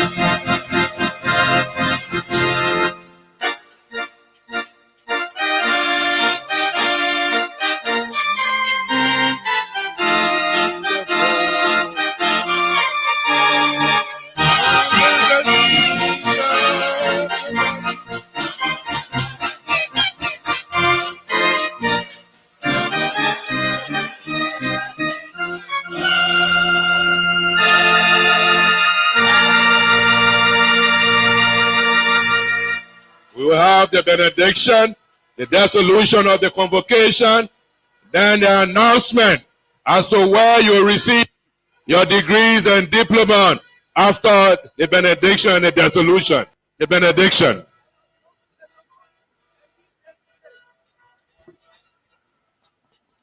Let us look for the law and be dismissed. Go forth in peace and render no man evil for evil. May the Lord bless you and may the God of Abraham, Isaac, and Jacob lift up his countenance upon you and give you peace. In the name of the Father, and of the Son, and of the Holy Spirit, and the people of God said, This convocation, having executed the purpose for which it was held, is now dissolved. The announcement from Academic Affairs.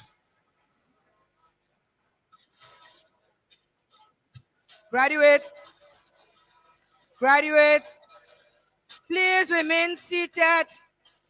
Graduates, please remain seated as our platform guests leave the stage, and then we'll announce where you go to get your diplomas. Graduates, please take your seat as the platform guests leave the stage for you to listen to where you go to get your diplomas. Graduates, please take your seat.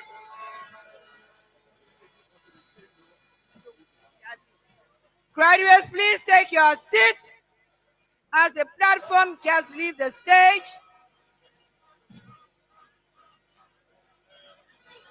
And then we announce where you're going to get your certificates.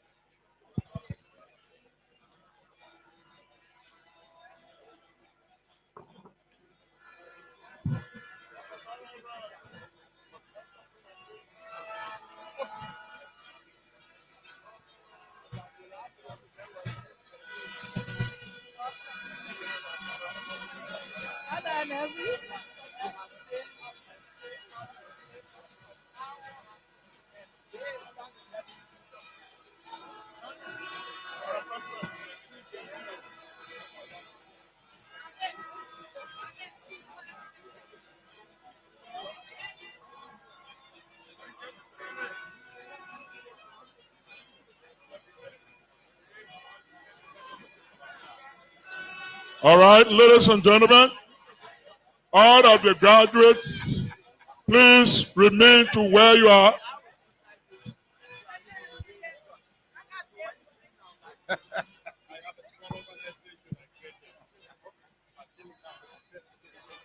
Let the platform guests please leave.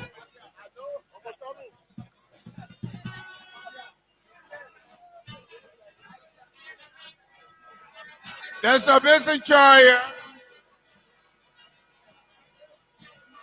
One is at the gate there. I think 2 or 3 years old child, Ladan. And another one here with a checkerboard shirt. If you bring your child and the child, you can't find the child, please come onto the platform. One is at the front gate.